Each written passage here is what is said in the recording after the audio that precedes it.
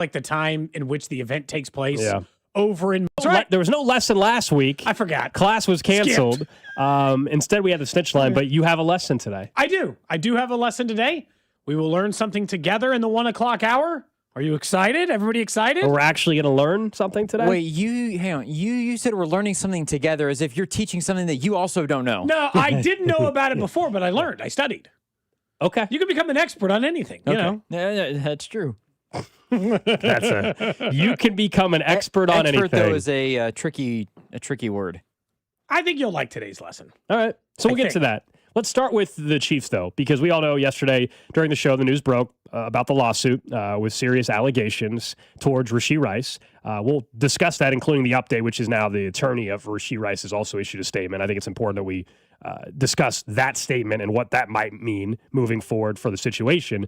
But the football side of it, yet again, whether or not you think he's on the team, should be on the team, that's a conversation we can have again if you guys want. But I want to start with the options at wide receiver.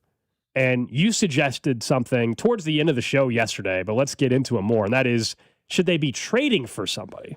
Well, I guess the way I was looking at this is, and look, I'm operating under the system that they could have a problem with Rashee Rice and his availability, right? Whether he's on the team or anything else in between and all the issues that come with it. So the way I'm viewing this, Gold, is pretty common. I would say instead of what we're talking about at number 9, where you and I don't think that person might even not play enough, or rookie wide receivers in some way are still limited, or counting on Rice or Worthy, or just these guys to take step forwards, or paying Alec Pierce or some others. Should they just be trading for one? I told you maybe 2 years ago, we did a topic on this show, and it became pretty clear at that time, and has been the case for the last 5 years in a row. Every single year, a major wide receiver gets moved. I don't care if it's A.J. Brown, Tyreek Hill, someone gets moved. A major wide receiver, like one of the 30 best in the league, ends up finding a new home. So was the simple solution to this just trading for a known commodity, in my preference, in their 20s, in an effort to supercharge or speed up the process to go with it? Look, and I know the first name that everybody in the text line is going to say is Justin Jefferson. That's just not realistic. I would also like Justin Jefferson. I don't think that is a name that has real juice. And so for the purposes of this conversation, I'm not going to entertain it as a real option. SpotTrack, who handles all the cap stuff, they put out a list of wide receivers they think are trade candidates. And this was traded before last year's deadline. So I look at these as players who could still be on the market now, because nobody has a list of available guys. Jalen Waddle, A.J. Brown, Brian Thomas Jr., amongst some of the names that could be available. And I'll listen to others. But I'm actually kind of leaning towards the idea, Gold, of just trade for one. Take that 40th overall pick, or next year's, look, number 9 overall, that's really only on the docket for Justin Jefferson. But if it's any of your other selections, if you were going to take a wide receiver anyway, and somebody's tired of it or ready to move on, I'm interested. Or if somebody would swap your player for theirs. I mentioned not because of the fake rumors from the parody account. Yeah, people keep mentioning that Marvin Harrison Jr. It's a fake account. I just mean keeps from mentioning it. New regime, new GM. Sometimes they just don't want to deal with other people's old players. So if there's just a part of that franchise, it's he's not our guy. And maybe that's what happened with Brian Thomas Jr., who had a big fall off in Jacksonville versus the previous year. New regime, new offensive coordinator. Maybe he's not their guy either. If there's any part of that realm, I think that's what the Chiefs should actually be looking to do right now. Even more so than taking one at 9, and more than spending their free agency dollars, or just hoping Rashee Rice doesn't lose games. And like Nate Taylor was on the morning show, he said the same thing we did, which is if in any way this legal process continues, he's going to get suspended double-digit games minimum, probably. Yeah, it's probably going to be taken out of the Chiefs' hands. That's why I still think you play out the scenario, because the NFL is probably going to make the decision for you if, in fact, this continues to proceed the way it may. And again, they're allegations, but they're allegations that go into more of the investigation that the NFL was already having. I don't know what the civil suit outcome is going to be, but does the NFL view that differently? Typically, you go back and there's examples, the Antonio Brown situation. Remember, he had civil suits against him going way back involving sexual assault, and there were never criminal charges at that time, and so the league didn't do anything. The difference here is Rice already has the felony conviction, and he already had the suspension. But look, I'm open to wide receiver trades. I'm just not as sold that it's going to be, some of the bigger names. There's a reason why 20-something-year-old wide receivers usually don't get traded. Yes, we see It's trades, not common. but at the exact criteria you're describing, that is very uncommon, I think. George Pickens, the problem with trading for him is it requires a massive contract that also makes him one of the top 5 paid wide receivers in football. Yeah. And are they in a position cap-wise where you want to do that? And while is he the receiver you want to give that money to? Now, to George Pickens' credit, his stuff has been more on the field, right? There's no issue off the field or anything, in fairness to George Pickens. It's been, on the field, pouting and walking off the sidelines and effort, which would also scare me from a football end of giving him an extension. I just think, Cody, what you're describing, I think I can find that in free agency, a Romeo Dobbs type. Not that he's George Pickens, meaning 20-something-year-old wide receiver that can come in, can provide you something. I guess I was looking for higher upside than a guy like Brian Dobbs. Thomas Jr., the tricky thing for him is, are the Jags done with him? Because a year ago at this time, I'd be telling you, hell yeah, Cody, let's do it. But he got passed up on the depth chart because he couldn't hold on the football. He was dropping the ball, kind of like Rashee Rice at times. Parker Washington was the better receiver this year for Liam Cohen. Jacoby Myers was a midseason trade, wasn't he? Yep. And he got an extension in season, and he's their number 1 wide receiver, him and Parker Washington. That would be my only concern. Where are we at with Brian Thomas? And look, I would just take the chance. I understand the fears. It's more than reasonable.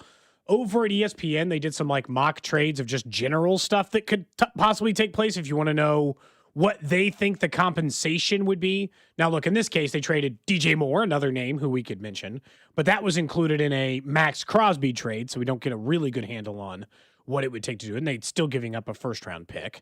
And then there were trades for Michael Pittman Jr., another established wide receiver who's coming off a slightly worse year, and A.J. Brown.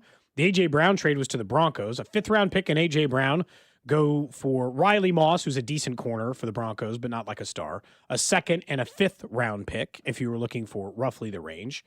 I'm just wondering if, and look, some of this might go back to the larger point of the conversation, which is going to influence every single one of these decisions we talk about on the show, which is where is this team in 2026 versus where is this team in 2027? Right.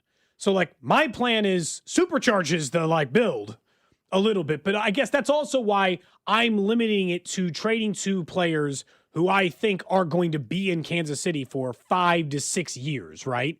I mean, I would even say 3 to 4. Most players don't stay around for 5 to 6. That's fine. 3 to 4 years in Kansas City, and how to make that work inside of it. One of their hypothetical trades on there, by the way, was Brian Thomas Jr. in a 5th-round pick to the Buffalo Bills for Keon Coleman in a 1st. So Keon Coleman's just nothing there. But essentially what they're saying is, but it's the same as, stat-wise, it'd be like the Chiefs giving up their, in this case, probably 40th overall pick and Xavier Worthy for Brian Thomas in a 5th. Yeah, Worthy's done more than Coleman, but I hear you. You're saying the difference on the 1st-round pick part of it. Yep. Yeah, I would not give up my Worthy, 1st-round pick for Brian Thomas Jr. Number 9 overall for Brian Thomas Jr. We went over that. We don't have to certainly rehash that. Yeah. Statistically, Keon Coleman has done worse than Xavier Worthy. Not by a lot. I'll say, not a significant difference. But Coleman's not because he was hurt and missed games and dealing with injuries. They just didn't want him on the team. They just flat out said, we're not having you active. Yeah. And he still finished with 400 yards. And we know GM and ownership ran him over with a vehicle in the middle of the press conference and backed over him a few times with their comments. And I get it. Some of it is people, because in a year where they only have 6 picks, people don't want to give up the very limited inventory they have. And this is you and I with trading for Breece Hall or whatever. I do understand that. There's a part of me that doesn't want to give up the limited inventory for picks in order for a player. But it just feels like if you want to solve the problem quick, trading for a wide receiver might hypothetically do that. Or at least could do that a lot faster on that end. Just keep it in mind. I think, you play out free agency first, though. I mean, I think you see, can you land a Romeo Dobbs? If you think you want to go the Mike Evans path, I'm a little more hesitant on that. But, by then, if Travis Kelce for sure is back in a Chiefs uniform, all that can dictate how aggressive you need to be. And look, the Chiefs will have more insight than we do on the likelihood of a suspension for Rashee Rice. What's Romeo Doubs projected at? Contract-wise, you mean? Yeah. I just didn't know. He was like a 750-yard wide receiver last year. He's gotten better anytime he's been in the NFL. I'll give him that. Market value, according to SpaTrack. 4 years, $48 million. $12 million a year. Yeah, $11.8 million a year. Yep. So, all right. I'm just curious. I'd be interested in that. That's not an offensive price. I mean, I certainly can, like... He's not a number one. He's a number 2/number 3. He's probably a number 2 in the Chiefs offense is what Romeo Doubs is. Man, it's so crazy. Honest. Go back all those years. They're winning a Super Bowl with like Sky Moore, McCole Hardman, and Kadarius Toney. And I'm like, I want real wide receiver weapons. And they tried. They spent a first-round pick in Xavier Worthy, a second-round pick in Rashee Rice. They made a real effort to improve their weapons. And now we're right back. It's like left tackle there for a while. We're right back to square one. I have no idea what the future of wide receiver holds for Patrick Mahomes. That's also maybe part of the reason I get tempted by a possibility of a juicy wide receiver trade, right? I'm like, ooh, maybe it could be slightly different, but to each their own. Let's talk some college basketball. We'll get to Kansas. They're winning against Oklahoma State, but once again, more drama around Darren Peterson, including some interesting comments from Bill Self down in Stillwater. But I do want to start with the Missouri Tigers, who we mentioned for their tournament resume, for their chances to get in to the NCAA tournament. Last night, I don't want to say it was a must-win, but it certainly is one they sure could use, and they got it against number 19 Vandy. And boy, it was dicey late. They were in control for much of the second half until they weren't in the final 6 minutes. They had a 24-point lead or something at one point. They were coasting. They were coasting until they weren't. Vanderbilt outscored them by 5 in the second half, and Missouri hung on to an 81-80 win. And Vandy had a shot with 2 seconds to go that almost went in after a bad inbound pass from Missouri. It got really, it was about to be one of those MU losses that you remember for a while. It wasn't, though, right? They got the win. They did. They got the win against a top 25 team. They needed it to bolster their tournament resume. They get another opportunity against a top 25 team in Arkansas coming up, who just lost in double overtime to Alabama in a thriller last night. It was an awesome basketball game.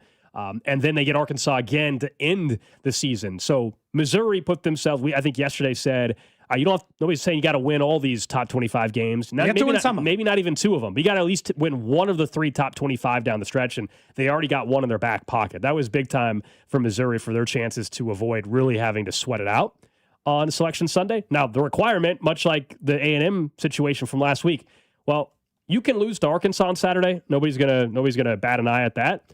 But then you can't slip up against Tennessee or Mississippi State or Oklahoma the next 3. No, at least not the teams who are further behind you on the schedule. But that, again, for the second time in, 3 weeks, that is a win that moved them off the bubble to, on the bubble to not on the bubble, right? As in, and it's still in the bubble, I guess. The right side of it, though. The right side of the bubble and the way it would work. And so for them, it is important because every time they win one of those, they soften that non-con schedule and make it actually look like a team that's capable of winning an NCAA tournament game. Because that game last night, they were beating up on Vanderbilt. They had control of that game. Now, did they almost let it slip away? Yeah. That was looking like it was going to be like the statement win of the season for them because Vanderbilt had been playing some pretty good basketball overall. And so, you're right.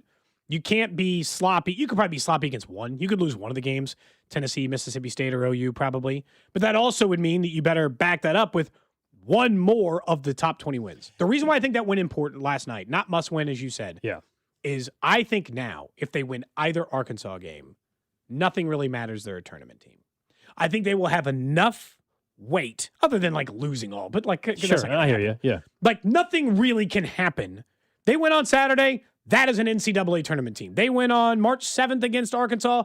That's an NCAA tournament team. I don't think anything changes it. They get those 2 ranked wins to wrap up near the end of the season. Let's say they lose both Arkansas games in that hypothetical. Okay, so that puts them at 10 losses. But they beat Mississippi State. They beat Tennessee. They beat who's the other one that they got mixed? Oklahoma. Yeah. Okay, so that's 21-10. 21 in the SEC? 21 and 10 in the SEC. That means you finish at what would that be? 11-7, is that right? Is my math right there? 11-7 in the SEC conference play.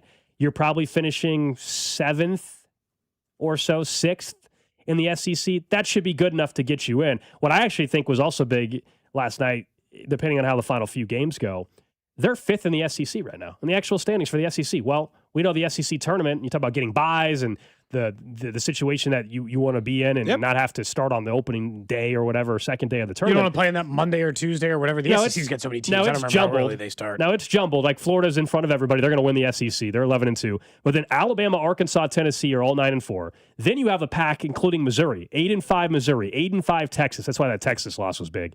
Vanderbilt 8-5. A&M 8-5. Kentucky 8-5. So that Texas loss on Saturday was such a killer, because otherwise, but they've got Tennessee in the schedule left too at home. Missouri would be sitting at 9-4, tied for second in the SEC if they would have beat Texas over the weekend. What a swing game that ended up being. But this goes back to the same thing. I told you there was a pretty good chance they beat Vanderbilt. Played their best half of basketball probably the entire season. Then, like, last night's game was actually what Missouri's entire season's been. An inconsistent basketball team. The first half, you're like, wow, look at Missouri go. And then they tried to, it wasn't even whittled away. That lead, the final 4 minutes of that game was tight and scary and close. And then they had a hard time doing what, I think mediocre basketball teams have doing sometimes, which is closing out a basketball game by simply just making good passes and making your free throws. An easier sight sometimes than others.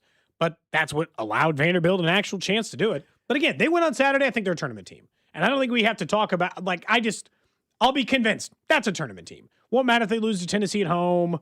Won't matter. Again, they can't lose all of them I hear you. for the Final Four. I agree. But 20 wins in the SEC, Their ranked best- somewhere in the middle with some quad one wins. That'll get you in the tournament most of the Their time. best shot is to get Arkansas when they're at home. I don't know if they're going to go into Fayetteville and win that game. Now, unless you think Arkansas is just extremely beat up after a double overtime tough loss down at Alabama like Someone they had pointed out last their night. freshman played all 50 He was awesome. minutes. He was awesome. They Is still that how much lost. Darren Peterson played? He did not play anywhere. Did he play 50 minutes? No. Has he played 50 minutes in the last two games combined? 18 and then 20. No. How about in the last 5 halves combined? Yes, maybe. We'd have to double check. Look, so let's get to Kansas. So they went easily against Oklahoma State. They were comfortably ahead for the entire game at 20 plus at one point. They ended up winning 81-69. Oklahoma State's not a very good team. It's a easy week for Kansas. They get Cincinnati on Saturday before it heats up yet again, and you got Houston and everything. So okay, they win. They're 20-6. They're firmly in position to be right around a 2 to 3 seed probably in the tournament. 3 seed right now, I think, if you look at the bracketology. But yet again, here we go. It's another day where Darren Peterson's the story, because on the positive end, how about 20 points in 11 minutes, Cody? Well, 20 points in 11 minutes is what he was doing, and that's pretty good. He hit everything. He looked unstoppable, and we've seen that before. And this is why he's potentially going to be the number 1 overall pick in the draft. And then he ends up only playing 19 minutes. Finishes with 23 points, 19 minutes. We've been through this before. He hits a big shot, and then he looks at Bill Self and says, "I'm done." And he's basically said, "I'm out. I'm out." And this has been the story, as we all know, all year. The only difference is we all thought Bill Self's answer after the game was a little bit different than maybe what we have heard in the past. Well, we've had it more than a couple of times, and I didn't anticipate that tonight at all. I thought he was good to go, but obviously we only got 18 minutes out of him, and that's disappointing because he could have had a really big night. And my computer, and I'm not even kidding, guys, is restarting right in the middle of the clip. Oh, nice! You got to be kidding me. I'm not legit, just restarting right in the middle of the clip. Look, we get the point. Awesome. He could have had a really big night, as Bill Self said. That clip is easily the most telling one he has said the entire season. Yeah. Bill Self, at least for one night, was sick of this. For at least one, come on, for at least one night, Bill Self had it. You can tell he's frustrated. Darren Peterson looked at him, said, "I'm out," and they didn't need him. No. So it's not like I needed Darren Peterson or you needed Darren Peterson to play 40 I didn't minutes. want him to play 35 minutes in that game to prove something. But he took himself out of the game, and Bill was clearly tired of it. And yeah, it did look like Darren Peterson could have just scored 40 in a college game with ease last night. And I think he wanted him, for his own sake, to do that, and for a number of sake to do that. And it's just like, well, he acknowledged that there was no issue going into it. Like in the past, he's defended it because he said, "We know he actually turns out he was sick," or he was dealing with cramps in practice. He was fine. He was fine good to go. He just did not play. And that this was the most obvious one of the bunch, I think. And yeah, I did not want him playing 32 or 35 minutes against Oklahoma State in a game they were up double digits the entire way. I didn't need that, but it's the most bizarre thing, honestly, because 20 points in 11 minutes is ridiculous. When he wants to play, he's sensational. But man, I think looking ahead, the big question we all have, and none of us have the answer, and Bill Self doesn't have the answer, and Darren Peterson maybe does, and that is when we get to March. Yeah. If it is a second round or Sweet 16 game, and KU's ahead, let's say they're up by 8, and it's the second half, and there's 15 minutes to go, does he say, you got it. You guys got it. You got it. Here was Bill Self when he was asked about how this could impact things in the tourney. It's a concern, but I thought we were past it, but obviously we're not. But it's certainly a concern, and you get into the NCAA tournament and you're playing a team just as good as you, and you need to have all your best players available, so to speak. So. All it takes is for one day like that to derail not only a game but a season. So it's concerning, but I do think we're making progress with it. I mean, everybody's well I thought aware. they were making progress until the last two out of the last 3. The sickness one, when he wouldn't go against Arizona, was like, okay, but come on, it's the flu. Need you to power through. That one was like, but last night it didn't even seem like he was hurt. No. He was doing anything he wanted to do. Dropped another 3 in Oklahoma State, looked at the scoreboard and said, and Anthony Richardson tapped his helmet, said, I'm good, coach. It's been a good night. They play Cincinnati on Saturday. My guess is he's not playing much more than like 22 to 25 minutes then, if they're up the way they should be up. If that's the way it works, it's crazy. And then against games like Houston, he played 38 minutes, I actually don't think he'd care as much. Nope. I don't think anybody would care that he just dropped 23 in 19 minutes and 20 of them in 11 minutes against Oklahoma State. He just did the same thing against Cincinnati and played like 20 minutes and then was in for 38. Nobody would care. That's not happening, care. There is still a part of me, going back to the original time we talked about this, that wants to just tell Kansas fans in a way, you know what? There's nothing you can do about it. So at this point, you might as well appreciate more the kind of player he is than get frustrated every individual time he does this. Because every individual time he does this, you got plenty more of those left.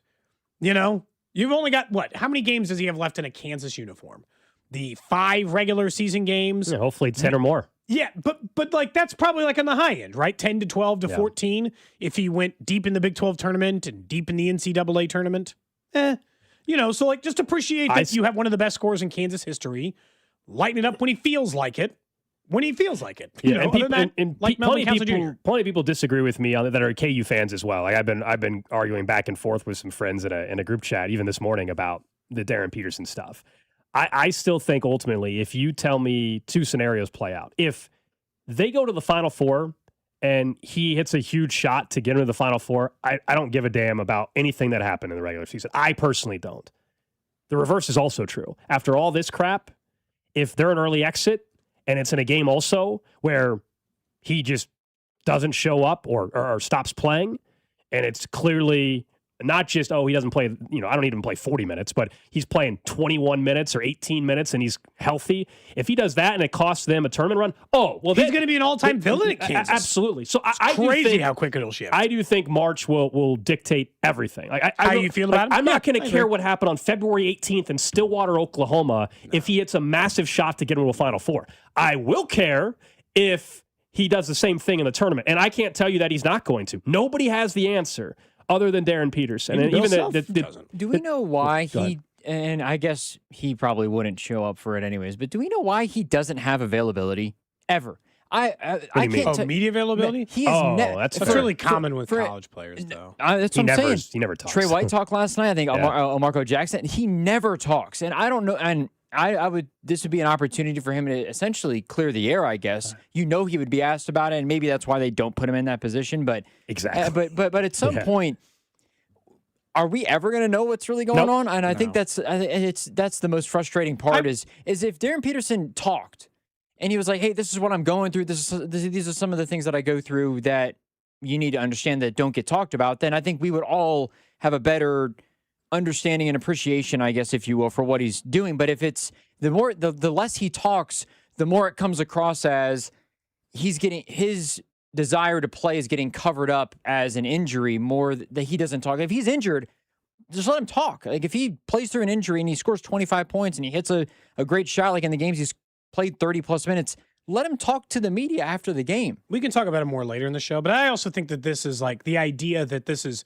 a systematic issue and every NIL kid's going to do this. He's the only one doing went it. for 49 and 50 minutes last night. Devonta played 39 of 40 minutes last night against Arizona. It's him. It's a uniquely Darren Peterson. It's not NIL. It really isn't. No. Like it's. And so we'll get into. You're right. The TNT crew also last night they had Bruce Pearl and Jalen Rose and others on the podium or on the panel there last night talking about it. So we'll get into this, I'm sure, later on in the show. But up next, let's talk about the NFL draft a little bit. There's a name that I think is going to come up a lot more after the combine, and positionally, it's not where I really want them to head, but I might be talked into it depending on the next week or so. And there's one NFL draft expert that made an interesting comp on Fesco and Dusty earlier in the week. Cody and Gold, brought to you by Heartland Men's Health, the leader in men's sexual health. Thousands of men have been successfully treated for low T, ED, and more, all with discretion and compassion.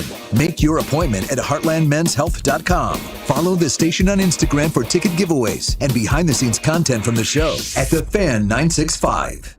Men, we all know how important sex is in a relationship, both for you and your partner. But erectile dysfunction ruins sex, which can often have serious impacts on your relationship as well. This is Jeff for Heartland Men's Health, and if ED is a problem in your life, you understand the impacts it has on you and the one you love. But I'm here to tell you that ED is a treatable condition, and almost without exception, you can have really good sex again. At Heartland Men's Health, we're experts in treating ED. We've treated tens of thousands of men with protocols that are effective in well over 90% of cases, which means if you're like most guys, good sex will be the norm. You could even last up to an hour or more and bring a level of intimacy for you and your partner that might just astound you both. It's time to have really good sex again. So call us. Just $99 gets you blood work, a medical consult, and if medically advised, a test dose. And if that test dose doesn't work in the office, your visit is free. Call 844-447-6600 or go to heartlandmenshealth.com. We have 3 offices: Overland Park, Independence, and North Kansas City. That sound? Yeah, that's not a good sign. Hey, it's Drew Brees, and when your car starts making noises like that, a big repair bill might be coming right at you. But with CarShield, you don't have to fear unexpected breakdowns. CarShield helps protect you from expensive auto repairs. I spent my career making tough calls, but this one is simple. Visit carshield.com now and join the team that's helped millions of drivers save. Coverage varies by plan. View contracts and exclusions at carshield.com. At quarterback, calling the right play could change the whole game. And when your car breaks down, same idea. Make the right call before the big repair bill hits. CarShield helps protect you from expensive auto repairs. Plans include 24/7 roadside assistance, towing, and rental car options, all to keep your drive alive.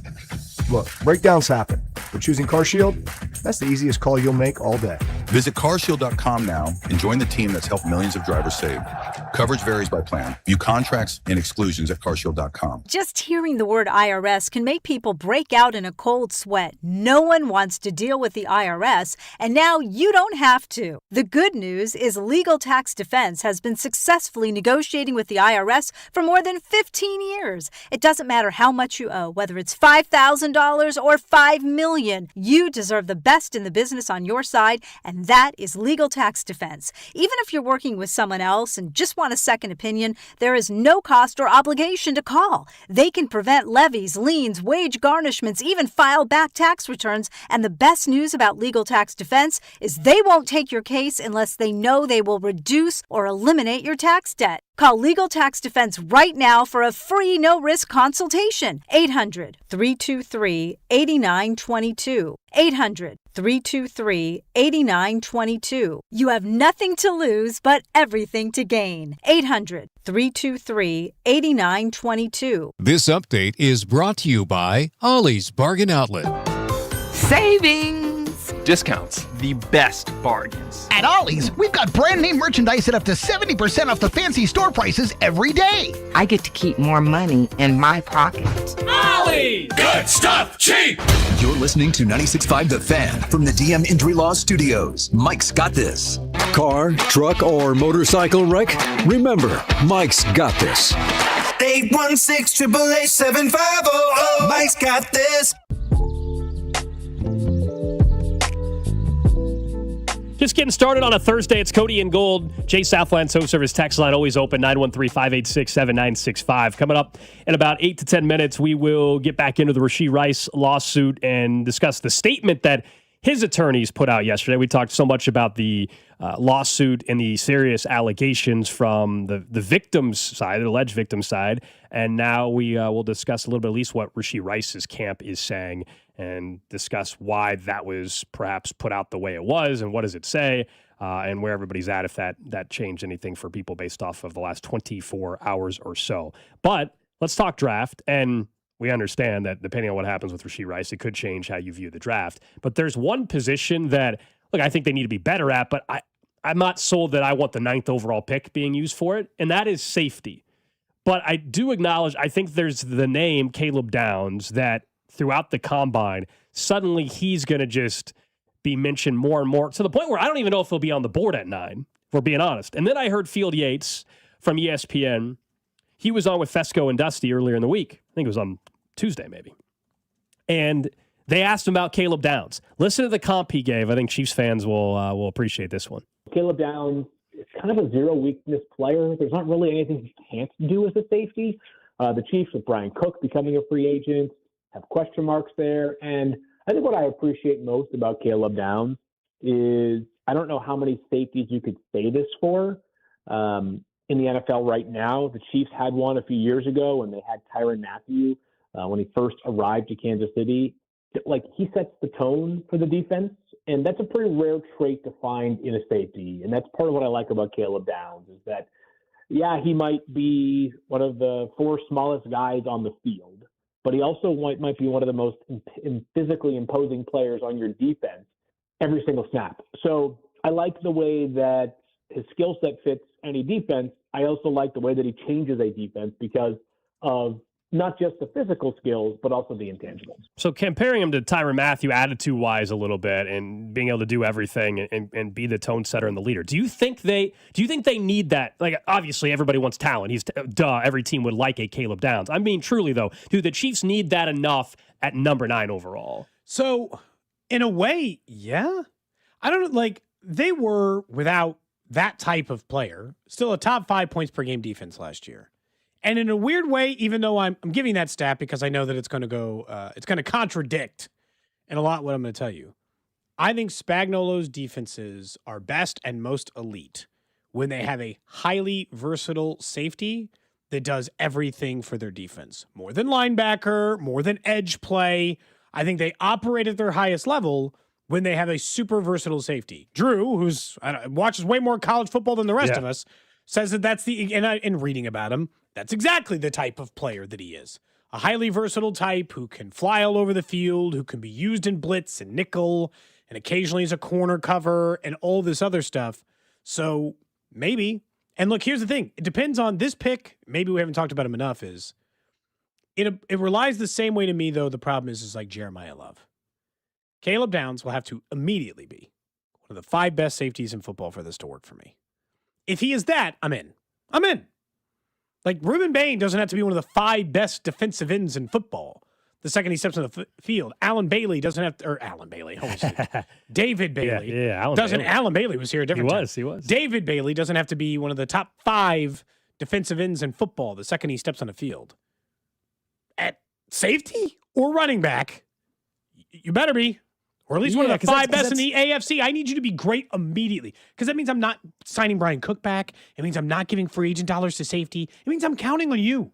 No more like rookie flubs. You immediately. Yeah, because look, I think Kyle Hamilton's a hell of a player. Tyrann Mathieu was a hell of a player. I don't know if I would have drafted either of them at 9 either. Those guys were also just available. So, like, as much as we want to, Justin Reed. Tyrann was. Kyle Hamilton was a draft. Tyrann Mathieu was available from the Texans. Right. But this doesn't mean, again, not a great player. Maybe as we get through free agency, you'll convince me more that, oh, no, Caleb Downs is that special a player. Go ahead and take him at 9. I don't know if I'm taking those kind of players at number 9 overall. It's the same. It's very similar as you compared it to the running back spot. I think there's way more value in safety than running back, though.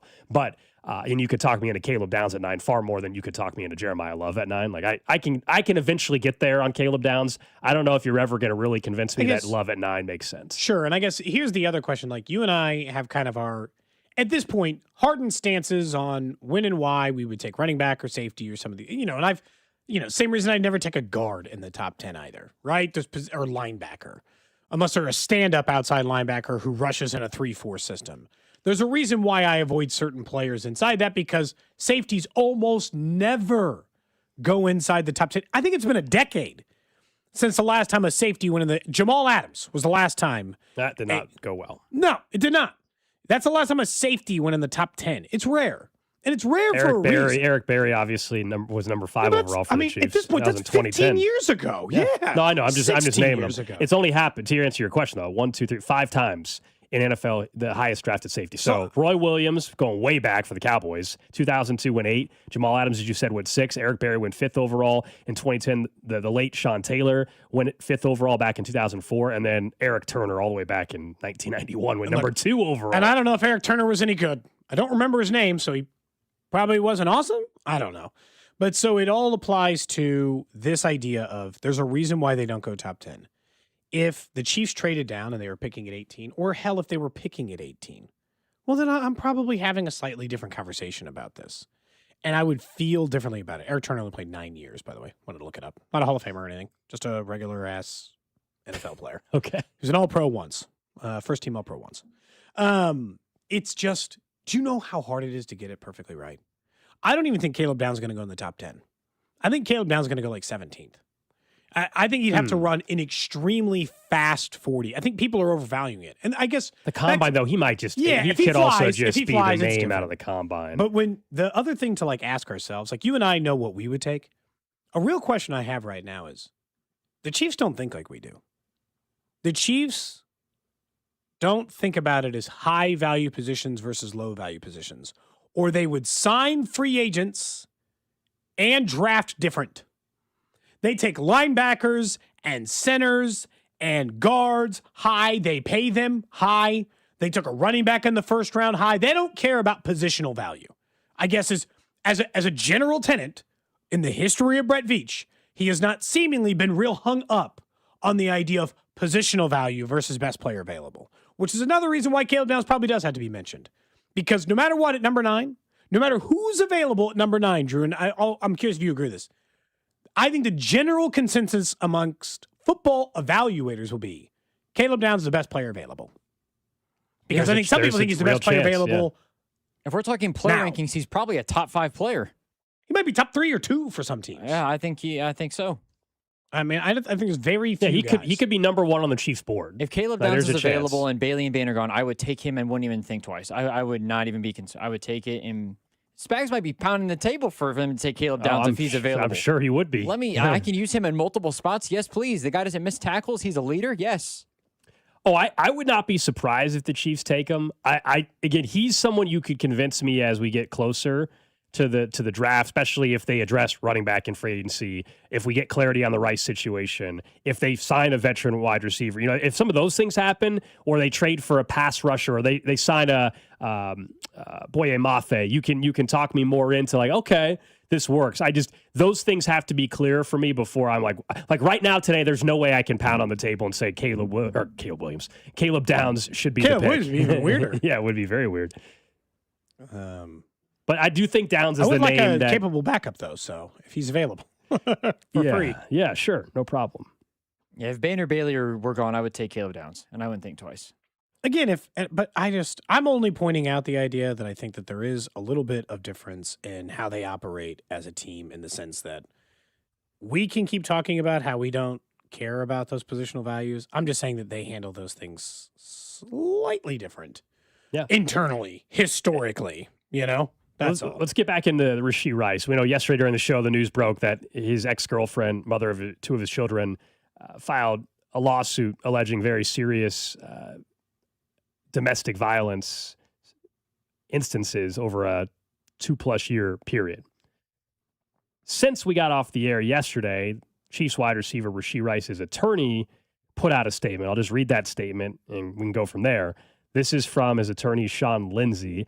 On October 9th, 2025, well after the parties' relationship had ended, Ms. Jones, who filed the lawsuit, stated under penalty of perjury and a sworn affidavit for non-prosecution that Mr. Rice and I had a verbal argument, but he did not punch me. We will allow the legal process to run its course and have no further comment at this time. The Chiefs also put out a statement. The general, we're aware of the situation. We will have no other comment kind of thing at this time. We're in contact with the league. We're aware. Yeah. It sure seems like none of us know what really happened. I have no idea. Only those two individuals know. It sure seems like based off the lawsuit and then that statement, they are trying to lay kind of the groundwork of, look, she in this lawsuit said, among many things, he punched her. We have a document where she said he didn't. See, maybe she's lying. Like that's essentially what they're saying. I'm not telling you that. I'm telling you what the attorneys are trying to put out there. Like, hey, see, she lied once. So they're just trying to cast doubt on it. They're doing their job. But like, I just. The way it's written, though, implies that the affidavit she signed was over a single incident. They had a verbal argument and he did not punch me. That to me implies the fact that they are trying to use a single affidavit about a single incident when she's alleging these abuses took place, as you said, over years. But you're right. It's CYA and it's they're doing their job. They're doing their job. Yeah, it's what a lawyer would release based on that information. That doesn't surprise me, but it also doesn't change my opinion on the matter, I guess. I don't know what happened, but I just think the fact that you're involved in this at all, knowing already this is a guy that had a felony, I'll say what I said yesterday. I don't think you can trust the individual. This is not me automatically saying he's guilty of what is alleged in the civil suit. I'm just saying the fact that you're mixed up in this and I already know you had a felony, I'm not giving you an extension. That's just how I would operate. I'm not telling you that definitively everything she said is 100% true. I have no idea. No clue. You have no clue. I have no idea. I mean, that is between those two people. But I just think, when you're going back to the draft process, we now know after the fact, the noise around him, the reason why some teams had him off the board. I'm just saying, like, clearly there's something in general that he puts himself in some bad situations, whether it's this one or others. Yes. And look, this goes back to we don't have to get into like personal beliefs about who to believe when or all that other stuff on the air. Well, I'm not saying I'm not. Again, I think we get real lost in it. We've made, I think at this point, pretty clear where we stand on a lot of things as it relates to that. But what this statement to me is very incomplete. As in, it is written in a very protected way to both call out the alleged victim in this case without also giving any, with also making it seem like, even the way it's written, that they have an affidavit clearing him of maybe a incident of what could be very many over the course of this to try to win over the court of public opinion. The truth is still a big issue. Nate Taylor was on the morning show today, and he had said what some of the issues still are, which is a double-digit game suspension is still in play as a part of this. No matter what happens in the civil suit. Yeah, and that's a problem for the Chiefs, and that's a problem for Rice, and that's an issue for how do they handle the wide receiver position going forward. And I still think he is a 50-50 shot to not be on this roster in the next 8 weeks. I still think there's still a chance he's just not a Chief, So we'll see how it all plays out. But and we got into that yesterday when it's like innocent until proven guilty. That's a court of law thing. Chiefs don't have to operate that way. Court of public opinion doesn't have to operate that way. That is just saying Alex Gold gets to go through the trial process. Whatever. I get to go through the trial process. This is what Nate Taylor said this morning on Fesco and Dusty on what this could mean for the draft and also free agency. They have to address receiver at some point. And again, I don't know how much of that will be, a thing that you're going to see in free agency, especially early on, right? I still think there are more capable contributors in free agency at the running back, at the defensive line sort of area of the roster. But I'd be a little bit surprised if Cornell Tate is available at 9, but if he's available at 9, you kind of run to the podium and you sprint, right? There's Lemon as well available from USC. We'll see how many of those, top 8 teams ahead of the Chiefs are receiver needy. And I can argue none of them are as receiver needy as the Chiefs right now. But you have to approach this in the sense that we got to put around a collection of pass catchers in front of Patrick Mahomes that can ease him back into, getting through this injury.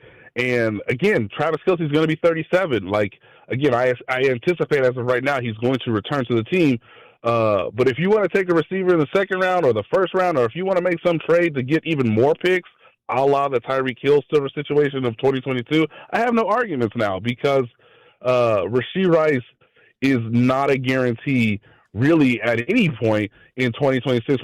That last part is the key. No matter how you feel about anything that has been alleged or anything that has already happened, I think everybody can admit you can't count on this individual, whether it's injury or, suspension moving forward. You just can't, given his track record. And that's where the Chiefs have to protect themselves moving forward. And, he mentioned stockpiling picks or adding some more picks, whether that's trading back or this is where the Trent McDuffie thing gets interesting. That's where it gets really interesting. If you think you can get multiple fairly high picks, does this also make it more likely you do that because you feel like you've got to now for sure address wide receiver and play it out and set yourself up. You're not trying to just win in 26 and then you're trying to say, can we get multiple year run again, and how do you position yourself to do that? And that's where I still think 27 is more realistic, but they should not make a move just for 26. They should be making moves for 27 and beyond. And fine, 26 as well, but not just for 26. At Mahomes' age, they've got to, and he's not that old, but just the way quarterbacking works, it's 10 years, very few. So like you're thinking about the next 3 to 5 years probably as it relates to this draft and the players available to you.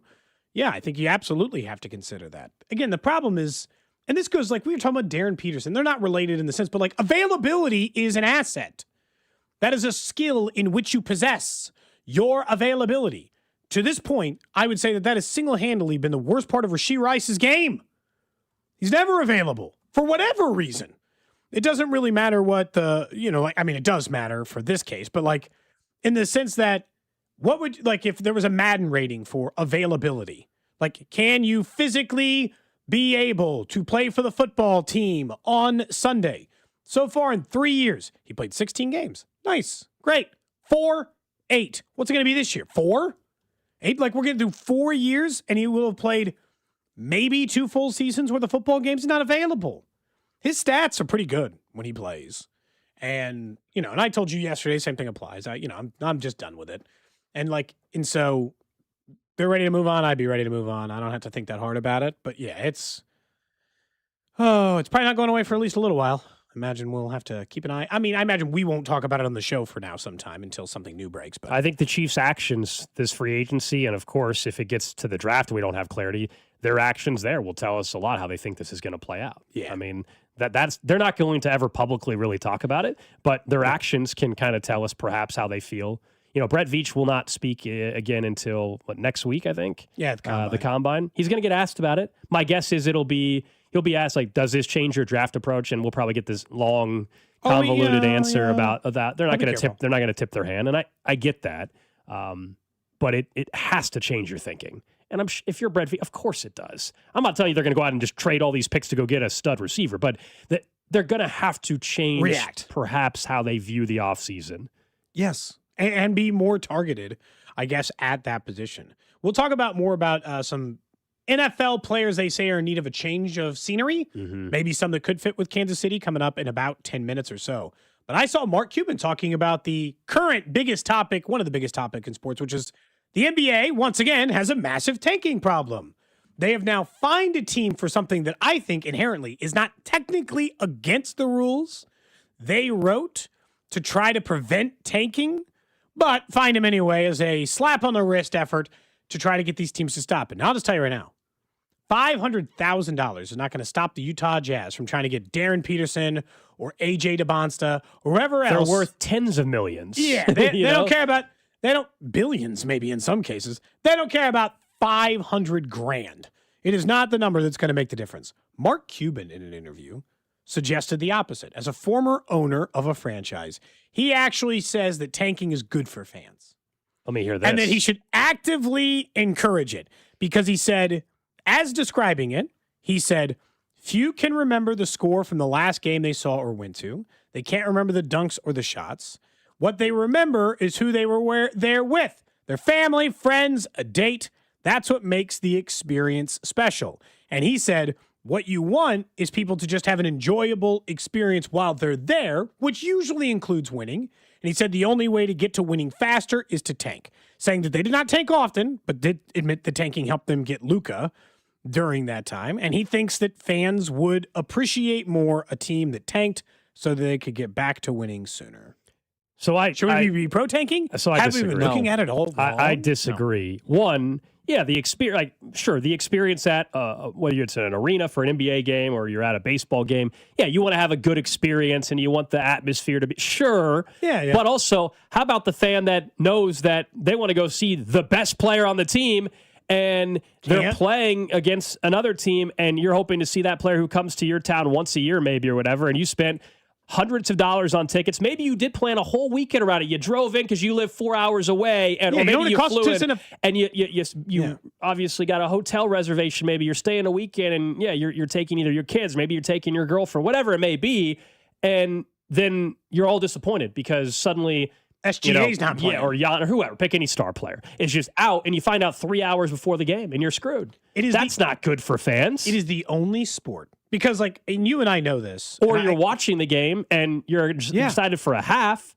and the player just sits the rest of the game. You and I are aware of this because we work in sports and we understand. It is. Most people do this. You understand what it would cost for me, my wife, and our 2 kids to go to an NBA game, an NFL game? It's $1,000, $2,000.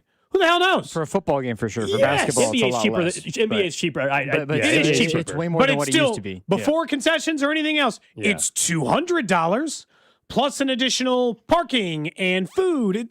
Drew, it might be $500 to take the family out to an NBA game for a night. And if you plan that around the idea of and let's just say they don't even have a team. They're just coming to town, or we're driving down to Oklahoma City because we want to watch LeBron before he hangs it up. And then he sits. It's the only professional American sport in which this is a real risk. If I go buy tickets to a Chiefs game, I got to watch Patrick Mahomes play. Unless he's hurt. Sure. Unless he's actually hurt, I got to watch Patrick Mahomes play. If I go to a baseball game, I get to watch Bobby Witt Jr. play. It's a basketball-specific issue. So just shorten the season. What you guys are talking about more is the load managing thing. It's not even tanking necessarily. If we're talking LeBron James, both. They just shut down Kyrie Irving for the rest of the season for tanking. Yeah, in fairness, Kyrie hasn't played this year because he's coming off a torn ACL. So I think it's different when you're doing what the Jazz are doing, where you're sitting players who are healthy for an entire fourth quarter compared to resting players. Which again, they're both issues. But I think that the tanking thing we've seen. It's been brought enough to Adam Silver's attention. He's like, look, we're looking at all options, whether that's getting rid of the draft entirely, or whether that's crazy. Fining, or Shaq had pitched the idea of you take all the teams that don't make the playoffs, and the winner of the tournament, you make them win games. The winner of the tournament gets the number 1 overall pick. But you're only making them win games at the end. The tanking still exists, because the teams at the 8-9 line are still going to try to lose. I just don't know if as long as it's going to sound weird because in a way you need the draft, but as long as there's an NBA draft, there will be tanking. It's good. There will be tanking. It's going to exist, and that's why during All-Star Weekend, I can't remember which national NBA analyst was discussing this. That the league is truly discussing everything, including, and I don't think this will go to get to this point, but everything's on the table, and that is getting rid of the NBA draft. And I'm like, okay, well then how would that work? Because the issue there is the way it works in Europe. Every other league, you just sign players. But you don't want the top player still only going to every big major market. Then you're screwed if you're Milwaukee, even from a player coming out of college. Yeah. You're screwed if you're Orlando or whatever. But that I'm open to the no draft idea, as weird as that sounds. But how do you prevent?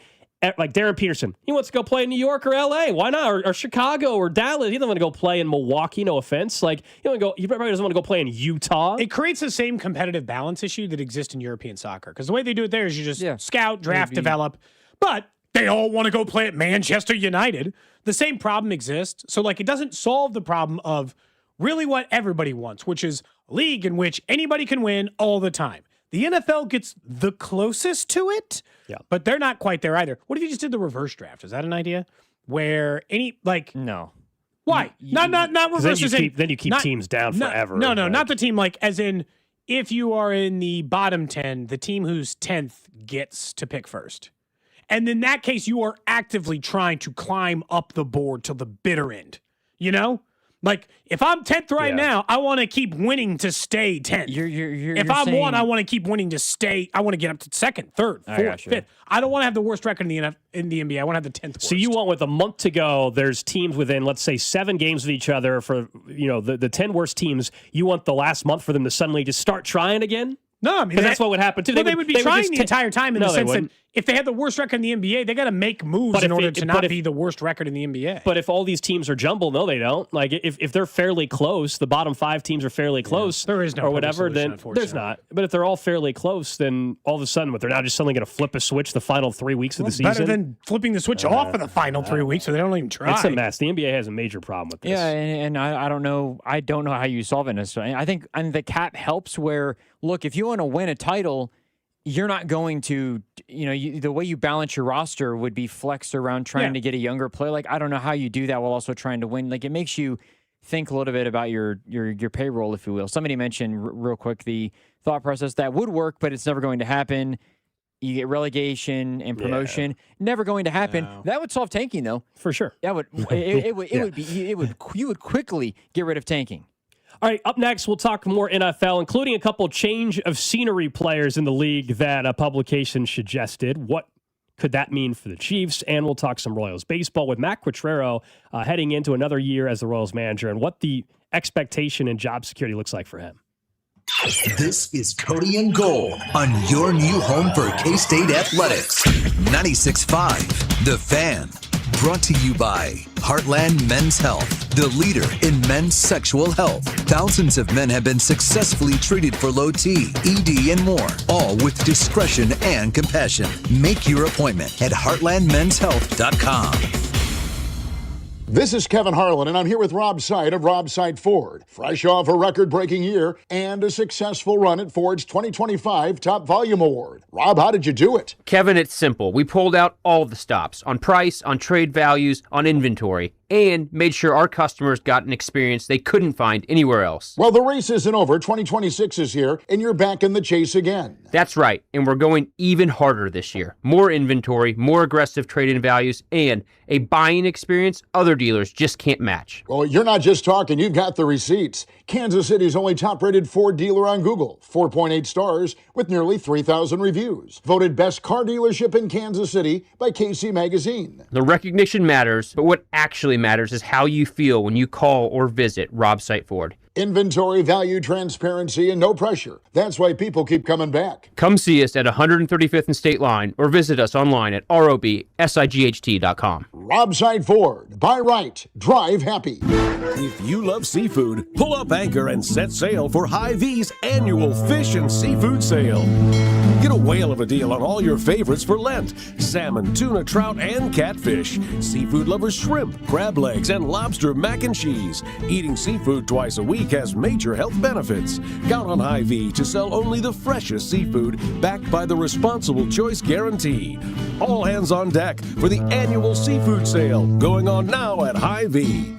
One thing I love doing is going to Hy-Vee. I love going up and down the aisles and finding everything I need. But sometimes we're just very busy. With 2 girls in high school right now, we are swamped. So we use Hy-Vee's aisles online. I go to the Hy-Vee app or at Hy-Vee.com. I choose the store I want, I select my items, and then Hy-Vee does all the shopping for me. All I have to do is pick it up or, better yet, have it delivered to my home. So I'm going to save time and I'm going to save money. What could be better? Only at Hy-Vee. Taxes was waiting on the refund you needed yesterday. All right, your car repair is going to run about $3,000. Ugh. Now Taxes is getting back on the road with TurboTax and Credit Karma, where you can get your refund up to 5 days faster and get personalized guidance to take every dollar further. Now this is Taxes. Intuit Credit Karma with TurboTax. Deposit of federal refund into Credit Karma Money account and early submission of refund data by IRS required. Terms apply. Banking services provided by MVB Bank, Inc. Member FDIC. Credit Karma is not a bank. Legendary doesn't happen by chance. It happens because it's what BetMGM does. Sign up for BetMGM using bonus code DUSTY and receive up to $1,500 back in bonus bets if you do not win your first bet. Get into hockey, basketball, your favorite winter sports with same-game parlays. Live betting, earn BetMGM reward points on every bet. Take advantage of football offers found nowhere else, like a second chance on a first touchdown bet, and keep an eye out for rewards dropping in your account throughout the season. Sign up again with bonus code DUSTY and receive up to $1,500 back in bonus bets if you do not win your first bet. BetMGM, make it legendary. BetMGM and GameSense remind you to play responsibly. Gambling problem? Call 1-800-GAMBLER. See BetMGM.com for terms. 21 and older only. Missouri only. New customer offer. Subject to eligibility requirements. Rewards are non-withdrawable. Bonus bets that expire in 1 to 7 days. Please gamble responsibly. Diabetes, high blood pressure, anxiety meds, everyone's on them. If you're a 50-year-old male, maybe a bit porky, and you may even have type 2 diabetes, $1 million of term insurance may only cost you about $200 a month. Call Term Provider. Speak with Big Lou at 800-700-6898. Big Lou will find a term life policy for you even if you have type 2 diabetes, are overweight, or have high blood pressure. Term Provider has helped thousands of people like you who think they can't afford term life insurance. To buy $1 million of affordable term life for you, all you need to do is call Big Lou at 800-700-6898. Lou will make sure the scales are tipped in your favor. Call 800-700-6898. Big Lou will answer your call and work to fit you into a term life policy that you can afford. Remember, Big Lou's like you. He's on meds too. Call 800-700-6898 or biglou.com. It all comes down to this, folks. Yep, the entire season is on the line. But my throat has officially thrown in the towel. Sounds like you need Vicks VapoCool drops. They're max strength and vaporize sore throat pain. Whoa! These VapoCool drops hit fast! Speaking of fast, did you just see that play? Yeah, he vaporized that ball. That pun should have come with a penalty. Vaporize sore throat pain with Vicks VapoCool drops. Use as directed. America, look around. Everywhere you go, prices are still high, rates have been whipsawing markets, and the debt and spending don't exactly scream stability. Experts say diversifying with intention is the #1 secret account that all American smart money uses to hedge against instability. Monetary Gold has been around since 2000, witnessing multiple economic setbacks. If you call now, Monetary Gold will cover up to a lifetime of your IRA fees on qualified accounts. Call Monetary Gold now at 877-NOW-GOLD. That's 877-NOW-GOLD. Performance may vary. You should always consult your financial and tax professional. Beyond the Pitch KC, a new podcast hosted by Scott Parks and Rob Brenton, telling the stories behind the World Cup in Kansas City. Starts Wednesday, March 4th on the Odyssey app or wherever you get your podcasts. 96.5 The Fan, KFNC FM and AM, HD1 and HD2 Kansas City, in Odyssey Sports Station.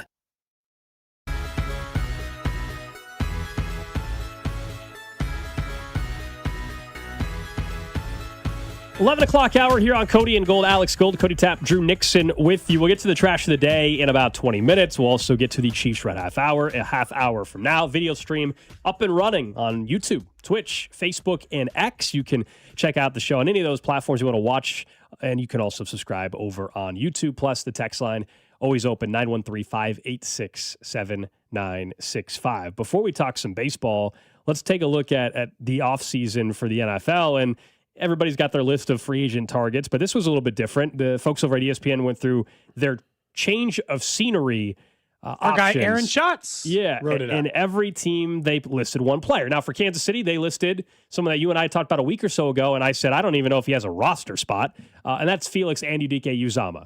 I would fully agree with that. He can use a change of scenery. The old change of scenery. Yeah, absolutely. Sometimes it works. It could. I just think the math is not going to work out possibly for Felix after training camp. I think he'll make it to training camp, although that's not a sure thing either. So, okay, we kind of agree on Felix maybe being a change of scenery candidate. The more interesting thing is the other change of scenery candidates. As in, do any of them fit in Kansas City, right? There's a couple that stood out to me. I don't know if you and I purposely did not mention the names to each other. Here's one. I don't know if this is where you went, especially if we look at the cornerback market and see Jalen Watson maybe doesn't return or the Chiefs Sure. trade.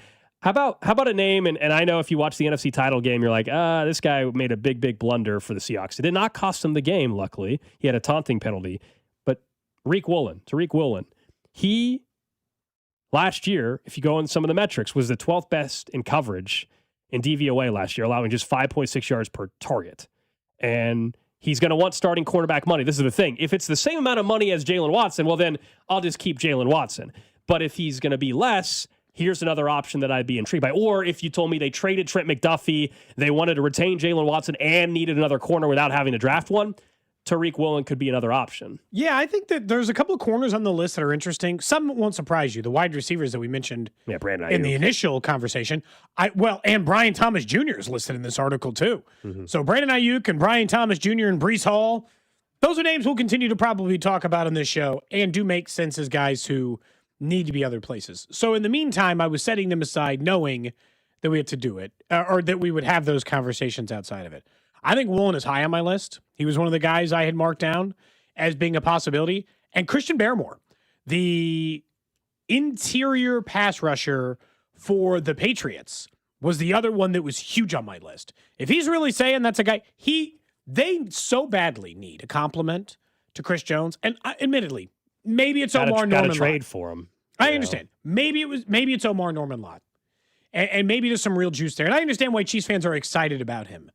I just have a hard time selling myself fully on a player who looked pretty good for 8 games last year and really only looked pretty good for about 4 of those when he finally started to turn it on before the injury last year. And then they just lost him for the rest of the time.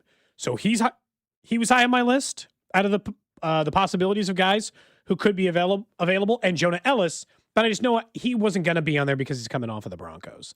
He's an edge player. They don't have room for him. He's not getting enough snaps. He has a good win rate and pressure rate, but unless they're going to just cut him loose, they're not going to trade him to Kansas City. His cap situation too, if you're wondering. So he's 27, 17.1 million this year. Yeah, he's expensive. 12.8 in dead cap, so they're probably not cutting him in New England. 23 million in 2027, but it'll only be 28, and then 23.6 million when he's 29 in 2028.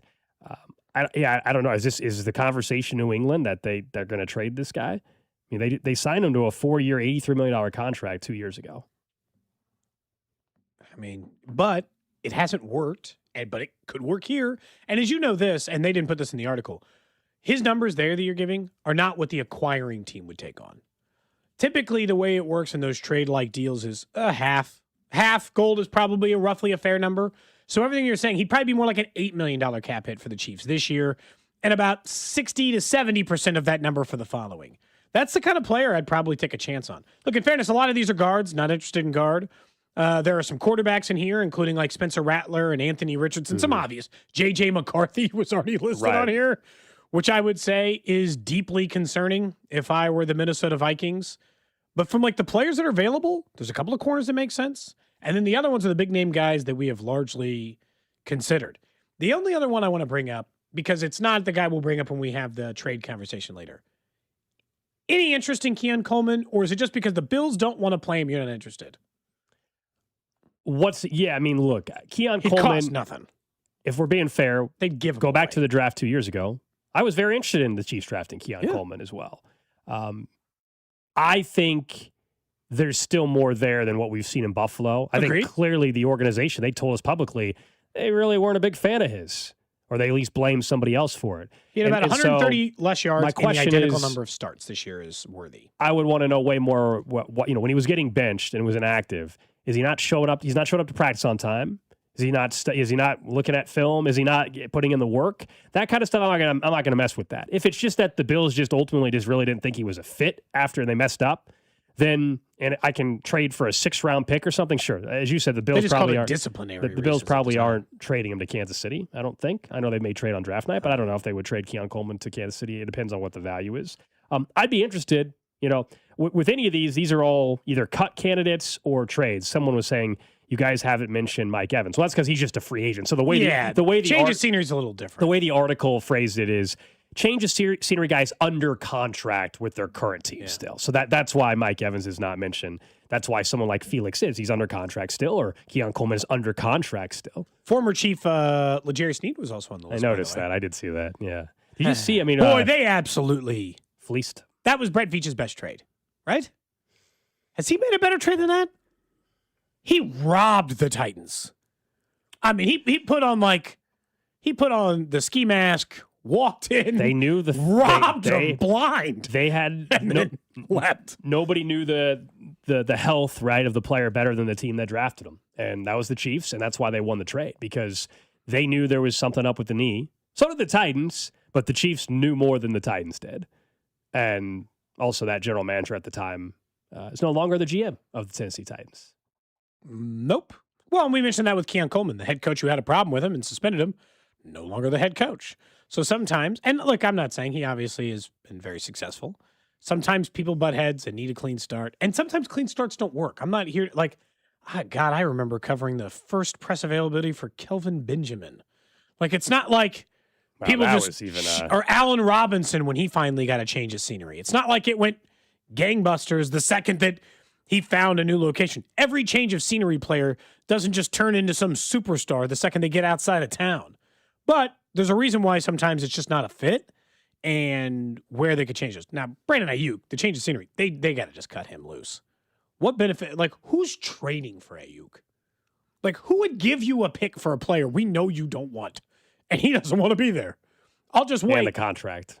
Yeah, and his contract. Yeah, you can't pay him anywhere close to that number. No one can. He is an untradeable player. So while he's technically on this list because he is a under contract player for the 49ers, we also know that it's not going to take a draft pick to do him versus Christian Barmore probably will. And Woolen, same thing. And Woolen, the same. The interesting thing with him is I'm sorry, Woolen, the unique thing, Woolen's an unrestricted free agent. Oh, I apologize. I thought he was they did not have too. to. Yeah, same here. I messed that up. So yeah, he's somebody that you would not have to trade for. The question is, I guess, do they re-sign him? But yeah, he's an unrestricted free agent. I don't know. I mean, their big free agent signing last year was Christian Fulton, and he just wasn't available for a while. They whiffed on free agent signings last year. There's no doubt about that. And Tyquan Thornton, was nice, but I wouldn't put that in the Hall of Fame of free agent signings. He had more yards than did he have more yards when it was all said and done than Worthy? Worthy finished with 530, 540, something like that. Did Tyquan end up having more? He probably had more than Keon Coleman. Keon Coleman finished 408. Thornton had 438. Okay. Worthy still had 532, despite the 14 games and the injuries. Again, the thing with Tyquan Thornton, I would want him back. I don't know if he wants to come back because after the first 7 weeks or so, they stopped using him. His target share just drastically went down. I'm going to tell you more about tradable wide receivers and why that might be the path for the Chiefs in just a few. Yeah. But baseball, go ahead. No, someone was saying, don't forget, guys, Veach trade, Tyreek Hill might go down as the best trade he made, actually. But in fairness, they traded Tyreek. Tyreek had some, huge years in Miami. But they used At least they got some to, production. Yeah. They got Trent McDuffie and others. In fairness, that might be the answer as well. On the Royals side, obviously, we've got a spring training game coming up on Friday. Tonight, Hot Stove Show with Josh Vernier. His guests will be Chris Bubich and Jack Caglione. Cags will be his guest tonight on the show. But I was thinking more about just kind of the swing year of the team. And you and I both admitted it is such an important year to make the playoffs for this team. Not win the World Series. I mean, that'd be cool, and I'm for that. But to make the playoffs and keep establishing the fact that you are a balanced team capable of winning every year and all this stuff. Which to me means Contreras in a weird spot. Q's in a weird spot for job stability. I don't think anything he can do short of just the entire season going real bad into the gutter to cost himself the job. And I understand he just got an extension, but I do think he got I think he got the paper extension in a way that is, if they miss the playoffs, he's going to enter next year in some trouble because I feel this is a swing year for fan confidence in Q. And what they think about him as a manager. Because I think we all agree on paper there's enough talent to go to the playoffs. Well, it's playoffs or bust for the team this year. That has to be the expectation. Truly competing for the division title, but playoffs or bust. And so I think it's a situation where if they were to miss the playoffs this year, then you enter next season on the hot seat. That's what I think it would be. I think his job is very secure actually right now. And I agree on the extension. A lot of it is you don't have a lame duck manager, so you're going to take care of the extension. That's just how this operates. Yep. But Yeah, unless they just had a absolute dreadful 60-something win season. He will be the manager heading into next season no matter what happens. The difference is he going to head in next season, everybody feeling pretty good and he's confident and all that because they made the postseason and hopefully did a little bit more than that? Got the right man at the helm. Or did they miss, even if it's barely, and then everybody's saying, okay, you're underachieving. Next year, you better get off to a good start kind of thing. I think his job security is actually pretty good, but that's the scenario. If you're wondering, I'm not wishing anybody to get fired, but here's the managerial odds to get fired first. Do you want to know? Oh, sure. Who do you think is the best odds to get fired first in baseball? You know the one name. Of the worst teams. No. You know the name. It's a city that always has high expectations, and managers always controversial. Mets or something? Close. New York would be the Yankees. Aaron Boone, $550 to be the first manager. I forgot he hadn't already been fired. AJ Hinch. I apologize. AJ Hinch in Detroit, plus $850. High expectations right now with the school Bulls. John Schneider in Toronto. They were just in the World Series. That's what's a little weird to me. Joe Espada, I believe he's the Astros manager. Yep. He's the next best. Not best, but you know what I mean. Next worst? Yeah. Next best odds. To get fired. Alex Cora, Boston 12-1, and Matt Quatrero also 12-1. So 1, 2, 3, 4, 5. Tied for the fifth odds to be the first manager fifth? out. Yeah. That's higher than I would have thought. In fairness. He's in front of, as far as, here's the thing with baseball managers. I mean, I could go, I bet you. I can't name 80% of them. And I love baseball. Neither can I. I mean, let me ask you this, and this is not trying to, I couldn't answer this. I just have the list in front of me, so I can do this. Okay. Who's the manager in Arizona? Oh, yeah, no idea. Right. I mean. A's? I think you actually know this one. Former player. Well, they're all former players. But Mark Kotsay. Kotsay. I forgot you just got that job. I'm supposed to know him now? Yeah, but you know the Cubs manager. I know. Do I? Yeah, because he left Milwaukee. Count? No. Yeah. Council? Yeah. Council? But Pittsburgh's, I could give you 100 guesses. You'll never guess the Pittsburgh manager. Yeah, I mean, if you're not a relevant baseball team. Don Kelly. You know what? I got to give him this. That sounds like a baseball manager's name. Don Kelly? Come on, that's a baseball manager's Actually, I got name. one that might be on the same level. The Atlanta Braves. Oh, that's Walt Weiss. Hey, you were quick on that He's one. the only one. Why did you know that one so quick? Braves are a good team. Okay. It's like how I know the Rays have had Kevin Cash forever. What about the Nationals? No idea. Okay. Blake Butera. Anyway. Blake, is he? Oh, yeah. We look this up. He's very. I don't think they're related. No. Anyway. Cool. Point being is Matt Quatrero has the fifth best odds to be the first manager fired. I think it just kind of goes into that Ned Yost range where, as you remember in 14, in year 5 with the team, I think it was 4 or 5 with the team, they got to that point at 14 when they weren't living up to what was now the set expectation of this needs to be a playoff team. They got, and I'm not even, this isn't like hyperbole, they got real close to canning him in the middle of the year. Ned Yost was on a razor's edge in the middle of 2014. They just, and honestly, had they lost that wild card game, he'd have probably still gotten canned. Yeah. Even the rest of the season didn't save him. Had they had Ventura given up that homer and they just never came back from behind and went on that run, Ned's probably out. And they hire someone else in 15 to be the manager, which is crazy. I know. Because that year he won the World Series for him. I'm just curious where the fan confidence is. I like the way he operates baseball because he operates it from an analytical end, which I think is important for baseball. I said it last year. I think, and this will come up in the first 2 weeks of the season, I bet in April. The part that is always going to be frustrating for a chunk of the fan base is going to be what you said. When they hired him, what they wanted somebody to lean more into analytics. And there is always going to be circumstances where they're going to play the data, the matchups, and fans want more feel in that spot, and that's not the manager who they hired. No. And that's not even Q's fault. Like, in fairness, they went with the feel guy before, and it was terrible. Yeah, this is why, like, in the season, you're like, people say, why are you defending Q? Because that's who he is. They hired him to approach things that way. That's what they want him to do. Yep. But the frustration thing is he's not going to use the feel as much as you, maybe the fan, want.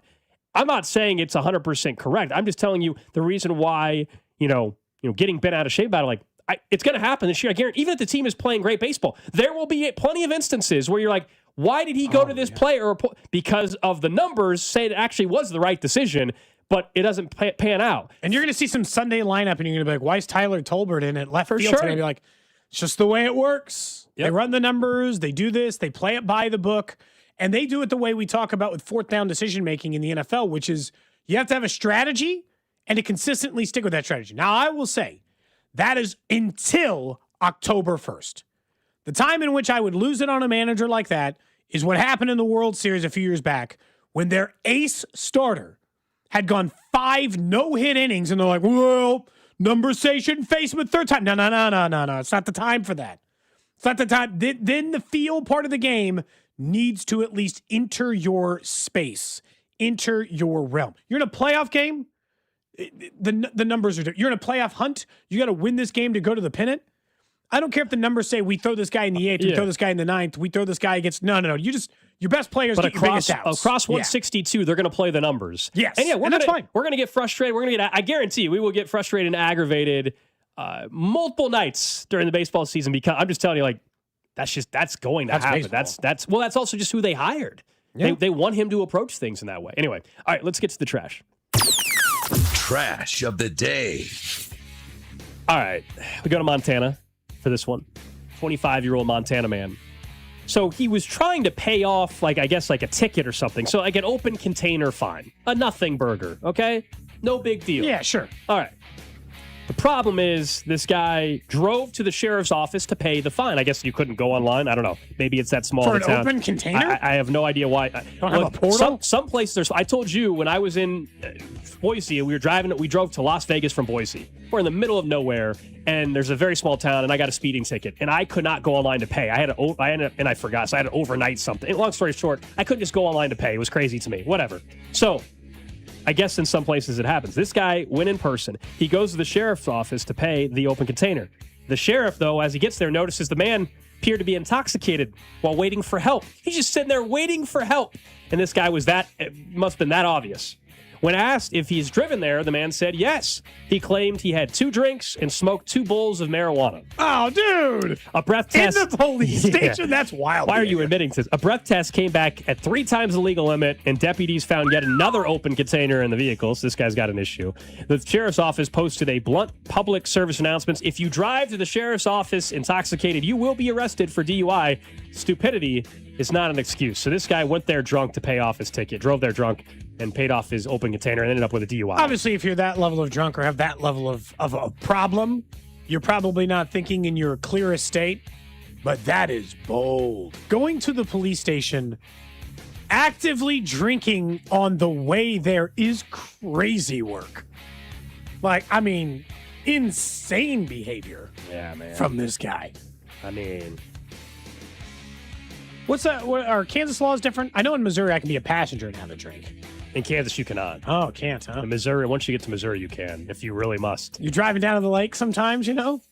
Somebody else is driving? Absolutely. As in, like, someone's driving the lake. Yes. I'm in the passenger seat. I'm not advocating for I hear you. drinking as you drive. No, that's bad. No. Don't do that. I know exactly the scenario you're presenting. And yes, as Buddy was driving to the lake, yeah, absolutely. I've been in the passenger seat down to the Ozarks. Yeah. It does feel kind of weird, though, admittedly. That's the part that gets me because it's such an uncommon occurrence. It's got to be like almost the exact situation I'm describing for this to even be a consideration to take place, I guess, as it sits. But like, I don't know, is that worse than like the people who end up getting like a DUI because they're like drunk driving their lawnmower in their front yard? This is worse, right? Yes. You drove to the police station, committing crimes the entire time, then admitted to the crimes you see this text? At the police station. Someone said they know a guy, his wife had a wreck. She called him. He showed up while the cops were there. He got a DUI. What? Huh? Because he drove to help his wife, but he had been drinking. But he'd been drinking. Oh, that's a brute. Well, again, don't drink and drive. Plain and simple. But that's brutal. That's brutal. It's tough because you're like, I got to help my wife right now. You got to get an Uber. We live in the land of Uber. Someone says, by the way, you can get to a place, you know? The passenger thing, it says not true for all counties in Missouri. You got to be careful. Interesting. Okay. Good to know. Good to know. Keep that in mind. Someone says that's a felony in Kansas. 10 years hard labor. You know, before I went down to Arizona, when I was going to live there for 6 weeks, I had asked Vern some advice for like living down there, and I'm like, hey, you know, how did you go about it? And one of the things he warned me about is Arizona has very strict Yes, they do. DUI. As in, if you get busted for a DUI, it is 30 days in their like tent city, no matter what. You got to be sitting outside in Arizona heat, living in tents. Ubers the whole time. All right, fine. Point made. Yeah, they don't If mess I'm- around. There's if I'm some going out some to states get a drink, don't I'm mess not messing around with this. more than others. Arizona was Yeah, a lot of apparently people one of saying not legal in Jackson County, by the way, the passenger thing. County by county law, Missouri. Heads up. Someone says not legal in Jackson County. Is what Yes, they're yep, claiming. yep. Yeah, I'll get outside the city limits. That's fine. If you must, Yeah, again, it's as a pretty passenger. rare. Don't drink and rare drive. case. Don't drink and drive. Yeah, just as a general rule of thumb, for a variety of reasons. That's the trash of the day. But also don't do it to the sheriff's office, Up next, we'll get to the Chiefs Red Half Hour and a closer look at the Chiefs' 2026 schedule, and maybe it tells us a bit more than we thought next. You're listening to Cody and Gold. Tune in for the Chiefs Red Half Hour every day, starting at 11:30 right here on your home for Chiefs football. 96.5 The Fan. Brought to you by Heartland Men's Health, the leader in men's sexual health. Thousands of men have been successfully treated for low T, ED, and more, all with discretion and compassion. Make your appointment at heartlandmenshealth.com.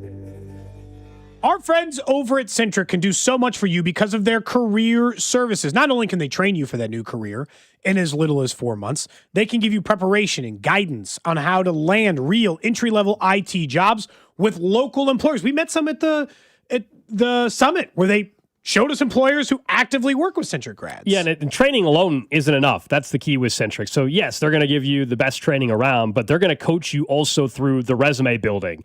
How to interview, right? The interview prep, guidance on landing a real entry-level IT job with local employers. And so they're going to get you prepared to get hired. That's really what matters ultimately. A lot of this is if you've been thinking about this career change and you're serious about it, Centric can help you do that. And all you got to do is schedule a short career pathway call with our buddy Russ. He was in fan club a couple of weeks ago. He can take care of you now. He'll help you decide if that path is right for you. Go to centric.com. That's CENTRIQ.com. At Liberty Mutual, we love helping people with things like customizing car insurance, just like how we customize a song for you. Catered country tune. Liberty Mutual, saving you bucks by protecting your truck. 'Cause 30 told me to only pay for what I need. Thank you, Limu. I'll always trust in Limu with Liberty, Liberty, Liberty, Liberty. At Casey's, when someone asked for a cup of coffee that wouldn't put them in debt, but still had freshly ground beans, rich flavor, and a price that starts with a 9 and ends with a D9 cents, we were too nice to say no. Now get a small coffee, just 99 cents. Limited time only. See store for details. Legendary doesn't happen by chance. It happens because it's what BetMGM does. Sign up for BetMGM using bonus code DUSTY and receive up to $1,500 back in bonus bets if you do not win your first bet. Get into hockey, basketball, your favorite winter sports with same-game parlays. Live betting, earn BetMGM reward points on every bet. Take advantage of football offers found nowhere else, like a second chance on a first touchdown bet, and keep an eye out for rewards dropping in your account throughout the season. Sign up again with bonus code DUSTY and receive up to $1,500 back in bonus bets if you do not win your first bet. BetMGM, make it legendary. BetMGM and GameSense remind you to play responsibly. Gambling problem? Call 1-800-GAMBLER. See BetMGM.com for terms. 21 and older only. Missouri only. New customer offer. Subject to eligibility requirements. Rewards are non-withdrawable. Bonus bets that expire in 1 to 7 days. Please gamble responsibly. A KFC tale in the pursuit of flavor. The Colonel despised the word empty. Empty plates, empty tables, empty stomachs. That's why he made the KFC $5 bowls, like the famous bowl. Creamy mashed potatoes, crispy chicken, corn, gravy, and cheese. Because the only empty the Colonel liked was when you reached the bottom of that bowl. The Colonel lived, so we could chicken. 5 KFC bowls for just $5 each. Prices and participation may vary. Taxes, tips, and fees extra. Drew Brees here. Whether you're on the field or on the road, having the right team on your side makes all the difference. I learned that the hard way. On the field, you don't go anywhere without a solid O-line. And when your car breaks down, you want that same kind of protection. That's why I trust CarShield. Their protection plans help you tackle expensive repairs so that you're not blindsided. Visit carshield.com now and join the team that's helped millions of drivers save. Coverage varies by plan. View contracts and exclusions at carshield.com. That sound? Yeah, that's not a good sign. Hey, it's Drew Brees. And when your car starts making noises like that, a big repair bill might be coming right at you. But with CarShield, You don't have to fear unexpected breakdowns. CarShield helps protect you from expensive auto repairs. I spent my career making tough calls, but this one is simple. Visit carshield.com now and join the team that's helped millions of drivers save. Coverage varies by plan. View contracts and exclusions at carshield.com. This update is brought to you by Ollie's Bargain Outlet. Ollie's deals are so good, you won't believe the prices. This has to be a joke. It's no joke. Ollie's Bargain Outlet sells famous brand name merchandise at up to 70% off the fancy store prices. Hurry in. Ollie! Good stuff, cheap! You're listening to 96.5 The Fan from the DM Injury Law Studios. Mike's got this. Car, truck, or motorcycle wreck? Remember, Mike's got this. 816-888-7500. Mike's got this. Welcome in to the Chiefs Red Half Hour. Every day at 11:30 with Cody and Gold on your new home for Chiefs football. 96.5 The Fan. It is the Chiefs Red Half Hour. Alex Gold, Cody Tapp, Drew Nixon with you. Coming up in about a half hour, we'll get into the noon hour, and we'll get back into some local college hoops. Missouri with a huge win against number 19 Vandy last night, and it got dicey. Got dicey late, but they got the win and perhaps made their chances of making the NCAA tournament go up enough to where you can stop sweating it. We'll see. We'll talk about that. We'll also discuss yet again another KU game where there's Darren Peterson drama, although for the first time, Bill Self sounded a little more agitated. He sounded annoyed, yeah. So we will dive back into that. But it is the Chiefs Red Half Hour, so let's talk some Chiefs football, including maybe a closer look at the schedule. I know we're going to find out exactly if they're playing internationally and primetime and all that stuff, second week of May. We already have an idea more and more of these international games. But we'll have to wait till, 2-3 weeks after the draft is because the NFL purposely waits till after the draft because they want to build up some of those primetime matchups. Well, they've come to realize that, as you remember, to make everything an event. For sure. And so somewhere, mid-May-ish is when it typically is. We'll get the full schedule release and know when the Chiefs are playing it. But Pete Sweeney over at the Star wrote up an article just saying, let's take a closer look and see if it tells us anything about what to expect out of their schedule. Now, look, we know the division. We know Denver's tough. We know the Chargers are tough, and we know the Raiders have largely been a laughingstock, and even in year one of Fernando Mendoza, I do not anticipate them taking some huge leap because they have massive roster problems as it currently sits. No amount of just getting a decent head coach, which I think Kubiak could be. We don't actually know that. And getting Fernando Mendoza is going to solve all of their related issues. It's funny because it's not like they were operating with the worst quarterback system in the entire league last year. They had a guy who had actually been successful somewhat in the NFL the last few years in Geno Smith, and it didn't save him from being bad. So we know the divisional opponents. I didn't want to get too high into that. But as you start going through it, a lot of this probably depends on how you think about the conference opponents and where you think they're going to be. Their in-conference opponents are the Bills, Bengals, Colts, Dolphins, Jets, and Patriots. All things considered, I'm not saying that sounds easy in the AFC, but I do think it could be worse. Considering that the AFC, to me, is a relatively balanced conference in the sense that there are a lot of pretty decent teams. And because I think Indianapolis, Miami will be worse, the Jets will stay as bad as they were, and the Patriots won't be as difficult. The only two teams who I think in conference, Gold, and then we'll talk about the NFC, the only two teams in conference that I think are likely to have better seasons are Buffalo and Cincinnati. And even Buffalo, I'm on the fence. I need to see their off season first before I make a particular decision on it.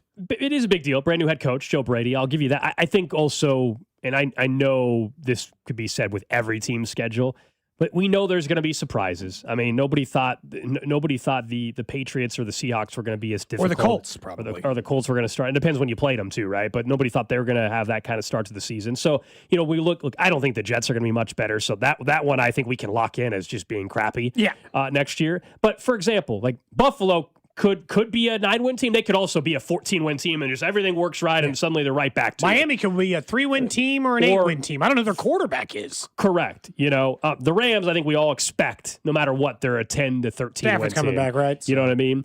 The trickier ones, honestly, on the schedule are the swing ones, Cody. Atlanta next year. Don't know who their quarterback is. We don't know.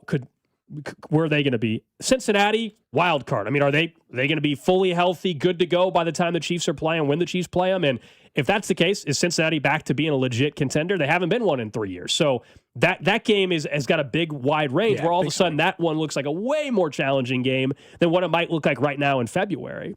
You know, the 49ers, you said yesterday, based on the schedule and the travel and all that, you're kind of out on them next year. When do the Chiefs get them? That's going to matter. Are the Chiefs getting them in week 2, or are they getting them 2 weeks after they've already traveled to the East Coast and all that? So, well, they're getting them after Melbourne no matter what, because that's going to be game 1 or 2. That is fair. It's definitely not week 1. I guess we do know that. The Chiefs will not play the Niners or Rams in week 1. Definitive. Yeah. Or the Seahawks, we don't know definitive, although I'd be shocked if the Chiefs go to Seattle week 1 knowing that Mahomes is going to still be up in the air when the schedule comes out. I guess how many of these teams, as you look at the schedule, do you think are likely to either maintain their level, let's just say maintain or be better from a higher end, as in like a game or 2 better, right? Denver. They're not likely to maintain, right? Be a 14-win team again? I'd say No, very they're unlikely, gonna but they be could still be a slightly worse. 12-win team. Chargers. About right where they're at. Yeah, so you don't maintain maybe. I think Yeah. they're a likely team to maintain. I don't think that's unfair. Buffalo likely to maintain. 12-5 is not crazy for them. Yep. Cincinnati likely to be better. Yep. Indianapolis likely to be worse. Miami likely to be worse. Jets likely to be equally as bad. Yeah. Patriots are interesting. Do I think they win 14 games? No. Do I think they could be as salty or saltier than this year's team? Yeah. They are, of all the teams on the entire schedule, maybe other than Buffalo and the Rams, most likely to just kind of maintain their footing. Falcons, I got no idea. I think the Niners are likely to go back. Seattle likely to fall back. Falcons were an 8-win team, 7-win team this past year? 8-9. Yeah, I mean, that's kind of the range that whole division's in. It feels like, literally. That's where the whole division is in the NFC South. Mm-hmm. Yeah, which version? I mean, is Seattle really going to be that good again? Not to that How level. many defensive players are they losing, I guess would be my question, because that was an elite My only defense. question with Seattle is the offensive coordinator situation, where Clint Kubiak left, as we know, for the Raiders, and they hired the tight ends coach for the Niners to be the new OC. Their head coach, Mike McDonald, clearly is a great defensive mind, a great head coach. He's not calling offensive plays, though. So did they hire the right guy? Does suddenly things break down? Do teams have a full offseason to figure out what they did to put Sam Darnold and Jackson Smith and Jigba in such a great spot? I don't know, right? I don't think they're falling off a cliff, though, by any means. I think Seattle is going to be in that range of competing for the NFC West again. Are they going to be the number 1 overall seed? I mean, probably not. I will say one thing that maybe makes me feel a little bit better is how many top 10 quarterbacks do you think on their schedule? Okay, let's go through it. Buffalo, obviously. There's one. Chargers? Where you got Herbert? Fringe. He's like 11, 12, yeah. Yeah, I'd say he's outside of it, so let's leave Raiders. it out. Burrow. Okay, There's 2. Yeah, Burrow, yep. Not Drake May. Not after that Super Bowl Sam performance. Darnold, Seattle. I think he's 10. Ooh, you think he's right at 10? I think he's 10. Stafford, there's 3. And then maybe somewhere in the Darnold, Purdy, Herbert, I'll just say like one of those is 1. How about that? So 3 for sure, and some combination of those 3 makes up a 4th. So like out of a 17-game schedule to only have to face 4 top 10 quarterbacks, that doesn't seem all that bad to me. And their division, and this is what still makes their division interesting to me, is their division is not quarterbacked by anyone who is complete trash, unless Fernando Mendoza is a total bust. So like they don't have some trashy quarterback in their division.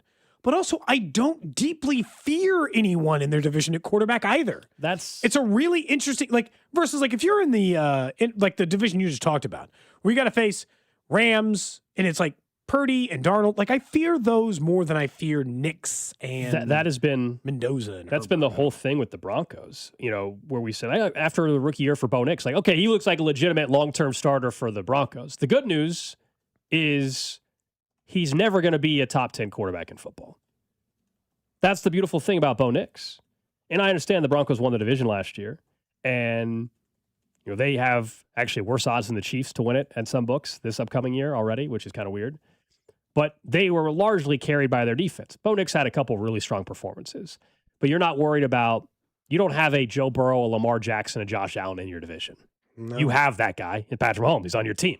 So, you know, that is the part that's kind of refreshing. Bo Nix is going to get a contract extension with Denver. He's going to be their quarterback for 7+ years. You know, Justin Herbert, he's fringe, as we just discussed. He's going to be there for a long time, you know, and the Raiders will to be determined.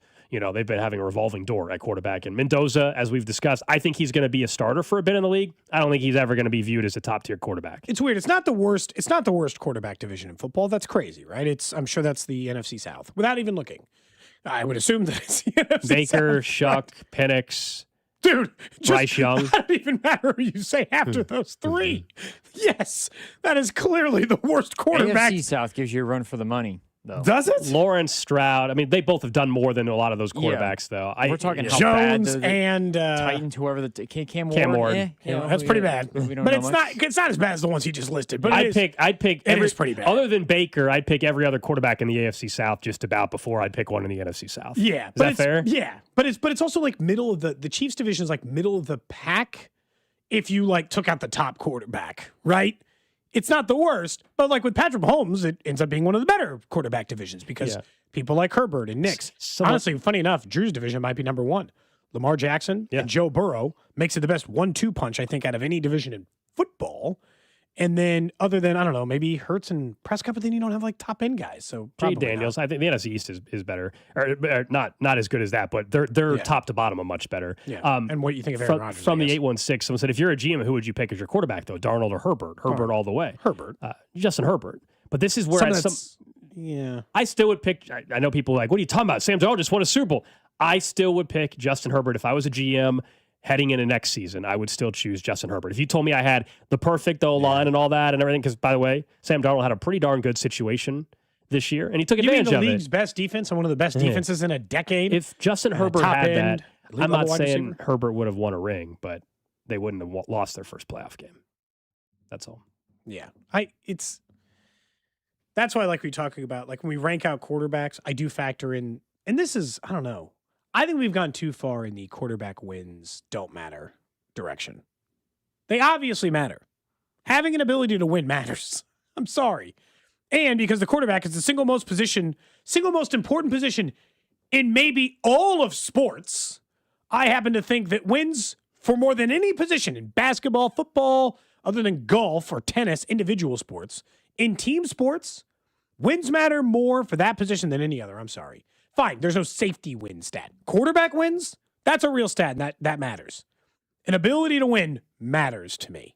And Sam Darnold, at least during his resurgent time, has been very good at winning. And yeah, the circumstances have been favorable. But in fairness, the circumstances in Minnesota didn't change a whole lot between J.J. McCarthy and Sam Darnold. And did you see what? This is why QB wins matter. Do you see what J.J. McCarthy did to that thing? He drove the train off the tracks. He might be. Is he? I'd rather have. There's not a single quarterback of the starting 32 quarterbacks right now that I think I would not take before J.J. McCarthy. I'd be out here rolling with Tyler Shuck first. Is there Cam Ward? I'd take a chance on him before I took a chance on J.J. McCarthy. Is there at this point? Is there a single quarterback you would take instead of J.J. McCarthy? Whoever starting for a quarterback I wouldn't take instead of J.J. McCarthy. Who's the Jets starter? Justin Fields. Fine, him. Yeah, it's still because I just know what Fields is. It's like it's already over. McCarthy feels like we might already know, here's the question: Shadur Sanders or JJ McCarthy? Okay, fine. Or Dylan Gabriel, and I mean, who? Insert Brown starter. I'll pick McCarthy still. McCarthy. I'll pick McCarthy, but again, we're talking about a bunch of crap. Yeah, it's not exactly a decision. That might be the team. Insert Brown starter or JJ McCarthy. Fine, but it's a short list. It's not great. It's a very short Sorry, I'm just laughing. I just saw something come across my timeline. This is Pat McAfee. You're like, why are you bringing this up? But it's just too good for me not to discuss for a second. Okay. Pat McAfee has hired Hollywood super agent Ari Emanuel, who wants to turn him into the next Sylvester Stallone. He's already started to book McAfee for movies and TV roles. So Pat McAfee's now going to turn him into Sylvester Stallone. Do you remember that conversation we briefly had yesterday about oversaturation? Uh-huh. And when you're like, you've had enough of a certain media personality. I just don't see him being actor at that level. He might be the face of it. If McAfee's very talented, his show. I mean, if he's I'm talking about saturation. Probably. Very, very talented. But the movie thing is a bit much. Maybe I don't know. Somebody mentioned Drewski yesterday, and I think he takes the cake currently. But if Pat McAfee starts doing movies, I think he absolutely is in. We're going to be in a time, guys, in about 3 years where we're going to have Pat McAfee and Travis Kelce in multiple movies every summer. It's going to be a weird timeline to live in. What? That's where we're headed. That's where we're headed, Does guys. McAfee strike you as someone who can act in that kind of? I mean, the whole WWE thing kind of does. He might be able to. Yeah, he does do. He certainly can. He's a good hype man. Hype man, and he can come up, with that. As far as acting, I have no idea. He's a name now, so. I mean, he's probably the Stephen A. and him, the two biggest names in sports media right now. Hottest names. How about that? Because I still think Coward's bigger or whatever, but if we're in terms of like hottest, of like you're just about like right now, like more visible and everything. Yeah, I think Pat McAfee. If I pulled 1,000 random strangers off the street, men, women, different age demographics, they would know McAfee. I think they'd know McAfee and Stephen A. more than they know any other two sports media personalities on the I would planet. agree with that. Yeah, I would agree with that. There was a time in the 2000s, I'm sure it was like Rome or something. I don't know. Sure. Before people had like regular access to the internet. Someone says Baby Gronk will play Travis Kelce in the biopic. What? How old is he now? Baby Gronk? Yeah. Are we at the point where he's like 15? Has he decided on a team to commit to yet? This is a viral 12-year-old. Is he 12 now, or was he 12 when he started? I think he was 12 when he started. He's in middle school. Okay, he's in middle school. So he might still be unbelievable. We're gonna get to I guess it'll be 2030 when he's finally of age of committing. Hey man, where you after 8 years of coverage? Where are you going to college?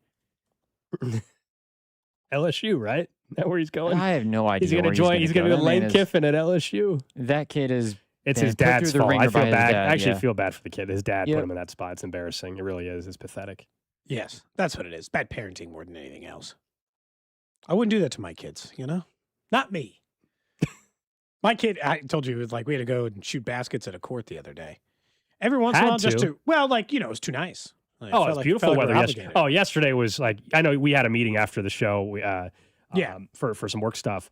But after that, man, I just drove around a little bit yesterday afternoon. It was beautiful out. I loved it. Just drove around? I took the top. I popped the top off on the Bronco and just drove around down. I was in downtown Case. We were already near downtown, so I just drove around downtown. It was gorgeous out. Sure. You're saying, Cody, that you're not having your kid like talk about about baddies and everything like that. So he's or whatever his dad was having. So he is a very, very confident kid. He's like, I've gotten so much better at basketball. Look how good because he's been dribbling nonstop in my house for like a week straight. So like he's gotten a little bit better with his handles. And so like he's a very confident kid in a lot of stuff he does. So he's like, I got the best. So every once in a while, just to humble him, we'll get to the basketball court and I'll swat that ball away. Remind him that I can block this shot anytime. Swatting your kid. Hey man, you gotta keep him. You got to keep him on the level. Careful now. Got to keep that ego in check. Careful Plus, now. you want him to have the satisfaction, Drew, of the time when you actually get to, win for the first time straight up. Yeah. Like you're saying like you don't want him to let him beat you every time. Where when he actually is good enough to, it doesn't feel the same. Where when he finally is able to beat you and you have and you can't do anything about it. But it's like I'm actually trying to stop it. Yeah. And there's nothing that can be done. That's a big moment in a father-son relationship. Let's talk a little bit about the Chiefs wide receivers, because you and I both know that with the Rashee Rice stuff yesterday and just generally the production they've gotten out of the wide receiver unit, wide receivers on their need list this offseason. Free agency, draft. It's why Tate and Tyson and Mekhi Lemon have all been mentioned at 9. It's all this other stuff. I was thinking more about the way the NFL's been handling. Shouldn't they just trade for one? I am leaning heavily into this notion. I think they should probably just trade for a wide receiver. For the last 5 years in a row, 1 to 2, massive name, bigger names than you would expect, wide receivers have been traded. Nobody thought A.J. Brown was just going to go, just go. It happens. Or Tyreek Hill when the Chiefs traded. Sure. That was probably the beginning of when all the big named wide receiver trades started happening. I want them to take a swing for a wide receiver which team has given up on them. And I want Marvin Harrison Jr. or Brian Thomas Jr. I don't think the juniors, apparently. I'm not sure how realistic they are as far as the phone conversations they can have. I don't think it's out of the question because new regimes, new changes, lack of production with those teams. There might be moves where you say, hey, we have Worthy. He's not working for us. That guy's not working for you. Can we give you pick 40 and Worthy for Brian Thomas? Can we give you the 3rd round and Worthy for Mark, whatever the pick is, and try to get young with more upside and take a chance that way. And then that way at 9, you can still take Bain or Bailey or Downs or one of these other names that we've been bringing up. by the time they get to the draft, they will have an idea, I think, on where the NFL might end up landing, at least a rough idea in terms of Rice availability in 2026. And I don't think they're going out tomorrow to go make a trade and panicking that way. But their moves and actions through free agency and the draft will tell us a ton about how they feel about the potential availability for Rashee Rice. And yeah, some names are more realistic. Like they're not trading for Justin Jefferson. Marvin Harrison Jr., I don't think the Cardinals will bail on him that quickly. Brian Thomas Jr. is more realistic. I'll give you that because he had a rough year and Parker Washington emerged as a legitimate receiver and jumped him. Jacoby Myers they acquired, and they gave him an extension already. So Brian Thomas is the interesting one. The only part that makes me think they're not done with Thomas is we found out last week that the Jags have now finally acknowledged, yeah, they're going to make Brian Thomas or Travis Hunter a part-time wide receiver and a full-time corner. So he's not going to be on the field that much offensively. So I think they still, on a rookie deal, why would you give up on Brian Thomas yet if you're the Jags? Made a lot of progress with it's a crowded room, though, even with Brian Thomas being a part-time player. It's a crowded room, and the offense works without Brian Thomas Jr. He wasn't a bad wide receiver last year. He actually averaged the same yards per catch. A lot of drops. He did the year before. He had a massive drop issue. They'll fit right in here. He had a massive drop issue. He was targeted 40 less times. To me, Gold, that's a guy who is not as involved in the offense as he once was. And that's what stands out. Every other metric, by the way, other than drops, his target, his catch per target, all that stuff is relatively close. Like his yards per target were down, but his run after the catch was better. So there are plenty of numbers that suggest the idea that his simple problem is usage and that they didn't want to use him anymore because, I don't know, maybe he slowed down their offense. He might just be the kind of change of pace. He's a admittedly, harder guy to trade for because most people don't give up on young wide receivers that early. Not who have still been productive. He has 2,000 yards in 2 years playing in this league. But maybe there's a veteran. Maybe it's just A.J. Brown. Maybe it's lower on my want list, but another guy who can immediately contribute. My biggest fear about taking a wide receiver at 9 is how long? How long till they're good? Are they a 700-yard? I don't want the 9th overall pick to be some other guy who comes in here and gets 702 yards and then hopefully in year 2 or 3 takes a leap forward. Can they be Rashee Rice? Can they get 950 in year 1? Can they get 1,000 in year 1? Because if it's just another 700, if it's Worthy's rookie season, I'm not interested. I'm not interested in that at a wide receiver at 9. That's part of the reason I'm willing to trade. I also don't think, as we've said over and over, the wide receiver class this year, Carnell Tate may not be there, but also you draft a wide receiver at 9. This year, he might be the second receiver off the board.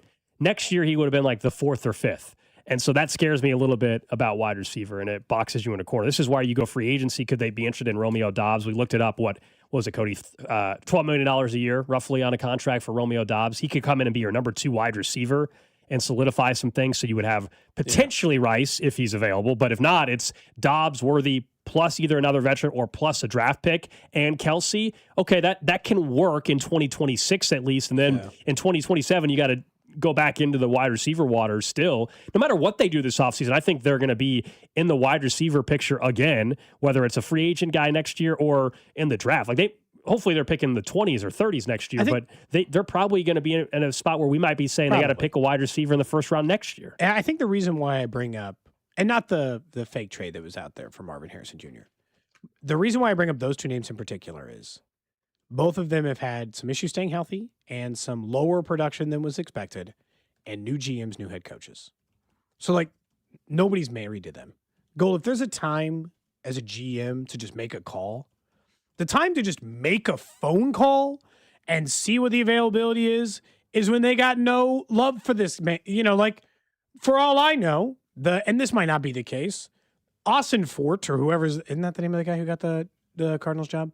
He might have won nothing. He might have hated Harrison Jr. coming out of the draft or had him as a late first. He might just want fresh start, clean slate. And they might be, they're not doing what Miami has done yet. The Cardinals are also ripe for a teardown. The way Miami's doing. Miami's just shipping everybody out, cutting everybody, trading everybody, probably eat the full $99 million on Tua and just start anew. But if they're looking for a reset, maybe I don't think as high as Marvin, as high as Marvin Harrison Jr. was drafted, I don't think the Cardinals are bailing on him after 2 seasons. That's the difference between him and Brian Thomas. Brian Thomas taking top 10 too, wasn't he? He was very high. Yeah, I don't know. What was the exact difference? Was it only a couple picks, or are we off? It wasn't. I think Thomas was 7 or 8, wasn't he? He was top 10. Brian Thomas was definitely a first rounder. Let's see the exact spot. Maybe I was wrong. Maybe he was in the 20s. He was a first rounder, but he was 23rd overall. There's a difference. There's a difference. There is a difference. 23rd versus like 6th or whatever it was for. It took him early. What was it for Harrison? I think 4th. Yeah, so I just don't think the Cardinals are bailing on their 4th overall pick from just 2 years ago that has had no off the field issues or anything. It's just him and Kyler Murray had not connected, and they can blame it on coaching. Now they bring in an offensive minded head coach. My guess is they're going to give Mike LaFleur. Goodness. You were trying to catch yourself. I know. Mike LaFleur. It's going to screw me up forever. Mike LaFleur. They're going to give him every opportunity to, have some weapons. He's an offensive mind, so I don't think he would want to move on from Marvin Harrison. Give him a year to see if he's got something. That's part of the reason I do think Kyler Murray's going to stick around another year. Where are they getting rid of him? I think he stays, yeah. Who's taking that on, All right, up next. Let's get to what's trending and also talk about the Missouri Tigers. Their big win against Vandy. It was dicey late, and what one former NFL GM had to say about the Chiefs and whether or not they should hold on to Travis Kelce if he wants to come back. What's up, Kansas City? This is Bobby Witt Jr., and you're listening to Cody and Gold, weekdays starting at 10 on 96.5 The Fan. Brought to you by Heartland Men's Health, the leader in men's sexual health. Thousands of men have been successfully treated for low T, ED, and more, all with discretion and compassion. Make your appointment at heartlandmenshealth.com. FanDuel just handed you the tool to make every college hoops parlay worth more, the Boost Builder. Here's the deal. You get a Boost Builder to use on any college basketball parlay with 2 legs or more. You start building your combo, add 1 leg, add another, because every leg you add increases your boost all the way up to 105%. Then you decide how far you want to take your college basketball parlays. Just open your FanDuel app, choose your college hoops markets, apply your Boost Builder token, and watch that percentage climb with every pick you lock in. Head to FanDuel.com/local. That's FanDuel.com/local to get started. FanDuel Sportsbook's the official sportsbook of 96.5 The Fan. 21 in President, Missouri. Opt-in required. Minimum 2-leg parlay required. Bonus issued as non-withdrawable Boost Builder tokens. Restrictions apply, including any token expiration and max wager amounts. See terms at sportsbook.fanduel.com. Gambling problem? Call 1-800-GAMBLER. I hope you're sitting down. The ACA Marketplace has announced significant increases on monthly premiums with deductibles over $10,000. You can enroll with Matt B. and KC at BBS Insurance's Freedom of Choice plan now. You don't have to wait. Their plan lets you use any doctor, has 0 outpatient deductibles, and it's 30 to 60% lower costs than most Obamacare plans. Also, there's no income disclosure required, so no potential tax penalties. If you are a small business owner or pay for your own health insurance, you're uninsured, you're on COBRA, or your employer coverage is just too expensive. Call Matt B. and KC for an instant quote over the phone at 816-205-4664.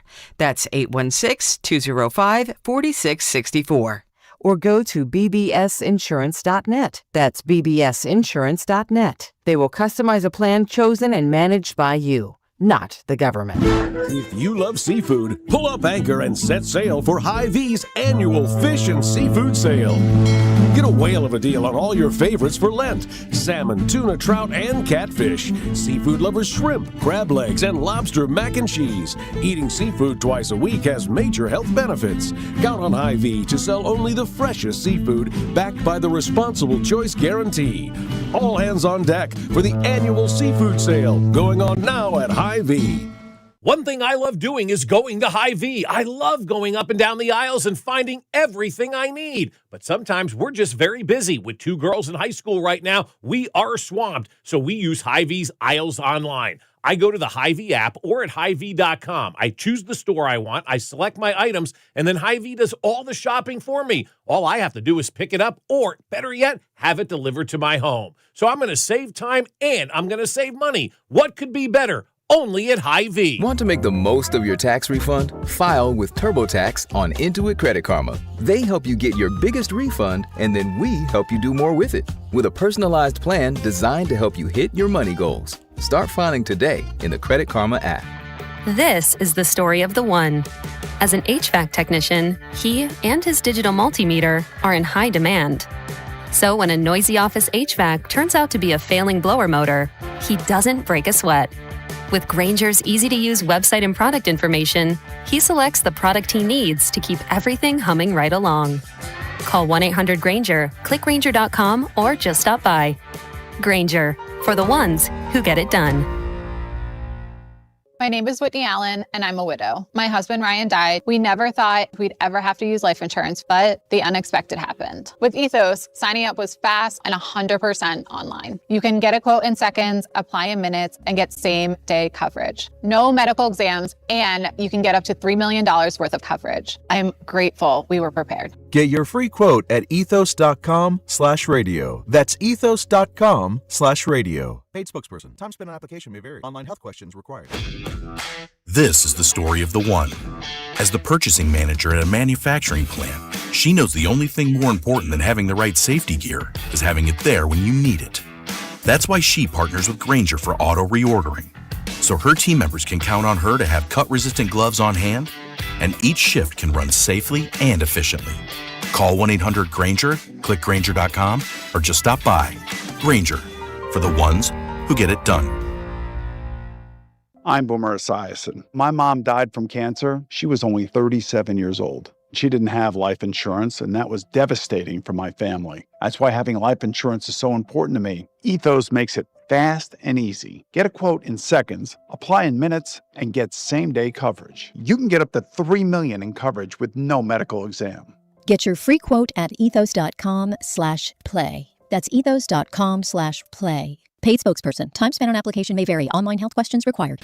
If you're looking for more NFL draft coverage, go subscribe and follow the Character Concerns podcast with Bink and Chris on the Odyssey app or wherever you get your podcasts. This is your home for Chiefs football. 96.5 The Fan, KFNC FM and AM, HD1 and HD2 Kansas City, an Odyssey sports station.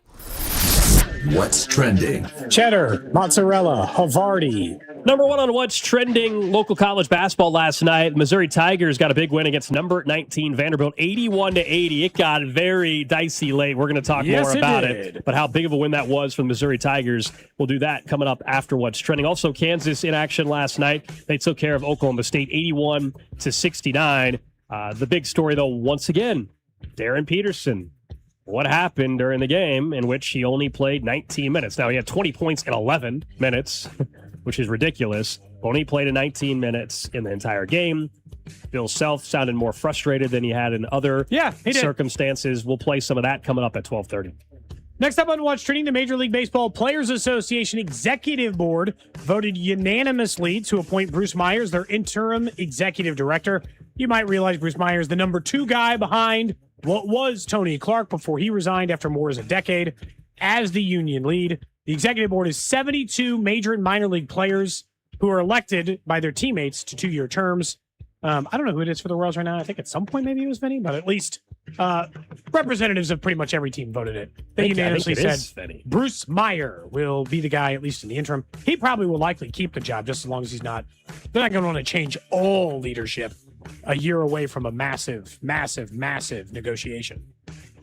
In the Olympics, Winter Olympics, of course, going on out in Milan. Number 1 on the Olympic medal count, Norway, way out in front of the total medal count, 34. Next closest is Italy, 26. United States at 25. As far as gold medals, Norway has 16, Italy 9, the U.S. with 7. The U.S. could pick up another gold medal, though, in the next couple of hours. A match that's about to start in the next 5 minutes or so. Gold medal match between U.S. and Canada. Women's hockey right now, actually, we're watching pregame. They're about to start this thing at 12:10, I think. Earlier when we were watching the show, I watched women's curling. They're on to the semis.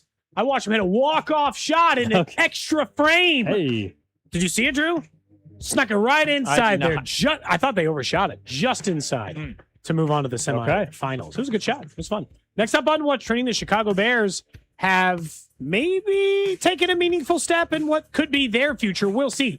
Indiana has unanimously passed a new law trying to lure the Bears over across the state line. Bill 27 by a vote of 24-0 would clear a path for them to build a stadium in Hammond, Indiana. Joe, I'm going to need your backup. What's Hammond's deal? Hammond is further west than Gary. It's closer to Chicago. I just looked it up. It's about a half-hour drive from downtown Chicago. So it's still well within the vicinity, not too far compared to Gary. it's probably an extra 10, 15 minutes to get to Gary from Hammond. So Hammond is literally state line. It's like right there. If this sounds familiar, it is right there. This is exactly what the Chiefs did. If you're like, well, this kind of rings a little bit familiar. Yeah, it's exactly what the Chiefs did going to Kansas. So if Indiana's going to here's the thing. I kind of feel like the Bears are going to end up in Indiana, as weird as that is, because if they get anywhere close to the deal that Kansas gave the Chiefs, Bears are gone. Because Illinois is not going to offer those same terms. We'll see. It feels very similar. Yeah, it was a big step for Indiana because it helps Chicago now use everybody for leverage. Yep. If Indiana only had it, their deadline was tomorrow, I think, to do this. If they wouldn't have, then the Bears couldn't have flirted with Indiana anymore, and they would have lost leverage. So I still don't know if they're gonna move to Indiana, but it keeps that option open, and that's the leverage that the Bears ownership wanted. I guess that's why you don't put the state. You're the Chicago, although in this case you're the Hammond Bears. But, I mean, this one's a little bit different than even Cowboys would also be the Arlington. I guess it's 30 minutes away, but is Hammond considered a suburb of Chicago, the way where the Chiefs Stadium is considered in the metro? Yeah, is Hammond considered in the metro? I wouldn't know, but it is. Well, look at the Giants. The Giants and the Jets play in New Jersey. I know. Yeah, and that's not, I just meant I consider where the Chiefs' new stadium's going in the Kansas City metro. Well, they're literally playing in a city called Kansas City. Yeah. I just meant in the metro. I would say my question is if you're within Hammond considered part of the Chicago metro? If you're within a half-hour drive of downtown Chicago, a half hour, I would say absolutely you're within the metropolitan area of Chicago, even if it is a different state. Yeah. Someone says 49ers play nowhere near San Francisco. No, they don't. Yeah, they play north. Santa Clara is quite a bit. Would you guys consider my neck of the woods like Bonner Springs, the metropolitan that is area? The very edge. You live in a legend. You're in Kansas City still. Yeah. So I think that's fair to say Hammond is in a similar-ish type of right on the outskirts of the metropolitan area. I just didn't know Chicago. people considered it part of the metro. That's all. And you don't know that because you know Hammond, Indiana, not Chicago. It's fair. Lastly, on what's trending, Eagles right tackle Lane Johnson announced he's officially returning for a 14th NFL season, according to the Philadelphia Inquirer. Two-time All-Pro, missed 8 games last year, though, with a Liz Frank foot injury, but they were wondering if they're going to lose multiple offensive linemen. They at least know they've got one. That's what's trending here on Cody and From the player's perspective, does Indiana have a state income tax? Those are always the ones they want to go play in. Yes, they do. There's only 7 or 8 states, I think, that don't have an income like Florida, tax. Texas. I believe Nevada is one, I think. Alaska. Those are the only ones I can. But there's more than those. Actually, Missouri's been trying. The taxes might be more reasonable, though. I have no idea. States than ever. 8 states in the U.S. currently. Alaska, Florida, Nevada, South Dakota, Tennessee, Texas, Washington State, and Wyoming. There's a lot more than corn in Indiana. You got the Colts. You got the Bears. The Indiana might have 2 football teams now. How about that? A lot more than corn in Indiana. That is a. I don't know if you guys have heard that is the surprising thing about Indiana passing that bill is you got one. The hell are you trying to steal 2? Oh, an NBA franchise, 2 NFL teams. I guess, but normally 3 big time universities. Missouri's got 0 now. They had to at one point. They got none. Damn you, Missouri. Just keep the Royals and I'll live my life. I just wanted to be in the area. That's the hope. That's the hope. Someone says Chicago's is a huge city. It runs on forever.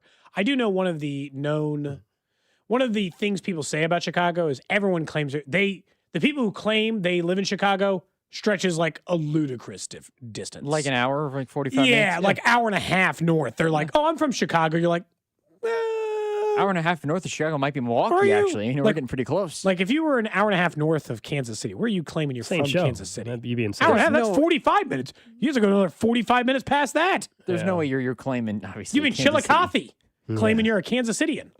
Yeah. I will say this, though. We can move on after this, but it's a very specific city reference, I know.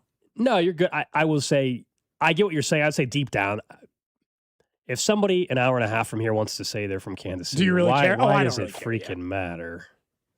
Why does it matter? Now, I agree. If you're living in, Topeka, it's a little weird if you said you're from Kansas City. That's a little weird. So you still have a line, but your invisible line's a little longer. Yeah. You're saying you just pick the closest big city and that's where you're from? I know, but sometimes... if you live in Gardner, I have no problem with you telling me you live in Kansas City. You live in Spring Hill. I don't care. Anyway.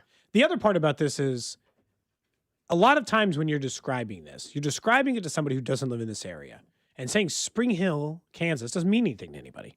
Yeah, right? for example, Cody, next week, I'm going out of town, okay? I'm literally a different country, okay? Someone's going to be like, where are you from? Yeah, when I'm in Montreal, so where are you from? I'm not going to say I'm from Overland Park, Kansas. I'm going to say I'm from Kansas City. And I would say, because then otherwise it just invites a second question. Let's bring Chillicothe back into this. You're from there, and they're like, hey, where are you from, pal? He's like, oh, you know what? I'm from Chillicothe, Missouri. The hell's that? It's near Kansas City. Got it. It's almost easier to just say, I'm from Kansas City. Put some respect on Chillicothe's name. But I know people get upset. I'm sure people get upset about that whole thing. But anyway. People just has been every small. What about you? Sure. I don't care. I just don't care. You know. Let's talk about Missouri basketball for a bit, though, because practically Kansas City. we mentioned going into last night's game against number 19 Vanderbilt. It wasn't a must-win, but boy, it could really shape your tournament resume and get you in a spot where you don't maybe have as much pressure in the final 5 games or so. They beat Vandy last night by 1 point, and it almost was the most Missouri ending to a basketball game we've seen all year. They had a terrible inbounds pass, and then Vandy got a pretty good look up, and that basketball, was on the rim. It was definitely a half second of worrying it was going to go in if you're a Missouri fan. But it didn't. Missouri wins. They pick up a top 25 win, quad 1 win, helps the net rating, helps their tournament resume, now puts a little less pressure on Saturday's game against Arkansas, and they get Arkansas twice over the next couple weeks. But I don't want to say they're definitively in the tournament now. I don't think that's true, but boy, oh boy, that helped them so much to probably put them in a spot where heading into the SEC tournament, they're not going to have to hit a certain amount of benchmarks. So it's so weird because on its premise, that is a really impressive win by Missouri because that's a team playing well, ranked opponent, better than you, ahead of you in the standings, like a win you needed and should felt desperate for, all of those things. And I would have been more impressed by it had they just won it in what appeared to be the fashion they were going to win it. But they kind of showed their true colors again, and that they are a wildly inconsistent team, and that they have a hard time playing 40 really good minutes, and that's what happened last night, and why sometimes they get blown out. It's a good win no matter what. The biggest swing for them is they, for the second time in 3 weeks, put themselves on the right side of the bubble. More importantly now, though, is if they win one more of these ranked games, I think if they beat, and hell, maybe even Tennessee in a week, because Tennessee's ahead of them in the SEC standings and currently ahead of them in KenPom and net rankings and everything else you need to be in the tournament. If they just win one of the 2 ranked games against Arkansas, I think they're in the tournament.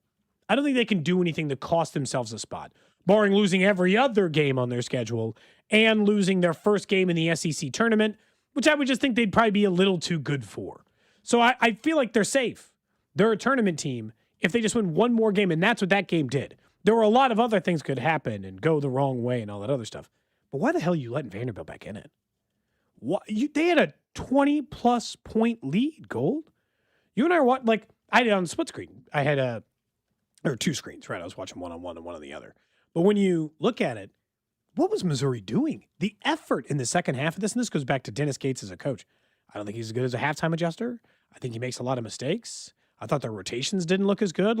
They're just not a cleanly coached team on the court sometimes, and they make a lot of mistakes. And that game almost got away from them. Kudos, you got the win. It saves you. It probably means you're going to end up being a tournament team, but razor's edge there at the end.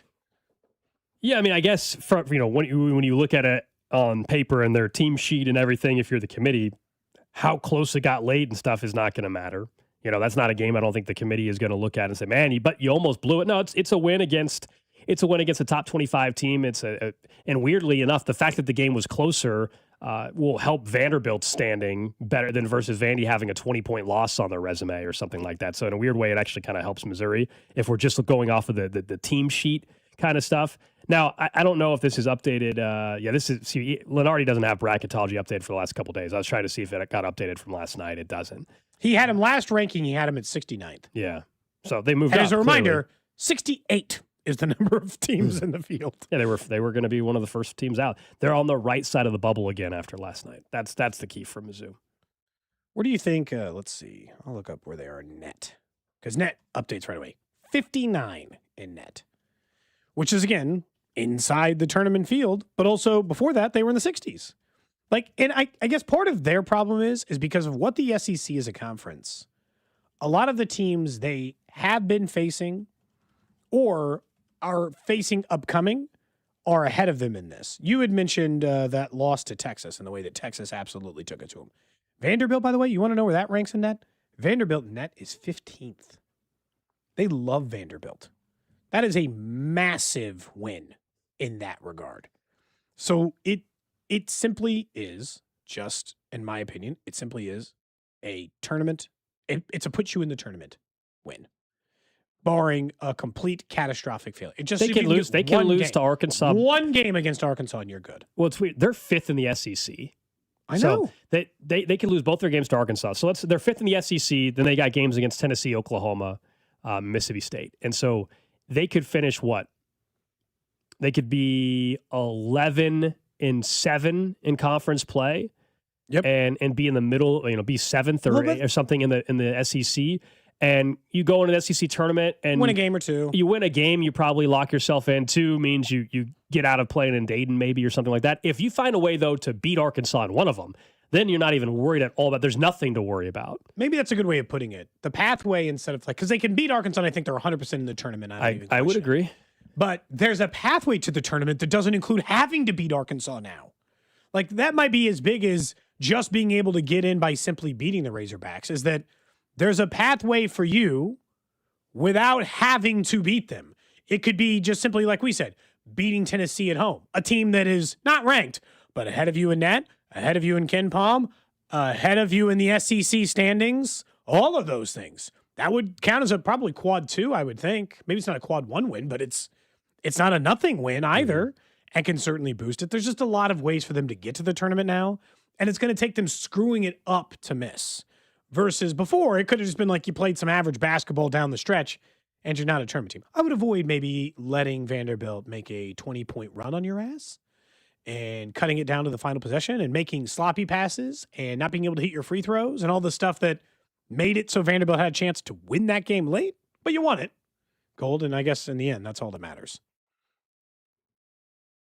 Somebody says Missouri is better than undefeated Miami of Ohio. In that or just in general? I haven't watched Miami of Ohio. Did Miami win again? So they're still the only undefeated? Are they undefeated? They were. I honestly. Yeah, they won again. They have not lost yet. They played yesterday or 2 nights ago, something like that. Are they Miami Redhawks? Are they good enough that if they only lost one game, but it was in their conference championship, they would be a tournament team? I mean, that's the same argument I think Illinois, Indiana State had. They weren't undefeated that year, correct. They were 33-3 or something along those lines, and they missed. Yeah, if Miami of Ohio were to lose in their conference tournament, I think they're in still. I think they'd be more likely to be if they went undefeated and then lost in like the semis of their conference tournament. I think they're more likely to be out actually than if they were to lose in the regular season and then and then lose in like the final. Like if they lost, if they don't make it to the final and they lose, I don't know if they make it even if it's one loss. They are 26-0 as it currently sits. But Akron's 12-1 in the conference. Their only loss is to Miami of Ohio. Akron is very, very good. I don't know. I always hate that because, and we've always had these conversations. If Akron beat them in the championship of the Mid-America Conference, is that what they are? Yes. The MAC. Yeah, the MAC. I think they would be, if they make it to the conference title game, I think they're in no matter what. Yeah. And they're undefeated. I would hope that. I would think so. I would hope that both MACs. Which obviously, like if you're Missouri, you want Miami of Ohio to win that tournament. Yeah, the problem with I just looked up Miami of Ohio. Here. If you're a Missouri fan, you don't want any bid stolen. But hopefully at all. Hopefully they're not in that spot anyway. But sure. The issue for Miami, Ohio is their strength of schedule is 348th. Yeah, they have played exactly. Which is why I think they have to make it to the final. But if they run through the whole thing undefeated and win, they could still end up being an 8 seed in the NCAA tournament. How many total teams are there? 348. That's got to be last. It's right up there. I'll have to look. Strength. I'll have to pull it back up. I don't think they're dead last, but yeah, it's probably bottom 40. I mean, how many schools are there? 368, I believe, or 365. It's different depending on the sport, obviously. Uh-huh. Way more in basketball, obviously. One site shows 365, so they're not quite there. Not exactly. Delaware State. Does UMKC have a harder strength of schedule than Miami of Ohio? 335. They might actually. 335 for Kansas City. See? Strength of schedule. Show them. You show them. Now I'm just looking through the schedule to see if there's a single team who I know. If they go undefeated and they win their tournament, I think they're an 8, but I honestly don't know. This site says Miami, Ohio is 195, so I don't know. There's two different rankings. Okay. So anyway, Miami of Ohio currently enough on Miami, Ohio. Joe Lenardi is 11. You don't want to get deep into Miami. Yeah, we've spent too much time on it already. That's my fault. We'll talk Kansas basketball coming up here in just a few. Mike Tannenbaum, former Jets general manager, we all know he's been on ESPN for a while. He was talking about the Chiefs and talking about Travis Kelce. We all think Kelce's coming back, but he doesn't think they should want him back. Harry, I would move on from Travis Kelce, and let me tell you why. When you're in the front office, you have to project what a player is going to do, not what they've done. I've made that mistake countless times in my career, and Travis Kelce is a first-ballot Hall of Famer. But when you watch him and make an honest and sober evaluation of his 2025 performance, clearly his best days are behind him. We talked about their lack of explosive plays. If I was Kansas City, I would make the right, albeit difficult decision, move on from Travis Kelce, try to get younger, faster, more explosive at the tight end position. He's just saying cut him? Well, he's not going to be a cut. He's not just saying don't sign him. He's just saying if he wants to play, don't sign him. Like Travis Kelce, I also just don't think is playing anywhere else other than Kansas City. So that's part of the issue I have with the take is like he's just going to retire if that's part of it. Is it wrong for an organization that wants to win to still value loyalty for first ballot Hall of Famers who I want to remind people, this isn't a guy who looked like he had no playing ability. Fine, you got to wash people out the system who have nothing left, who can't play anymore, can't ball. Like, that stuff happens. They still want to play, but you're like, you don't have it anymore. I don't see that with Kelce, and I don't understand it being categorized in that way. And also, sometimes I feel like you should learn the lesson of guys like Tom Brady when they're like, I don't know if Tom's got it anymore, and let him head down to Tampa to go win a Super Bowl for a different franchise, whether or not Jason McIntyre thinks Mike Evans has ever won a Super Bowl or not. I assume you saw that clip, Gold. Jason McIntyre said, why would Mike Evans want to go to the Chiefs? He's never even sniffed a Super Bowl. Mm-hmm. So he was wrong in saying that the Chiefs couldn't sniff a Super Bowl, but also saying that Mike Evans had never sniffed one. Even though Brady. He beat the Chiefs in the Super Bowl. Yes. It doesn't matter. McIntyre's just way off. I think that there is, and maybe I'm alone, I don't know. I think there is value in protecting lifelong franchise assets if they still have value. He has value. There are 30 starting tight ends in the NFL. Some of them aren't like true starters, but whatever. There are 32 starting tight ends in the NFL. He was the 5th best. We're just running that out of town? To what? Sign Kate Otten, who was like the 9th best? 14th best? Again, like, the whole thing is just the offense should not run through him. He's not washed, but the offense should not run through him. Agreed. I don't want to just force feed them so the numbers are the numbers either. That's the problem. I don't care what the number. Like I don't want it. It should not take 120 targets for my tight end at this in the Chiefs offense to get to that to be the number one. I don't want that to be the offense this year. But I pointed out there were players who had not more yards than him, but had significantly more targets than him and were not as productive. Like Jawan Johnson had the 2nd most receiving yards in the NFL, or 3rd most receiving yards in the NFL at tight end. He had 30 more yards than Travis Kelce. Because nobody thinks Jawan Johnson is a top tight end in football. Though. But he had a great year. I'm just pointing out he was 3rd in NFL. He was 3rd. He's just a dude last year. Kyle Pitts, who was 2nd NFL yardage, did it on more targets, more receptions. Tyler Warren did it. He had the exact same number of receptions and more total targets, although he had less routes run or whatever. Less yardage. Yeah. It's like he also had no quarterback the 5 weeks either, just like Kelce. Agreed. And so I'm pointing out the guys that they're just saying like, oh, just go after some other random dude, right? And I mentioned Kate Otten because he was literally the 15th best. So like a league average, he's a free agent. He's available to you. He only had 17 less targets than Travis Kelce did and had 300 less yards. Like, Travis Kelce is still a productive player. I think of all the audio in there, the thing I take the most offense to is he's got no juice left. Yeah. He's not an explosive player. They do need explosive plays, but you need the other plays too. Every play can't be an explosive one. Their issue is getting explosive plays from anything but tight end. Most teams don't get explosive plays from tight end. It's like 2. It is, I don't know, Kittle, McBride, Pitts, so 3, and Warren, 4. That's it. End of list. Hunter Henry's not getting explosive play after explosive player. Harold Fannin Jr. They're getting 30-yard catches every 5 days. Like, we're just pretending, I guess, at that point. That's the issue I have with Tannenbaum's thought process. two guys with New York ties in the last week. One saying Kelsey's going to sign with the Giants. The other saying the Chiefs shouldn't want him. Interesting. And we found the Craig Carton one. It was from a gossip magazine. Random. He said, there's a rumor. And every other article was on there was like, check out this sheer shirt on the runway. That was every other article on the entire site. That's where we're at with And Travis Kelce, though. I mean, that's where are we're we? at. We gotta quote the Sun or whatever, like whatever the one you made. Tabloid trash. The one you'd see right before the grocery checkout. All of a sudden, People Magazine is going to have articles in their magazine about Travis Kelce and the football stuff. Yeah. Do people still buy those, by the way? You're at the grocery store, right at checkout. Yeah, that's what I'm saying, though. Do people still buy those? Like physical magazines? What Cody's saying, like the catchy headline. Like of the tabloids, yeah. And they still sell them. I see them at the store. Oprah was caught. You won't believe where Oprah Winfrey was caught, like back in 2000 or something. You know what I mean? Like that kind of headline crap.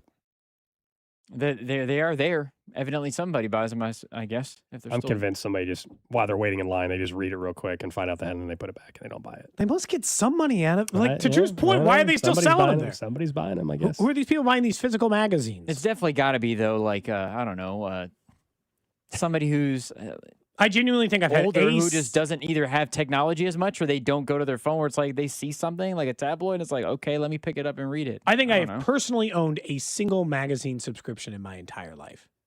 One. Oh, I had it. No, back years ago, I had multiple. I had Sports Illustrated. I had ESPN. I had the ESPN magazine. I think that's the only one. Sports Illustrated and ESPN are the only two that I ever had. Yeah. I haven't had a magazine. I don't know if I've ever had a magazine subscription before. Drew probably doesn't even realize the age difference between him and I. He doesn't even remember when you could send off for 10 CDs or 20 CDs for $1. Oh, gosh. I never did that, but I do remember the mailers for that or whatever. I absolutely did that. You did? Oh, yeah. Drew, do you even know what I'm talking about? I think I do. What, I guess, is the process? Like, I know we got to go to break. You get this catalog, you choose your CDs, and then Columbia House or whatever, BMG, would try to convince you to be like, we'll give you, for 1 penny, we'll let you get 12 CDs, and they try to get into like a subscription model. Oh, yeah. You know, I can't say I've done it. I don't think I've heard of that exactly. I think I kind of knew what you were talking about, but it might have been two different things. What a time, man. Up next, we'll talk about Kansas, who got a win against Oklahoma State. But once again, Darren Peterson, the big story. And it sounded a little bit different from Bill Self after this game. This is Cody and Gold on your new home for Chiefs football. 96.5, The Fan. Brought to you by Heartland Men's Health, the leader in men's sexual health. Thousands of men have been successfully treated for low T, ED, and more, all with discretion and compassion. Make your appointment at heartlandmenshealth.com. This is the story of the one. As an HVAC technician, he and his digital multimeter are in high demand. So when a noisy office HVAC turns out to be a failing blower motor, he doesn't break a sweat. With Grainger's easy-to-use website and product information, he selects the product he needs to keep everything humming right along.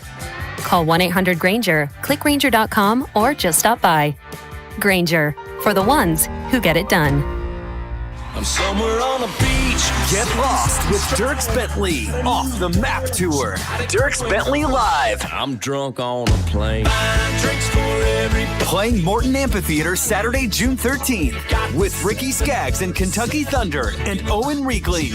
Dierks Bentley. What was I thinking? On sale Friday, 10 a.m. at LiveNation.com. Don't miss Dierks Bentley live Saturday, June 13th at Morton Amphitheater. Country music superstar Luke Bryan. Live. Word on the Street Tour. July 9th, Morton Amphitheater. With special guests Shane Prophet, Ray Lynn, Lauren Watkins, and DJ Rock.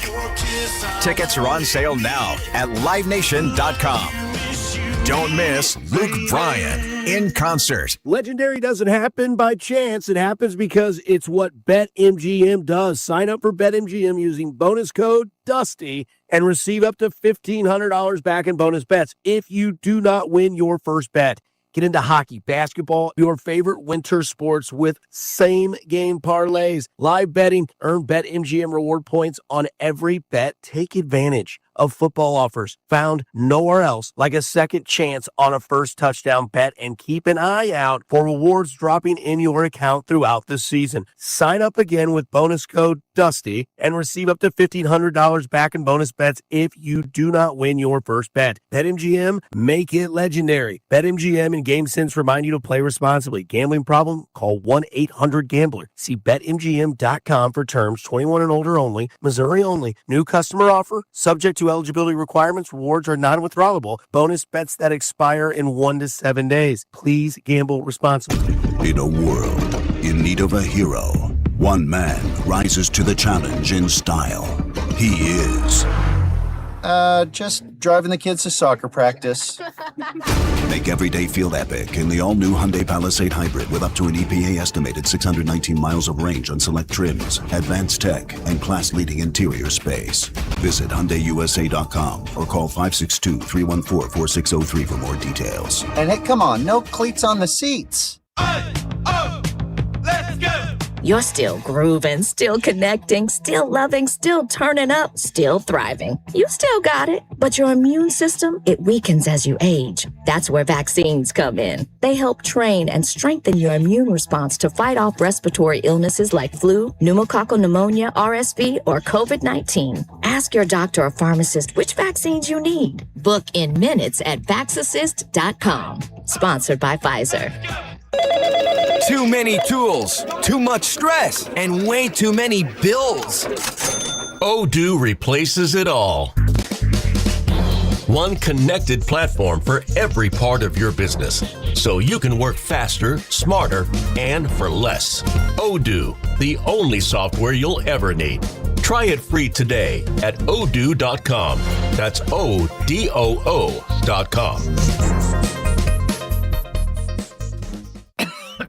Oh, how's that flu, babe? Did you take Dayquil Intense Flu yet? Nah, I got this. Ugh, okay, I don't got this. You stay on the couch, and I'll grab the Dayquil. Undo your flu symptoms with Dayquil Intense Flu. Dayquil Intense Flu provides powerful relief of your flu symptoms. I'm ready for that to-do list. Wow, you do got this.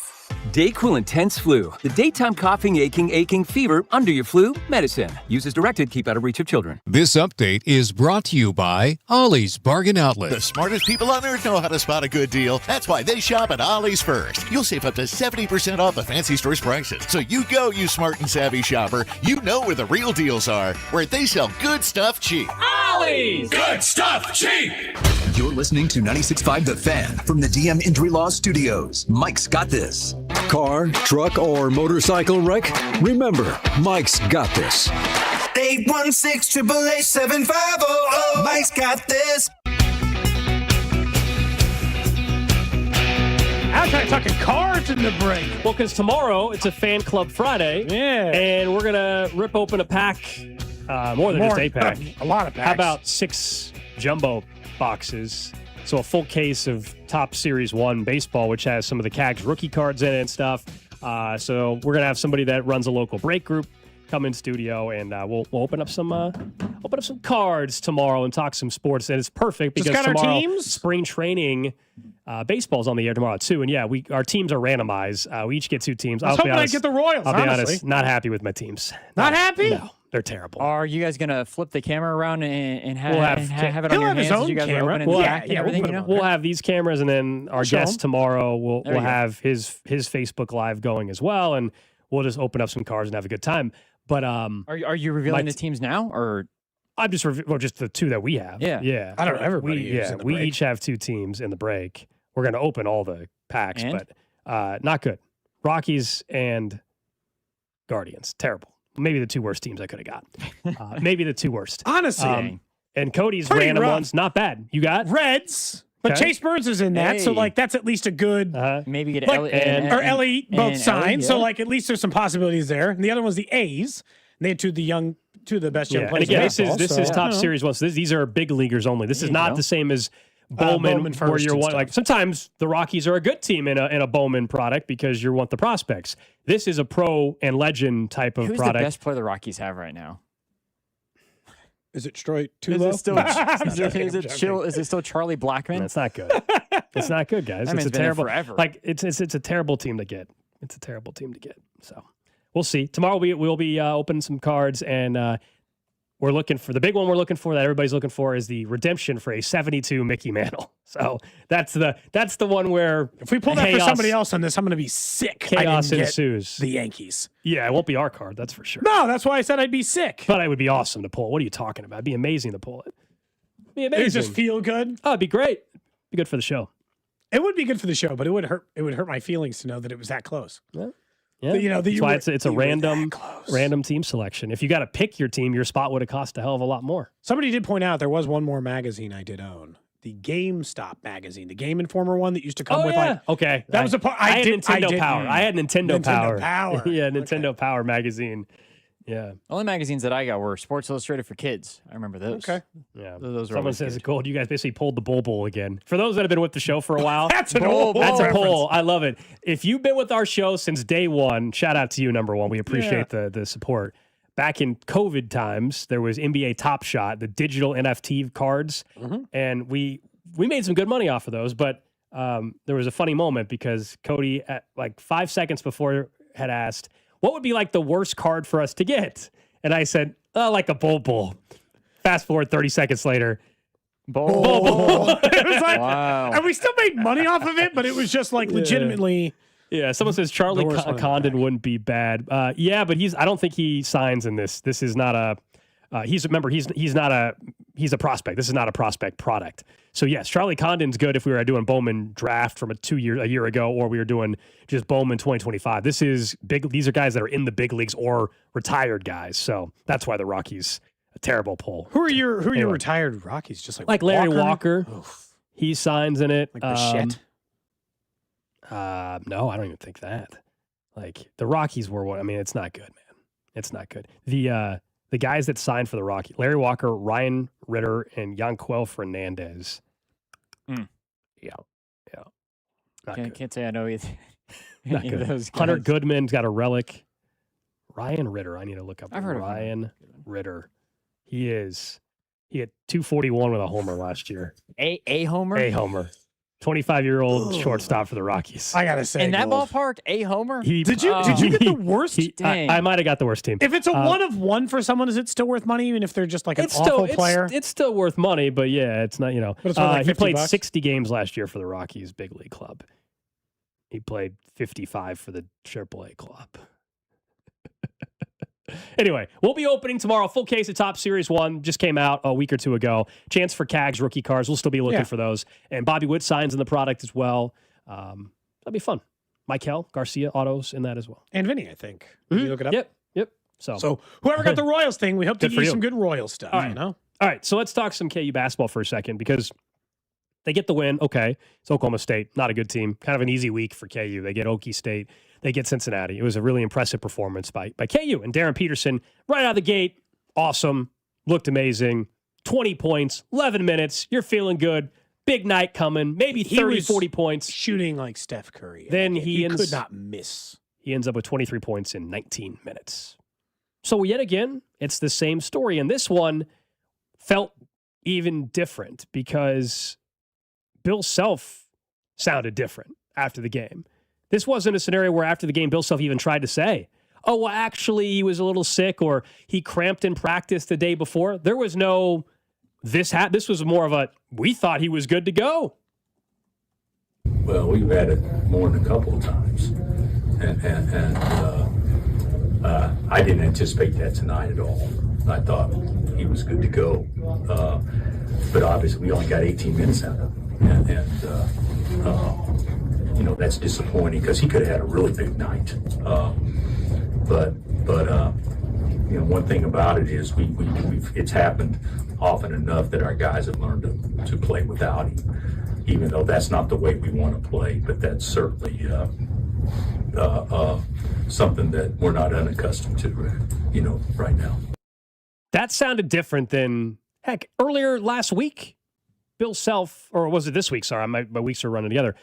He was very understanding of the flu. Well, he was explaining like how the narrative's not fair and all this, and then it sounds sounds like in that case he basically acknowledged like There was nothing that we thought should have been a problem for this one, and he still pulled himself behind out. us. Now, as a KU fan, I'll tell you this. I didn't need him playing 35 minutes against Oklahoma State. Like, truly, I don't. But also, 19 minutes, dude. 19 minutes? Did you need to pull yourself that early? Like, I guess part of it is Bill would have let you play 27 minutes, 28 minutes in that game.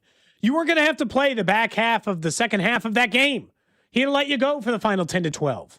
He would have gotten you off the court, is genuinely, I think, to protect you and his own interests.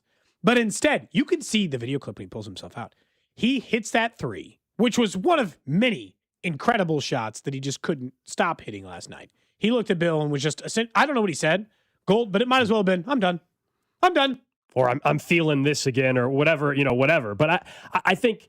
I saw they brought the bike over for him behind the bench. It's just something different every time. I'll still say this, and there are KU fans that disagree with me because I've been arguing with my buddies in the group chat this morning and sometimes during the show even about this.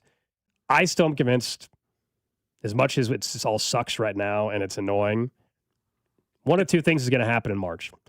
If he plays a lot more and he hits a big shot and KU goes to the Final Four, I don't give a damn on February 18th that he played 19 minutes against Okie State. Doesn't matter. But he pulls us in a tournament, he's going to go down as an all-time hated KU Absolutely. player. Absolutely. That is also fair and true. If they lose in the second round and he's playing well in the first half, in the second half he just plays 3 minutes and Kansas blows the lead and loses to whatever seed it would be, 11 seed or something crazy, then yeah, he will deserve everything kind of that comes his way. And I don't think everything that's been said about him has been unwarranted. I don't know if everything's been fair, but at the same time, man, this is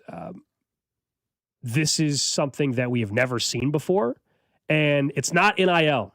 This is not an NIL I thing 100% because agree with that. Cam Boozer's not doing it. He's the only one having a problem. DeBonce is not doing it. Now the argument, if you're Darren Peterson, you would try to say is, well, I'm not 100%. But last night, based on what Bill Self kind of said, it sure seemed like there should have been no hurdles going in. And then the $1 million question is what we don't have the answer to. And that is, how does he do it in March? Is he doing the exact same thing in March? And this is something even the TNT crew last night, which had Bruce Pearl, former SEC head coach, obviously with Auburn, and Jalen Rose was part of the panel. Jamal Mashburn. Yep. Here's what they said. You saw it with Coach Self, and I can't wait to hear what these guys say. We know that they can't win it without him. And we know they can't win it if he's only going to play 2 minutes in the second half. Yeah. So that's the obvious thing that Coach Self basically came to a realization on the podium today. I think the interesting part is with this NIL era and the transfer portal, this has become much more transactional than we really thought about. From the standpoint that we can't separate the conversation of them winning a championship and him going to the NBA because it's a transition year for him at the end of the day. If he can go straight from high school and go to the pros, he probably would have done it. At the end, that's how I see it. Yeah. So they really need him to win a championship. But if he's going to get in the NCAA tournament and you're going to load manage that part of it, wild. Why even be a part of it at that Final point? thought. It's a business, and I think the kids in the locker room understand he's got a chance to be number one. They want him to be healthy. I think times have changed a little bit. Years ago, there might have been guys in the locker room that would really taken him to task a little bit, like, hey, man, we need you to win this championship. But they all recognize it might be just bigger than that. So the last part is the other stuff we've all kind of said as well. The last part, I guess, is probably correct, which is there has been nothing from teammates to suggest that they don't like Darren Peterson, that he's not a good teammate. It doesn't seem that way at all. But Bruce Pearl's probably right. 10 years ago, it is probably true that you might have had some issues suddenly with teammates. Hey, you're not giving it your all and all that. Now, is there an issue in the tournament, though, suddenly where it costs one of those guys a chance at a national title? I don't know. And do they crack because he's on the bench and we need you out there to play basketball? I understand, and Bill Self's right. The one good thing about Kansas for them is they have learned how to play with Darren Peterson playing for part of the game and then just being gone for part of the game. Sure. They actually have a system in place for this. I no longer think it is unfair to question. If I were an NBA team, do you like basketball or do you love it? Is it your world? I agree. Is it your everything, Darren Peterson? Because I'll be honest, it's starting to reek a little bit of like Ben Simmons at LSU. And it turns out I think Ben Simmons didn't love basketball. And that eventually showed up when he was the number 1 overall pick. And it all fell apart eventually there in Philly and a million things. If I'm an NBA team, I would it doesn't mean it'll stop him from going 1. I still think he's a number 1 overall pick, and I would still draft him number 1 overall. But I would ask him. I think I'd want to ask him, do you love basketball? or are you just awesome at it? Yeah, Because there's a difference fair. between those two things, because you don't seem to love wanting to be out there. You seem just as happy to be getting your ass off the court than staying on it. Yeah, Scott at Van this Pelt point. last night said that, I think he alluded to it well, is like talent-wise, he's one of the best that we've ever seen in college basketball from a scoring He's talent incredible. perspective. But there are, I think, you look at the intangibles, like that you don't coach, or that you can't, that you either got them or you don't. And I think at this point the thing is, it's fair to question that. I do think, because, and I know KU fans aren't going to want to hear this. It is a transition year, and if Darren Peterson could have gone to the NBA, he would have not cared about Kansas at all whatsoever. I don't think KU fans know that. I don't think it's like breaking any news. But I think from the standpoint of, if it's in the tournament, I don't know if I actually would put it past him to do this, because he doesn't care about Kansas. I don't think he cares to the point of, We're going to I find need to out play if in he this cares game for about my winning teammates. We're about to find out if he cares about winning a championship anywhere. It's crazy, but I think it'll that- get I think decided that's- on its own. What's that? I said it'll get decided on its own. Where will Kansas fans land when, let's say they go to the tournament, he plays all 40 minutes, but they lose? Lose in the Sweet 16. Same thing that you said. Did he play great or did he suck in the game? He just played an average basketball If he game. played the whole Everything, game. this normal stuff all happens. He plays a normal game, they just happen to lose. Yeah, if they get He's still eliminated gonna early, get killed, if- right? if- Panned? If they get Probably. eliminated Yeah. early in the I tournament, agree. if they get eliminated early in the tournament, people will blame him for Because sure. it'll all come down to the point of, you could have been working towards something greater this entire time, and the team is now trying to compensate for this mixed result. It is weird. And that is the first time all season that Bill Self, I would say, didn't fully stand behind him. Correct. When he was like, yeah, I mean, it's a real concern whether or not this is going to happen in the tournament. They don't know. They don't know Yeah. the answer. Only Darren Peterson knows how he's going to handle the tournament. Now, again, I do not think the entire time he has just had no injury, and he just last night though was very sketch because the team didn't even try to act like they knew something was going on. No. Last night was like the flu one. Not the flu one, in fairness, he tried to defend that too. He's like, well, it was 50-50 shot. He wasn't available. My whole thing on that was, it goes back to the love of the game thing. This is for sure 2 times essentially in the last week where you're like, hey, do you love playing basketball? Because if you love it, it is your being, it is your everything. And then in a lot of cases, I think you figure out a way to play against Arizona. I think if you love playing basketball, I don't think you just like check yourself out and don't play anymore against Oklahoma State. And to that point, before I get to the random question, a lot of people last night, so obviously, we've mentioned the Arkansas-Alabama game. Darius Acuff had almost 50 points. Dude was in a boot. Before the game, he was in a boot. Kyle said this. The responses weren't even about Acuff. It was about, well, Darren Peterson could never. Darren Peterson would never. Like, it's become his reputation where, again, a little bit. We don't hear anything from him. I wish that one time he would just, like, he doesn't really talk. Can he defend himself? Like go up there and defend yourself. If you're hurt legitimately and you're going through it, say something about that. Or you hear how people are talking about you now. Like, I think it would say something for him to rattle off a great stretch of games here and say, yeah, I am that guy. Like, I think that, but again, I think that goes back to the, do you have it in you? Is that what you want sort of thing? Well, also just, I think while the cramping stuff has been real at times, I think the other part of the equation of him pulling himself out of games, sometimes even if he could play through it, is also true. And so speaking to the media, if you're him, like, there's not in a way you like, lose from doing that too. Sure. Yeah, I mean, it's hard to say the right thing. As soon as people start talking down on your enemy, I think that, the wherewithal within you to back yourself up would say you need to stand up and at least pat yourself on the back. I don't think there's anything he could say that would change anybody's perception of a belief of what they think he's been doing. Anyway, I mean, I truly, I think everybody's kind of dug in and they believe, they think they know exactly what's happening. They might be right too, by the way. I'm not saying they're not, but sure. Nobody's going to have their mind changed. I still think, just to sum it up, the tournament will change everything. If it's the one scenario like we said, then I don't care how little he played against Oklahoma State. But if this team is an early exit and he doesn't play well in the tournament, or he sits out in the game in a tournament, then nobody's going to give a damn about him and care about him ever having any sort of link to the university. It would be really weird for him for it to go down like that, and then he still turn into like one of the 5 best players in the NBA, and no Kansas fan want to claim him. It would feel weird. Absolutely. Random question. It's not off the table. It'd just be weird. The random question of the day brought to you by Kansas City Urology Care at KCUC. Remember, you see the best in KC. Visit kcurology.com today. For you, Gold, you, Drew. Text line 913-586-7965. And of course, over on YouTube, Twitter, Twitch, and Facebook, where we live stream the show, hoping to upgrade the equipment as well. So you can, look at Alex's pores really get a close-up view moving forward here on YouTube, Twitter, Twitch. Like and subscribe on YouTube. Pop to the top of your feed. Question today I have is about television. I was mentioning the show on HBO I've been watching, and it made me think about how rare it is for me, so I was curious if it's common for you guys or rare for you. What is the last show you watched from the second it started? So, like, it starts up and you're like, I'm in. Not like you pick up in season 2 or season 3 when everyone's already kind of got the hype buzz going. But you saw something was getting ready to start. And within the first few episodes, I'll give you a little bit of leeway.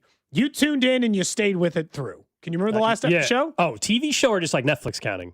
Oh, no. Because Stranger Things is the answer. I mean, you watched that when the first season. started The first season. Okay, yeah. first season. So that's the answer. Other than that, like I jumped on, what do you call it? Severance like about a season in, second season in. Game of Thrones. When did you get it? I was second season 2 or 3. Yeah. Same with like The Wire. I watched way after the fact. I didn't watch that from Jump. Trying to think. I didn't watch any of the comedies. Parks and Rec, 30 Rock. All the ones I watched, I didn't watch any of those from Jump. It's weird now because Kevin Spacey ruined it, but House of Cards was what I watched from the very beginning. So Netflix series are the ones where like they get a couple of episodes in, they pop to the top of your For You page essentially, and you get locked Someone in. said Breaking Bad. I don't think I jumped on until the second or third season. I was second season for Breaking Bad. I was behind on that one too. A lot of times, second season seems to be the sweet spot. Everyone's like, because the buzz. This is the show, and you're like, oh, okay. The buzz happens. Tell me more. Silo is one I recently watched because I had read the book. And so when that series started, I started watching You're already it. hooked because you read the book. Well, yeah, because it's one of many very thick books, and I've not read all of them. But at least the one based off of that I had read. So when they were going to start a series, I was like, well, I've read it. Same with The Walking Dead. I had read The Walking Dead graphic novels. So when that show started, I started it from episode 1 as it aired. It's uncommon for me. I was just curious what the show is for you. So I have got a couple on TV, a couple on stream. So the TV ones that I started from the jump, at the FBI series. The FBI, which is early adopter. Kudos, man. Yeah, I was there from the jump. Stream wise, Outer Banks, I was hooked. Okay. Day one, immediately as it came out. A new season actually came out today of The Night Agent on Netflix. Great series. Okay. Fantastic series. I watched that when it came out, but I don't know if I was like right on top of that or not. They've got a new season I haven't watched This is season 3 that's coming out today. Okay. So I've seen the first 2 seasons. Yeah, the new one just came out today. So those are the 3, I suppose, that have been very, very good. Twitch mentioning The Boys and the NCIS, The Walking Dead, another mention over on YouTube as well. Tracker's the other one from a TV perspective. Tracker? So I've got both on TV show and streaming. Fallout, Welcome to Derry mentioned a couple times. I will say, I think with streaming, that's the prequel to the It series, Pennywise on HBO. Okay. So if you're already a fan of that series, like Fallout, I watched pretty much from the beginning. That's another one for me. But again, I was like, all the hype leading into the series. On streaming, it's easier.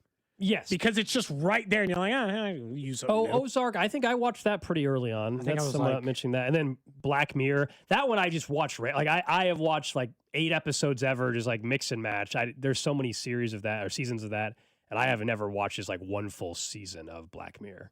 No. Multiple people mentioning Landman of all things. I still need to watch that. I do too. Everyone says it's good. Somebody says, Cody, mine was X-Men 97. Like when they did the reboot. Because there were some people on the reboot that was from the top. Shrinking on Apple, I also started. Heard of that. I've heard of that. Mostly because I like the Bill Lawrence, the creator of it, the same guy who did Scrubs and some other stuff. And it had a bunch of people in it that you knew. Again, on streaming, it is easier because you catch the buzz quick. Like with Severance, you might only miss the first couple of episodes. You're like, well, everyone's talking about this. Like, I'm going to get Alex to watch Night of the Seven Kingdom. I can feel it. There's only going to be 6 episodes. I still haven't watched the pony one you were telling me. You didn't watch Slow Horses? I watched Slow Horses. I watched 1 episode and I just haven't got back to it. But you said it was good. Yeah.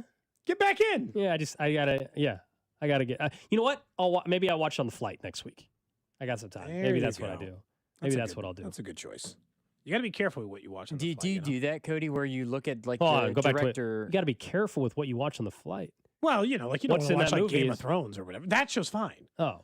There's maybe some like gun violence, but you're fine. Yeah, you're saying not a lot of movie with sex like, scenes. I wouldn't suggest watching, like for instance, I wouldn't suggest watching, and it's not as gratuitous as a normal Game of Thrones series so far. Although in episode 2, there's some gratuitous part. But like in Game of Thrones, you can't risk watching a Game of Thrones episode.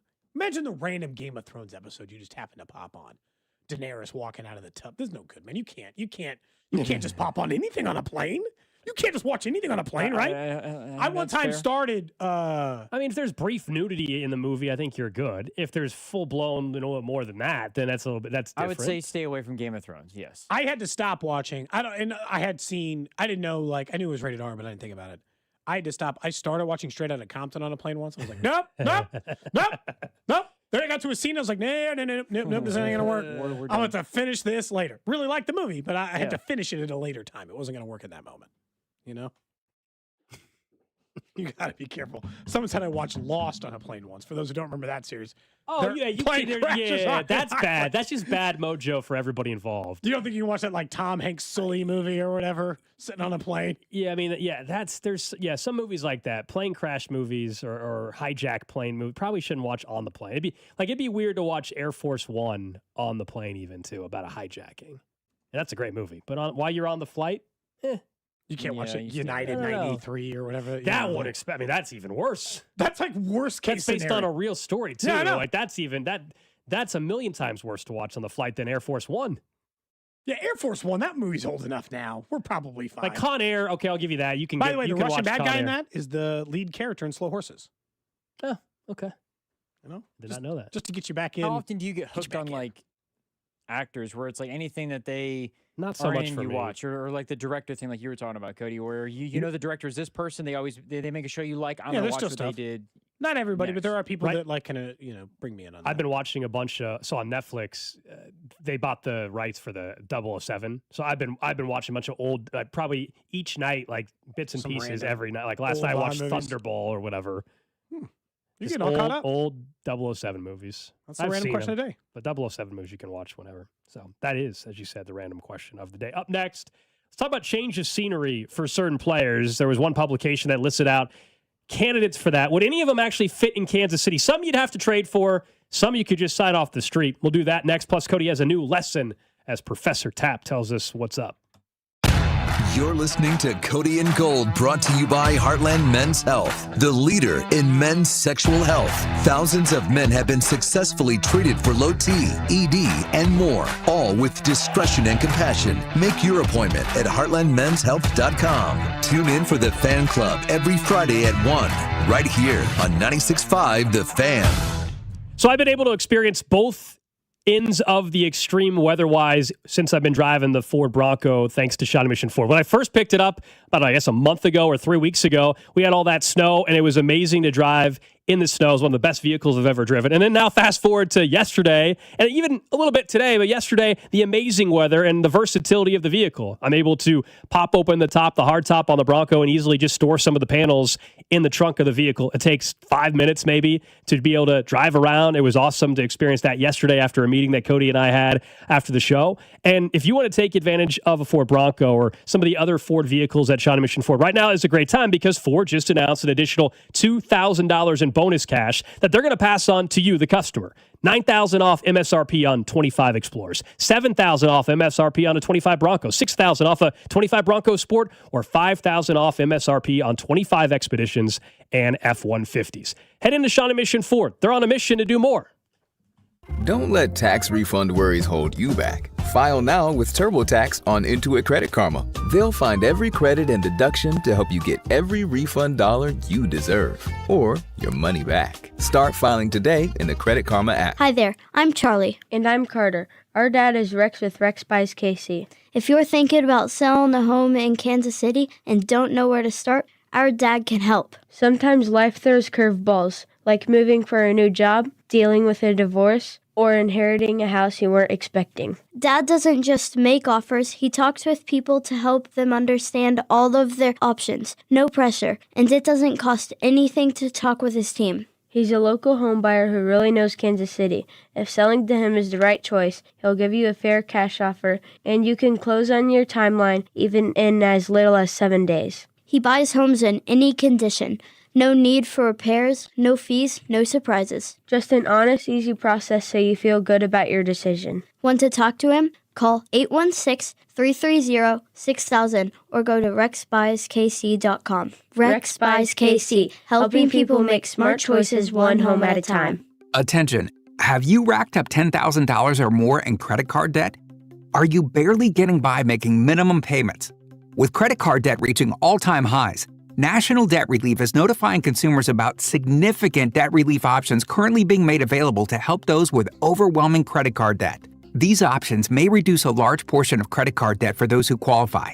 You don't need to declare bankruptcy or take out a consolidation loan, and you may only have to pay back a fraction of what you owe, even if you have bad credit. National Debt Relief has already reduced the credit card debt for more than 550,000 consumers. So don't wait. If you owe $10, $20, or even $100,000 in credit card debt, you can now take advantage of this financial debt relief as the cost of living continues to skyrocket. To check what debt reduction you may qualify for, call 800-358-6868.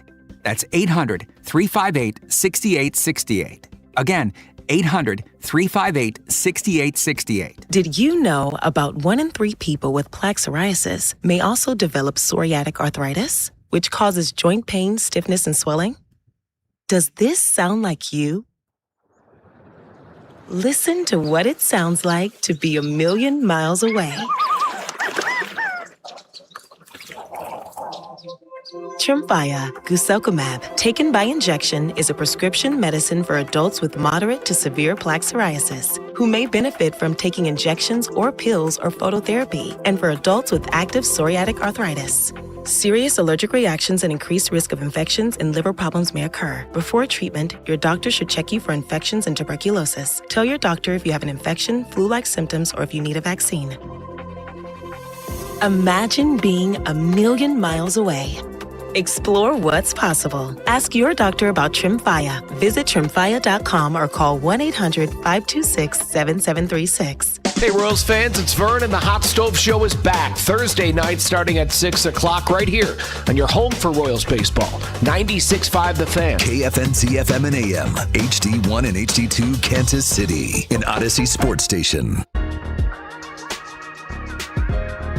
1 o'clock on a gorgeous day in Kansas City. Can't wait to step outside here in about an hour. So it looks like another nice one. Outside. What do you think? You should. And then tomorrow and the weekend, it's going to be back to reality and winter for a little bit. And then we're back into nice weather again next. I think we're going to make it through February. I feel like a TV sitcom to make them all sit outside in the grass as we talk about life. It is.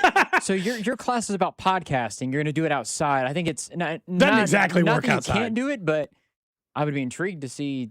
I'm not exactly sure how we would cover what my plan for today's lesson plan would be. Not the Professor Tap segment, my actual lesson plan for class. We do have Professor Tap coming up in about 10 minutes or so. Can't go outside for that one. Sorry. Got to stay in front of the microphones until they build us this deck outside the windows, you know? Yeah, looking forward to that. That's never going to happen. You know what I'm going to do You have to build it yourself. Like if I ever win the lottery gold, I'm going to build that deck out there. No, you're not. Why not? No, you're not. You don't want it? You'll be out of here so quick. Never hear from me again. Yeah. You'll remember that guy Cody I knew once, and then you'll never hear from me again if I win a couple $100 million. I don't think it's 190 right now for Saturday. Oh, okay. I will say, out of all the people, does that get it done? Yeah. Okay. Out of all the people to have to desire a yet another deck on top of the other decks that you have in the place, it would be you. Like, I feel like you would be the one, Cody, to have that desire to add to your. I do have many 4 decks now. It depends on how you count them. There's a front porch that is decked. There's a screen porch. Then there's a stone patio. That's not a deck, but there's like a paver stone patio. Then there's a 2-tier deck that is really 2 decks, and then there's the deck up on top of the hill. So there's 5 decks. It's so 5 stupid. legitimate decks. I So this think would be the 6th one. Whoever built this house hated lawn work more than me, and I hate yard work. And they were like, you know what? Rather than having grass, what's better than grass? 7 decks. That is 14 decks. The limit doesn't exist. You know, I just figured this is the way to live. Gold sat out. We sat on the screen porch one time when you came over. When we were me, you, and Nick. We were planning out the Creed is Good video. Yeah, that's a different kind of wood. Excuse me. Nothing. What type of wood is the? What kind of wood is your deck? Are your decks? I don't know. Standard. Standard. What is? Treated pine. There you go. Okay. We'll get to your lesson in just a couple of minutes. Now someone's shaming me for where I moved from. Said, I can't believe you left Waldo. I loved Waldo. It's a great neighborhood. I got priced out. I don't have the lottery winnings to build Alex this outside deck. I couldn't just live wherever I wanted at the time. Waldo's expensive. Have you started looking for a house yet with that Caitlin Clark money like I suggested? No. I'm not buying a house anytime soon. I want a house so badly. I'm over the apartment stuff, and I've been living in an apartment less time than Gold has been. I am over it. You just got to find the smallest house you can find, I guess. Dude, I am over it. 2 bed, 1 bath.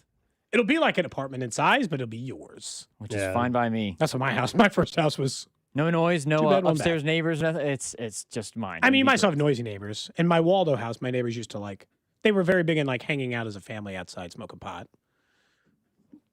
Just as long as, we weren't playing outside, it was fine. I didn't care.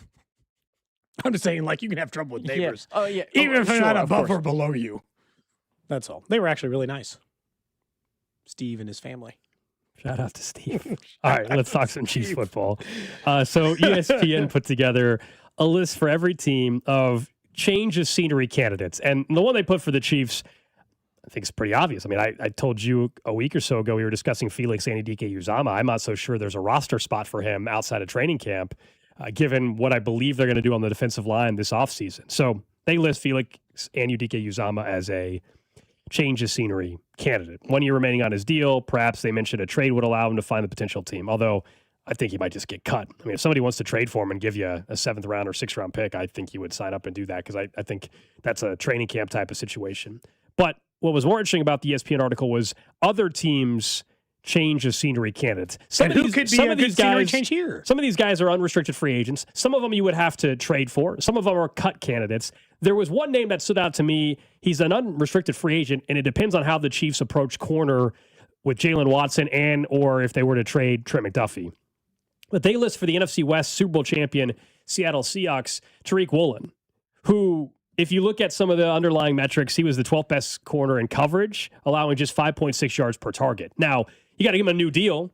And so if that deal is anywhere near Jalen Watson's deal, well, then I'll just go ahead and keep Jalen Watson. But if Trent McDuffie gets traded and you don't want to have to be forced to use a draft pick on a corner, well, could I sign Watson and Tariq Woolen for the same amount of money I was going to pay Trent McDuffie virtually? Maybe, and I would get the picks so I can improve my roster in that way. That would be interesting to me. That's just one name that stood out. You want to bring back L'Jarius Sneed, who was also on this list? Those knees are shot. Yeah.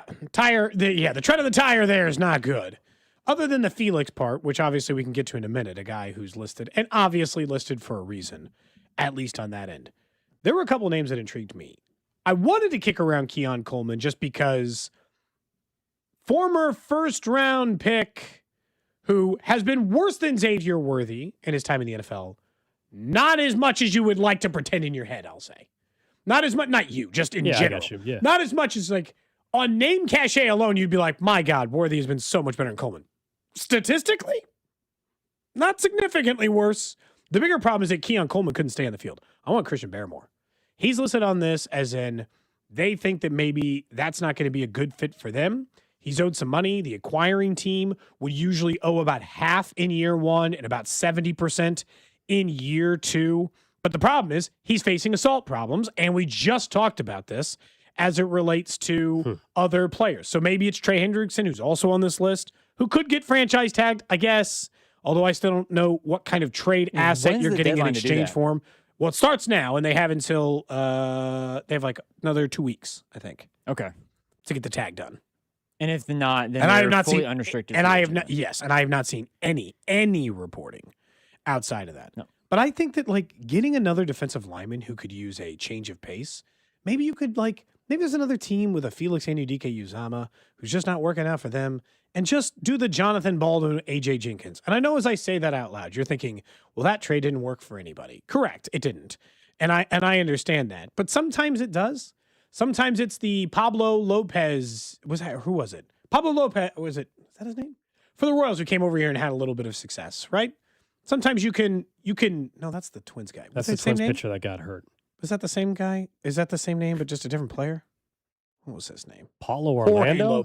Jorge Lopez, who did not have a great time here in Kansas City. I'm not here to tell you he was a star, but they traded trash for him. He was their trash, and he had better run here than it is somewhere else. Because what I'm looking at the Felix Anudike spot and why he's a good change of pace candidate is I'm just looking for a contributor in his spot.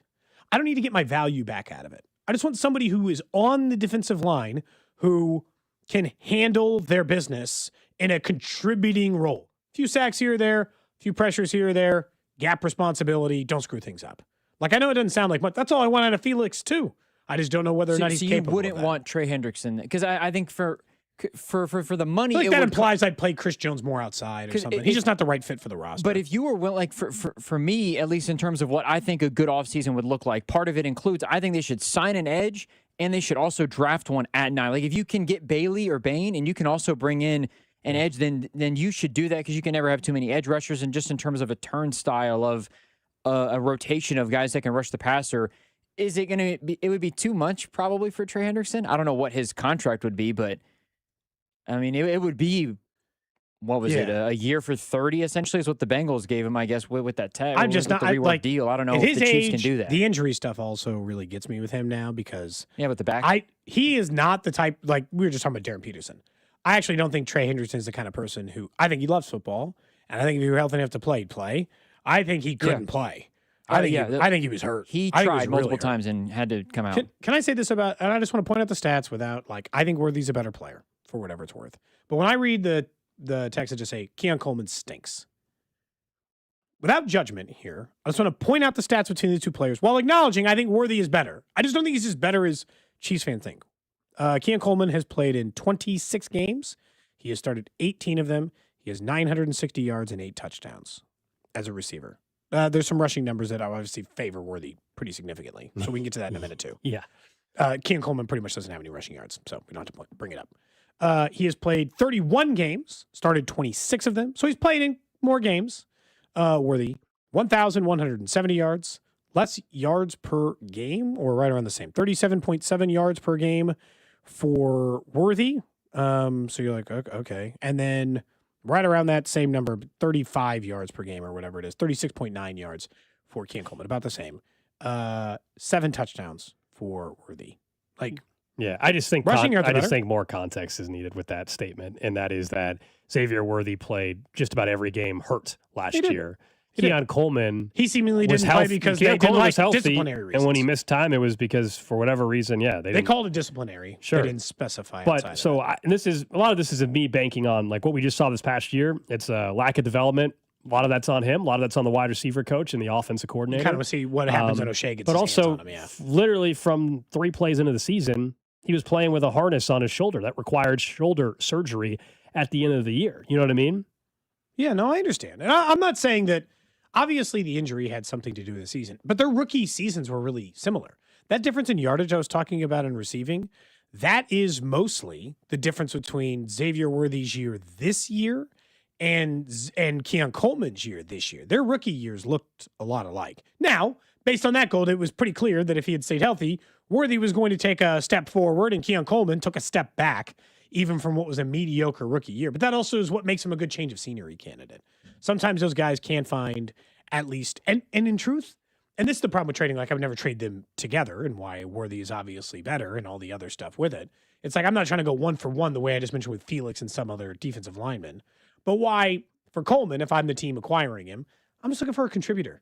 I'm looking for you to be D-Rob, come in here, get your 5 or 500 yards, have your random good game, and let's move on with our lives. Like, I don't need him to be first-round Keon Coleman here.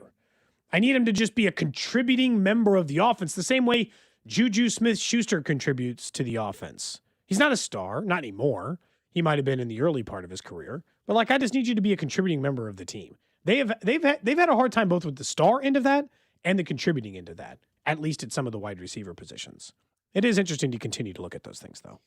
We might have a Royals player joining us at some point this hour, so we'll keep an eye on that. Vern is checking in from spring training, so we could have Lane Thomas, one of the Royals' new outfielders, joining us. So might talk a little Royals baseball. In the meantime, though, it is time for another lesson from Professor Welcome Tapp. to the classroom. Whether it's cooking lessons, singing lessons, or how to commit a heist, this guy wants to teach you what he knows. Well, what he thinks he knows. It's not Cody to you. It's Professor Tapp. It's funny that we say it on the intro. I got asked again by a student yesterday. He's like, how do you prefer Tuesday? How do you prefer I talk to you? I was like, I don't care. Like, you prefer Professor Tap, Cody? Like, I really don't care. Any above are fine. For this class, it is Professor Tap, and today, boy, here we what go. we are going to learn about is former Olympic sports. I think it's very important that in the time of the Olympics that we learn a little bit about the history of the Olympics and some of the previous ones that did exist that no longer do, so that you know your Olympic history. So I'm going to teach you a little bit about a few of those. If you have some questions or if you'd like to comment on it, please, or at least be courteous, raise your hand or something. And let me know anything. I'm going to start with tug of war. Did you know that tug of war used to be an Olympic sport? I did not. It existed from 1900 to 1920. Team of 8 competitors pulled on opposite ends of a rope, trying to drag each of the other 6 feet across a center line. They said matches could be surprisingly intense and controversial. For instance, in the 1908 London Games, a British police team beat the United States in a match that sparked protests because the Brits wore heavy boots with metal studs, which Americans argued gave them unfair traction. Are you surprised to learn that tug of war Cheating. used to be? Of course there was cheating. Someone out there in this world, not alive anymore, had an Olympic gold medal for tug of war. And of course, cheating in the Olympics. That's like the least surprising thing outside of any of it, right? Yeah. They said it was too similar to non-elite festival games is why they eliminated it. And standardization across countries was difficult. If they had tug of Everyone's war playing tug of war different. If they had tug of war on, I'd watch it. Yeah. I kind of want that one to come back. Anybody, Drew, would you watch tug of war in the Olympics? Yeah. I think so. It says it's still governed internationally and played competitively, just not, it's no longer an Olympic. When's the last time you guys played tug of war? I was a kid, I imagine. That's what I'm saying. Maybe in college there was some random thing we were doing, joking around, like at a bigger event thing that was going on. That's about it. Yeah. Let me tell you about another one that only existed a single year in the Olympics. Oh, okay. Hold on. We're going to pause. We're going to pause our lesson? We're going to pause your Professor Tap segment. Thank goodness. It actually gives us a reprieve. I'm actually excited we have our guest joining us. I don't want to hear more about this lesson. I was going to teach you about live pigeon shooting. I don't want to hear about pigeon shooting or anything. Let's go and welcome in Jonathan India from the Kansas City Royals. He's out in Surprise, Arizona. Jonathan, great to have you on the show, man. I guess, does this year feel a little bit different? It's not a new team to join this go around. This is 2 years of you out in Surprise with the Royals. Yeah, I'm really excited, man. Had a really, really good offseason, had a healthy offseason, and I prepared really well, so I'm ready to go. I think Q got asked about your injury, and I think simply it kind of said, injuries happen, people play through them, it's not an excuse thing, but like how much was that, and how much of that were you dealing with for the regular season last year? I mean, I was banged up pretty good. I mean, there's no excuses, of course. But yeah, I was dealing with a lot of stuff, so trying to learn new positions and, not feeling great was tough. So it, I was just grinding the whole year for sure. What was the injury? I guess can you just run us back through? Was it more than one or just the one that was mostly bothering you? I was coming off an ankle surgery, that off season. So, I didn't really get to, build my legs up for the multiple positions. So just my legs were beat up and, it was multiple things that were bothering me and it was a lot, but I stuck it through and finished the season. We're talking to Jonathan India here on 96.5 The Fan. The Royals have their first spring training game tomorrow at 2:00. You'll hear it right here on your home for the Royals, 96.5. What about you mentioned the offseason that you had and had a good one. Just take us behind the scenes a little bit now that you are healthy. Just what did you do, whether it was baseball related? I mean, did you and the family do anything fun? Just take us through what occurred the last couple months. Yeah, I really, I took 2 weeks off and then, I got right after it. I worked out, more of my legs. I built a bigger foundation. I made sure, my legs are going to be super healthy for, spring training. And then I was on the field 4 times a week. So I didn't get to do that the past off seasons. And, I was out there 4 times taking ground balls, hitting on the field, just getting in the swing of things pretty early in the off season. I think we see like that clip from Moneyball and he's like, it's incredibly hard to learn. What was the learning curve for like, not even just the physical part, but just figuring out a new position? How hard was that to do, I guess, somewhat on the fly? Yeah, it was very tough. It's not easy. So, I've been playing second my whole career and then, I never played at the outfield before in my life. So going out there was definitely a big adjustment, but, I was up for it. I'm a team guy more than anything, so I'll do anything for the team. But yeah, it was tough, especially in Kaufman with the big outfield. What have they told you, I guess, about your role this year? It seems like you and Massey will obviously share some time at second base, but what have they told you about the outfield? You said you're preparing like they're going to play you out there. Are you anticipating plenty of that, or have they kind of given you an indication? No, they just said right now I'm just training at second. Okay. When you look at, I guess, like the comfort there versus the hitting, I guess, and this is the question as it relates to it. Do you find it hard to focus on the hitting part or hard to focus on both while actively learning to play off it? Do you think it'll be easier, I guess, this time around? Yeah, I'll just be more comfortable out there, playing second base and, just it's one position, and this position I've played my whole career. So it's definitely going to be a lot easier on the body. What's the chatter among the guys there, knowing that the outfield dimensions are changing at the K? I know fans are excited about it, something fans have wanted. I know the pitcher's probably not as excited as you are, Jonathan, about the outfield changes, but what are you expecting as a hitter for that to do for you guys? We're not even talking about it. If you start talking about it and put it in your head, it's going to be swinging for the fences and, not good swing. So we're all, going to have a good approach and be hitters.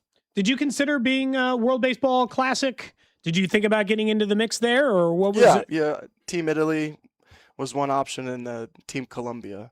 But I just thought I'd come in the spring, work on some things and be healthy for the season. But you could have been teammates with Cags and with Vinny, For sure. Yeah, it was definitely enticing. But I thought it through and talked to my family. I just think it's best, to be in camp with the Royals and work on what I need to work on. One thing for fans that'll look different throughout the baseball season is the ability for this ABS challenge system. And I don't know I know they've been testing the minors. You obviously haven't really experienced that. What do you think that's going to be? My understanding is they got to go through and literally measure every single player to try to figure out these zones. Yeah, you got to do measurements, and it's going to be definitely take some time to adjust to.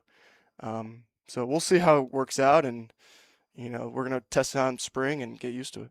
I guess that part, this is one of those things. Do you already, or do they already give you numbers to say whether or not you've got a good eye for what they've been calling in general? Or what do you think your confidence level is that inside of that zone, you'll be relatively accurate at it? I just feel like, everyone knows their own zone pretty well.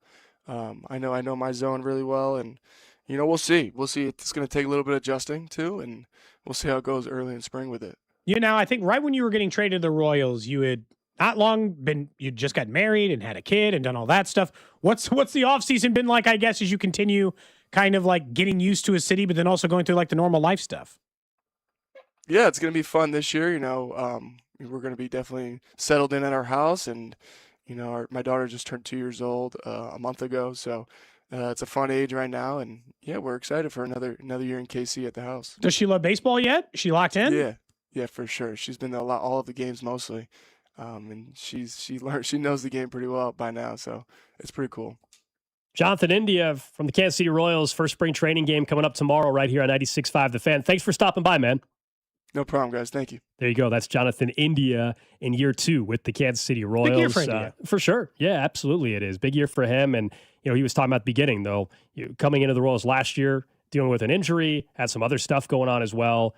And it's kind of sounded similar to a slight bit on the Cole Reagan's part, where he had some opportunities maybe to look at the World Baseball Classic, but wanted to really focus in on having a true spring training with the Royals. I said I love hearing that from Cole Reagan's. I love hearing that from Jonathan India because, as you said, coming off a bad year, yeah, coming off a year that he didn't want to have, and hopefully they get more out of that position here in 2026. They could get more out of second base, whether it's India, whether it's Michael Massey, or the two of them, frankly, because it probably is going to be both of them. That would be huge for the team. The way he's talking about learning that new position, does it give you any, not newfound respect, but any more insight to Cag's year offensively?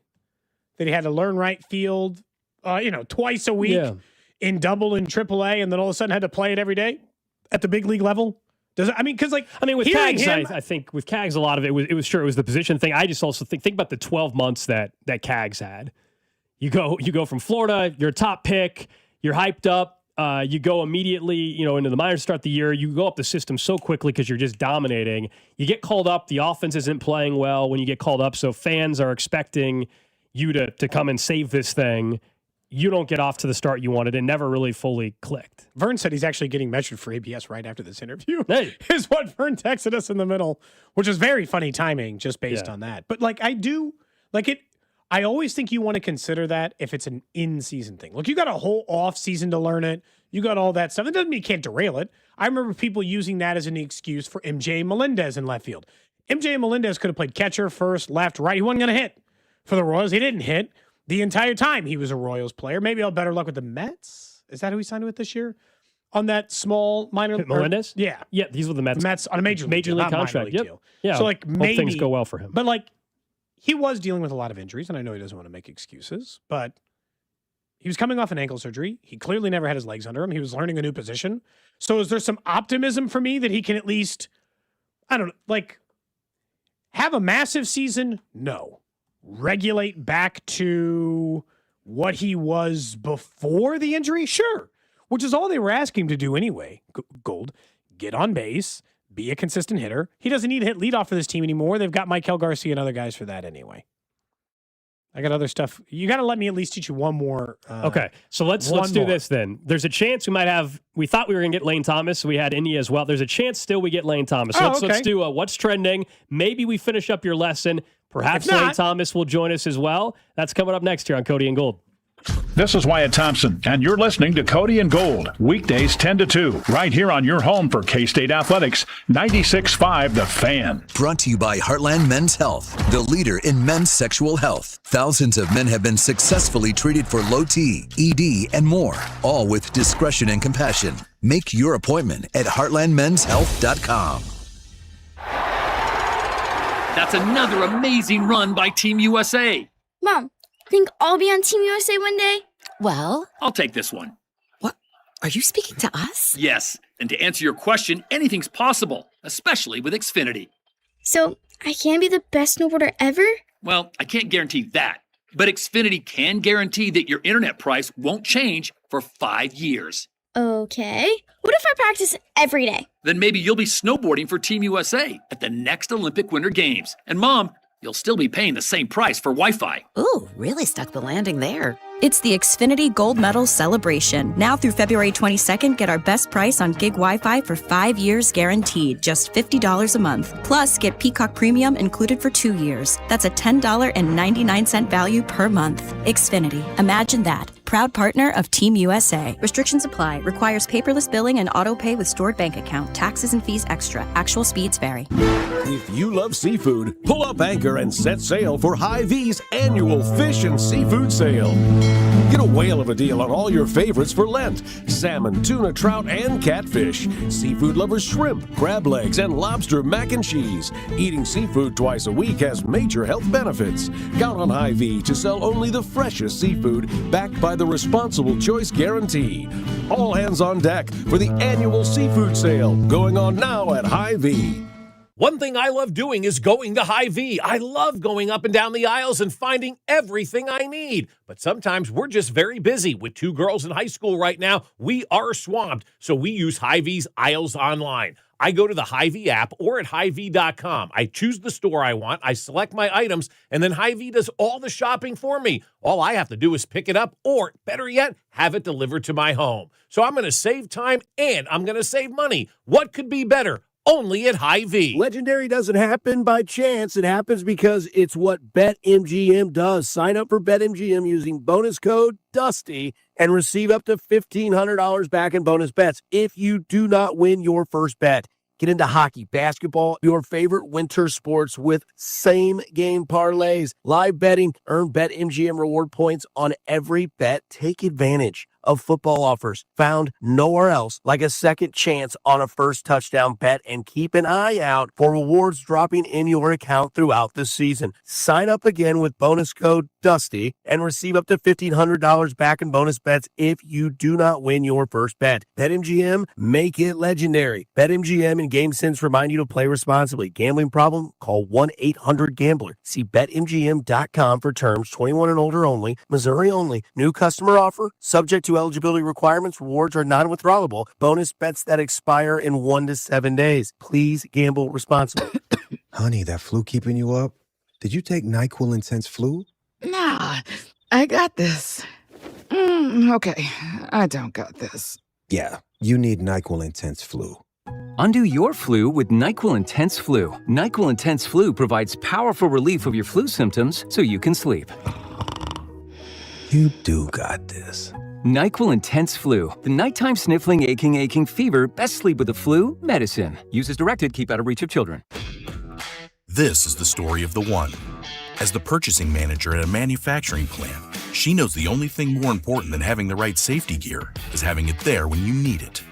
That's why she partners with Grainger for auto reordering, so her team members can count on her to have cut-resistant gloves on hand, and each shift can run safely and efficiently.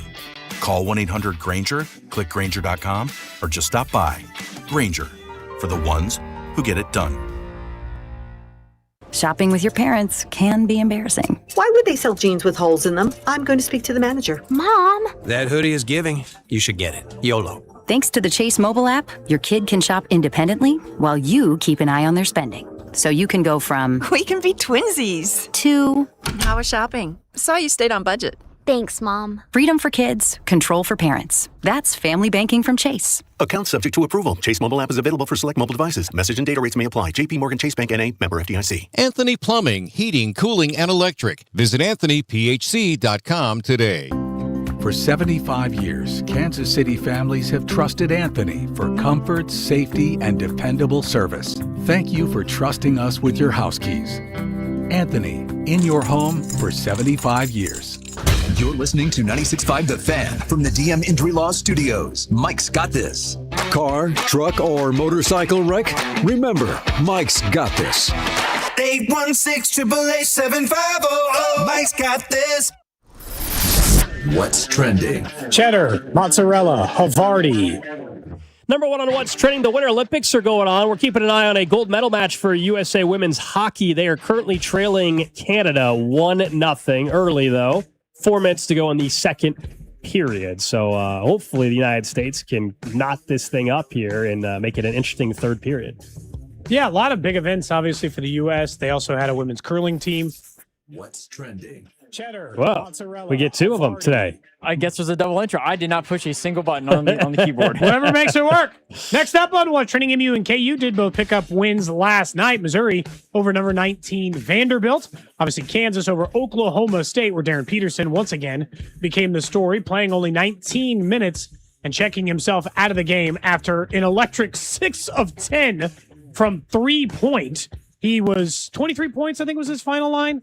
In 19 minutes, yeah. In 19 minutes, which is crazy. Crazy in its own right. Huge win for Missouri for what it's worth. Although they had a 24-point lead at one point, they got erased. A final shot by Vanderbilt almost went in, but did not. Thankfully for them, and Missouri got the win, 81-80.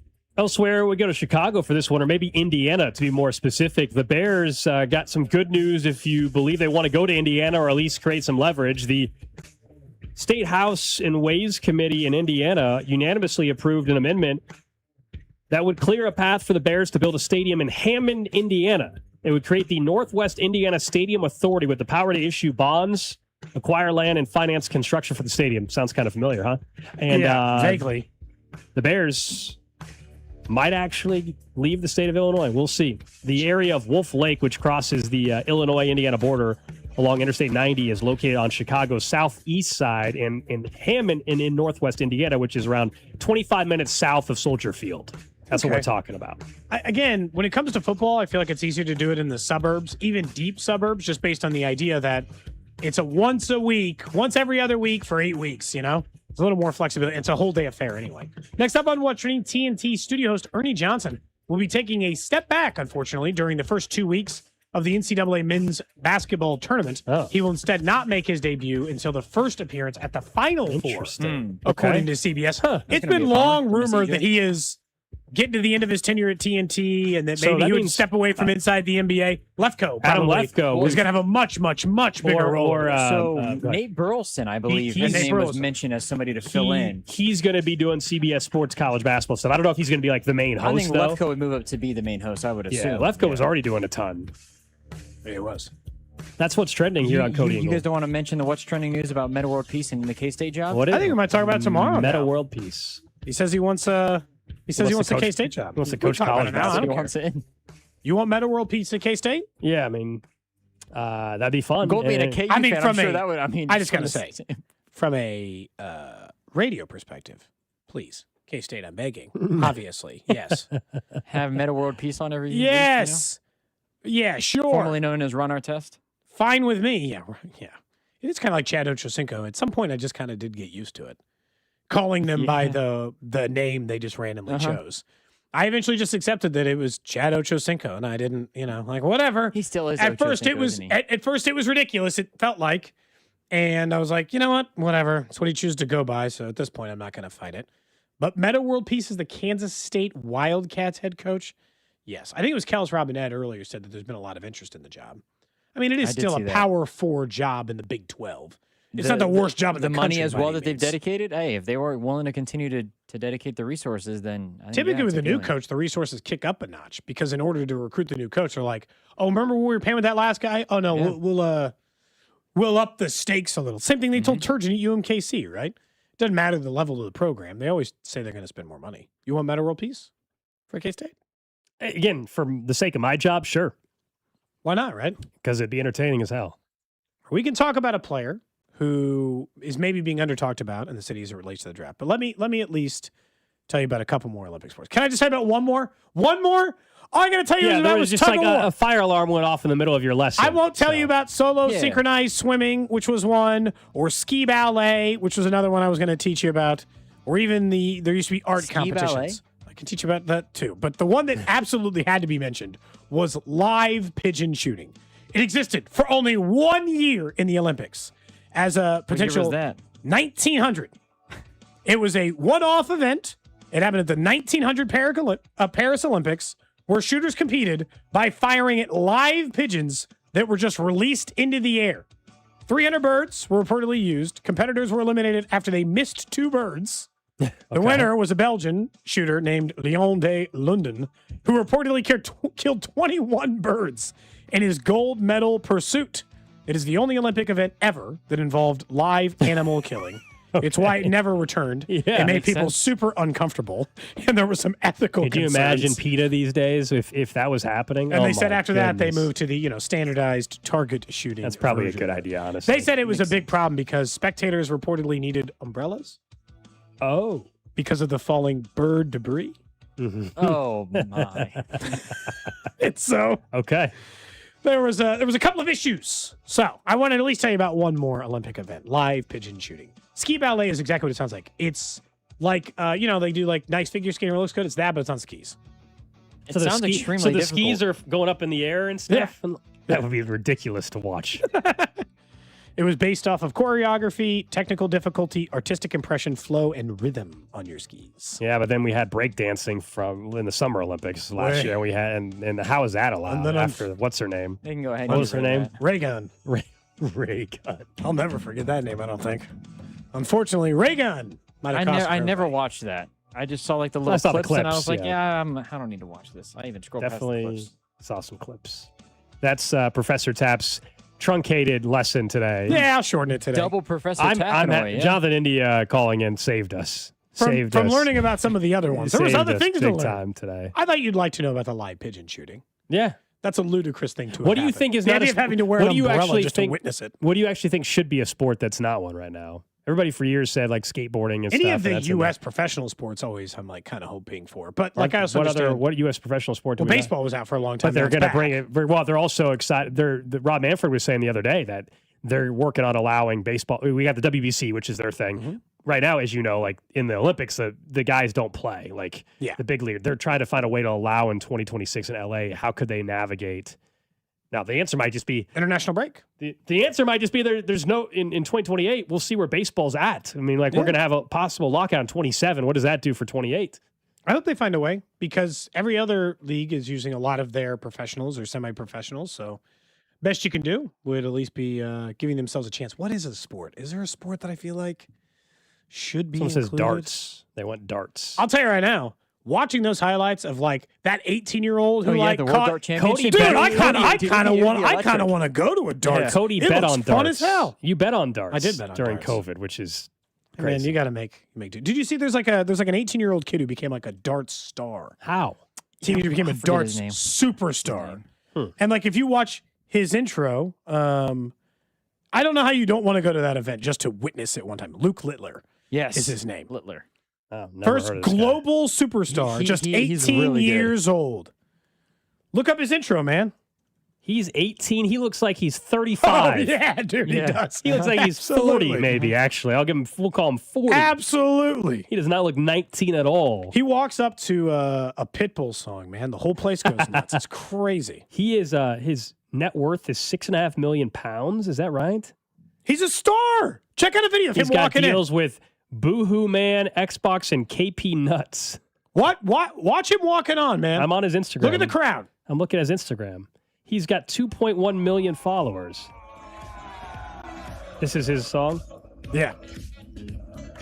I want to go to one of these major dart tournaments. I'm not kidding. He's out there walking down the aisle, high-fiving everybody. Oh, yeah. My goodness. Have you seen the it wasn't so people went nuts with Littler, but it Prodigy, man. It was, I think, 2023, the World Dart Championship. There was only one dart missed the entire time. It was an epic final. And the crowd was going nuts. They dress up in costumes and everything like that. And yeah. Yep. Someone says jiu-jitsu, cornhole, slam ball. I used to love watching late night slam ball. Slam ball would TNT. be fun, I think, yeah. If they made that an Olympic sport, that would be nuts. That would be crazy. They tried to bring it back. It didn't work. They also mentioned competitive eating. I just can't imagine watching Joey Chestnut would be getting golds left and right. He would be, yeah. Oh, man. Bink, don't tell Bink. Bink would be locked in. I don't want to. I don't like watching it now. Certainly not going to do that now. Last question on the Olympics, and then we'll get to a player who's not being talked enough of in the draft. Somebody says from the 913, isn't solo synchronized swimming impossible? Who are you syncing with? Great question, as it relates to the rest of the lesson. Because I thought you'd have some questions about why it's called solo synchronized swimming. What are you synchronizing with? That's true. The music is the simple answer. Okay. Precise technical timing standards with the music rather than with another athlete. Technical execution, artistic expression, musical interpretation, that kind of stuff. It sounds silly to have synchronized swimming, but solo. Feels like an oxymoron. Yeah. People said slap fighting. Don't forget that. Yeah, that's there's a real league now. That's on if TV. There was I'll say right now, if you could get gold medal for slap fighting someone, I'd watch it. I'd definitely watch it. Crazy how nuts that thing goes. Anyway, let's talk about the draft because I think there's a name that as we get closer is going to be a little more palatable maybe to the fan base depending on the Chiefs offseason. I can get talked into this pick. I don't want them to go in this direction, certainly without knowing, did they address running back? Did they address defensive line at free agency? Do we know more on the Rashee Rice situation? But Field Yates of ESPN was on with Fesco and Dusty earlier in the week, and they asked him about Caleb Downs. Listen to the comp that he gives. Caleb Downs is kind of a zero-weakness player. There's not really anything he can't do as a safety.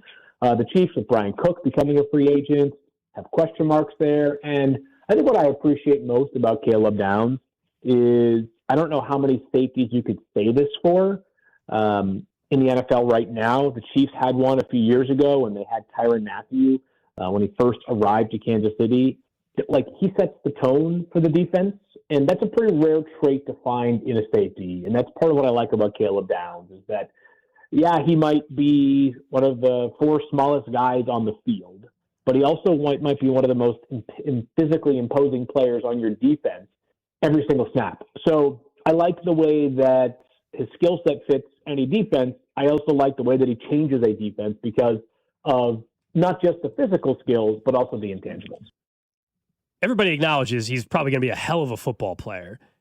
Once again, we're talking positional value. He compares him a little bit to Tyrann Mathieu. We know how important Tyrann was. Does this defense need that kind of guy again on the defense? And the answer, it certainly doesn't hurt. And maybe you think it's yes, but is it badly needed enough where you're taking at number 9? I guess part of this is one of his things, the intangible part that Drew mentioned and mentioned there by Field Yates. I don't think their defense lacks leadership. I think it lacks some talent, but leadership is not the question I have. Between Spags, the guy who leads the defense, Nick Bolton, who Spags implicitly trusts to lead the defense, a star in Chris Jones, who has respect, and Trent McDuffie, I don't feel like they're lacking leaders. I do think that they lack an experience, not experience, because Caleb Downs wouldn't have that. I do think they lack a playmaking safety who can be used in a versatile way, the way they used to use Tyrann Mathieu, the way they use Justin Reed more. I do think they miss that. I think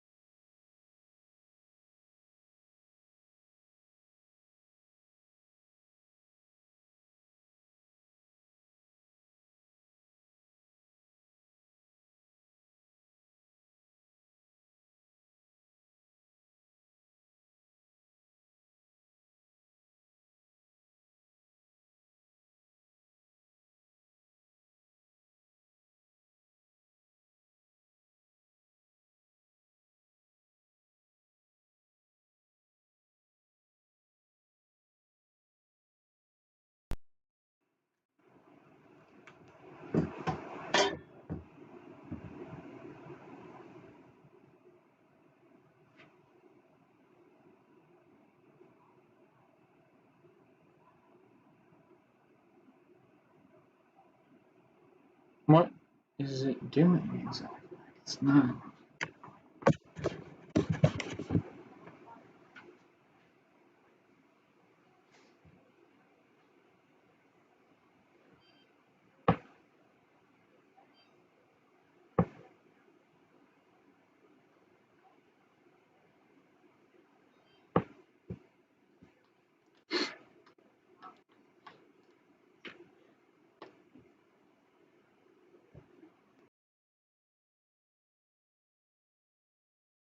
So, I just think that that's at least a part of it. At least, and that's why Caleb Downs is probably going to get considered there. All I see is Jeremiah Love mocked everywhere. They know something we don't know about the Chiefs. It's going to be that way until the Chiefs potentially sign a free agent once the league year opens up. And if they don't, you're gonna continue to see it go that way because everybody knows they need running back help. So naturally, all these mock draft guys are saying, well, then the best running back available. Well, naturally, Kansas City needs a running back. Take him. That's just where the mock drafts are at right now. I think because we're so far out from the draft in Pittsburgh. Yeah, it's at least I don't know. It's at least interesting to do that. We'll do another mock draft tomorrow. We've decided to limit ourselves to 2 per Caleb week. Downs, do people everything in the field? Is he a ball hawk though? Is he a guy that's going to force turnovers? That's the change. That's the difference making safety that I want. You know what's crazy about it is I think he can be, but they use him They use him everywhere. He'll play nickel. He'll line up a linebacker. I mean, he'll line up a regular safety. You are describing he even punt returns. Like he has 2 punt return touchdowns in 10 attempts. I think. Again, this is why you have to take it serious. You are describing if Spags laid his head down on a pillow tonight. It's his I dream. said, and you gave him an A and B, and you said, all I want you to dream about tonight, Spags, is the safety of your dreams. The one you really want. The one that would make, the straw that would stir the drink. What would a safety look like? You just described the scouting report of Caleb Downs is Steve Spagnuolo's dream safety. And by the way, Reuben Bain is not his dream defensive end. And David Bailey he's closer. Some of the guys around the draft are not the dream version of the player that they would want. Jeremiah Love's closer to the dream running back Andy would want. Plus, any of these GMs are going to love the family history for Caleb Downs, where his dad played for the Giants, Broncos, Falcons as a running back. His uncle was a 2-time Pro Bowl corner in the NFL with the Rams. So that automatically, people are going to love that. NFL Draft Buzz does say this, Cody, strengths, weaknesses. Processes information at warp speed before the snap and after it. Operates as a legitimate chess piece who can align in the box. Goes through and brings physicality as a run defender, taking on blocks with sound pad level. Weakness, occasionally sells out for the highlight reel hit instead of securing the tackle, leading to over-aggressive angles that create missed opportunities in pursuit. Gambles for interceptions at times when the safer play is simply getting a hand on the ball. He very much is an Eric Berry type, if you will. He very much is like that style of like Bob Sanders, sort of like the dude's a football player. He'll make your defense amazing, and he's got the considerably better leadership right qualities away. immediately, which I think is one thing, of course, we've talked about with this team. He'll make your defense day one much better. I mean, there's no denying that. But I guess day one, I don't need the defense to be way better. I mean, I don't care if it is. It's not like it's a bad thing, but I don't require it, I guess. It is weird, too. Although, and truthfully, if they had the league's best defense, and maybe Caleb Downs makes them that, I mean, I probably think they win the Super Bowl, no matter who their wide receivers are, is the truth. So he has had 2 picks each year in college. Okay. Pick numbers are tough because a ball hawking safety gets like 4 in a year. You can let's not pretend like they get 9 interceptions. 4 or 5 interceptions is a corner who gets a lot of picks. As a safety who gets a lot of picks. He's at least a player you can sell me on and talk me into. There again, Love is probably one that you're not going to be able to, but Caleb Downs would be one as we got closer to the draft. If the Chiefs address some of these other areas that I can probably say, all right, you know what? I can get behind the pick. It's not, the route that I would prefer right now, though. I'll tell you that. And I'm not going to say that he takes Nico's job as the punt returner, but he didn't return at any punts at all last year. But the 2 years prior to that, 2 touchdowns and 10 punt returns. What do you think? They need more. They need somebody else besides Remigio returning punts anyway. Yeah. How many interceptions do you think led the league last year? As an individual player, I'm going to guess 8. 7 by Kevin Byard. Yeah. Second, 5. Correct. So 5 and then 4. If you get 4 or more interceptions, you are somewhat ball hawking. If you had 4 interceptions, you were in the top 15 in the NFL. That's it. So Cam Newton's getting 2-2 in limited college football season. Yeah. Yeah, it doesn't sound all that. Now, I mean, college quarterbacks are a little bit worse, but the space is a little bit bigger, Things are operating at a slightly different level, so it's fine. But all I'm saying is, I don't need him he doesn't have to get 10 picks. I think we get kind of spoiled, like with any player you imagine when they were really good, like Marcus Peters. When you were watching him in Kansas City, you're like, does he just get the football all the time? Right? Like, is that a man who's just constantly intercepting it? And he was during portions of his career. And that was that 1 year in Kansas City when we got 8 and then had 6 the following year and 5 the year after that, which is a lot of interceptions. I don't need that kind of level of interceptions in order to be happy with it. I just needed to get the ball more. They are so bad at taking the ball away. Like, I want somebody who either strips the quarterback and forces him to fumble, or a corner or safety who intercepts it sometimes. Yeah. Because they could have swung a lot of games if they were just capable of getting a few more turnovers. They were actually really good at protecting the ball last year, for what it's worth.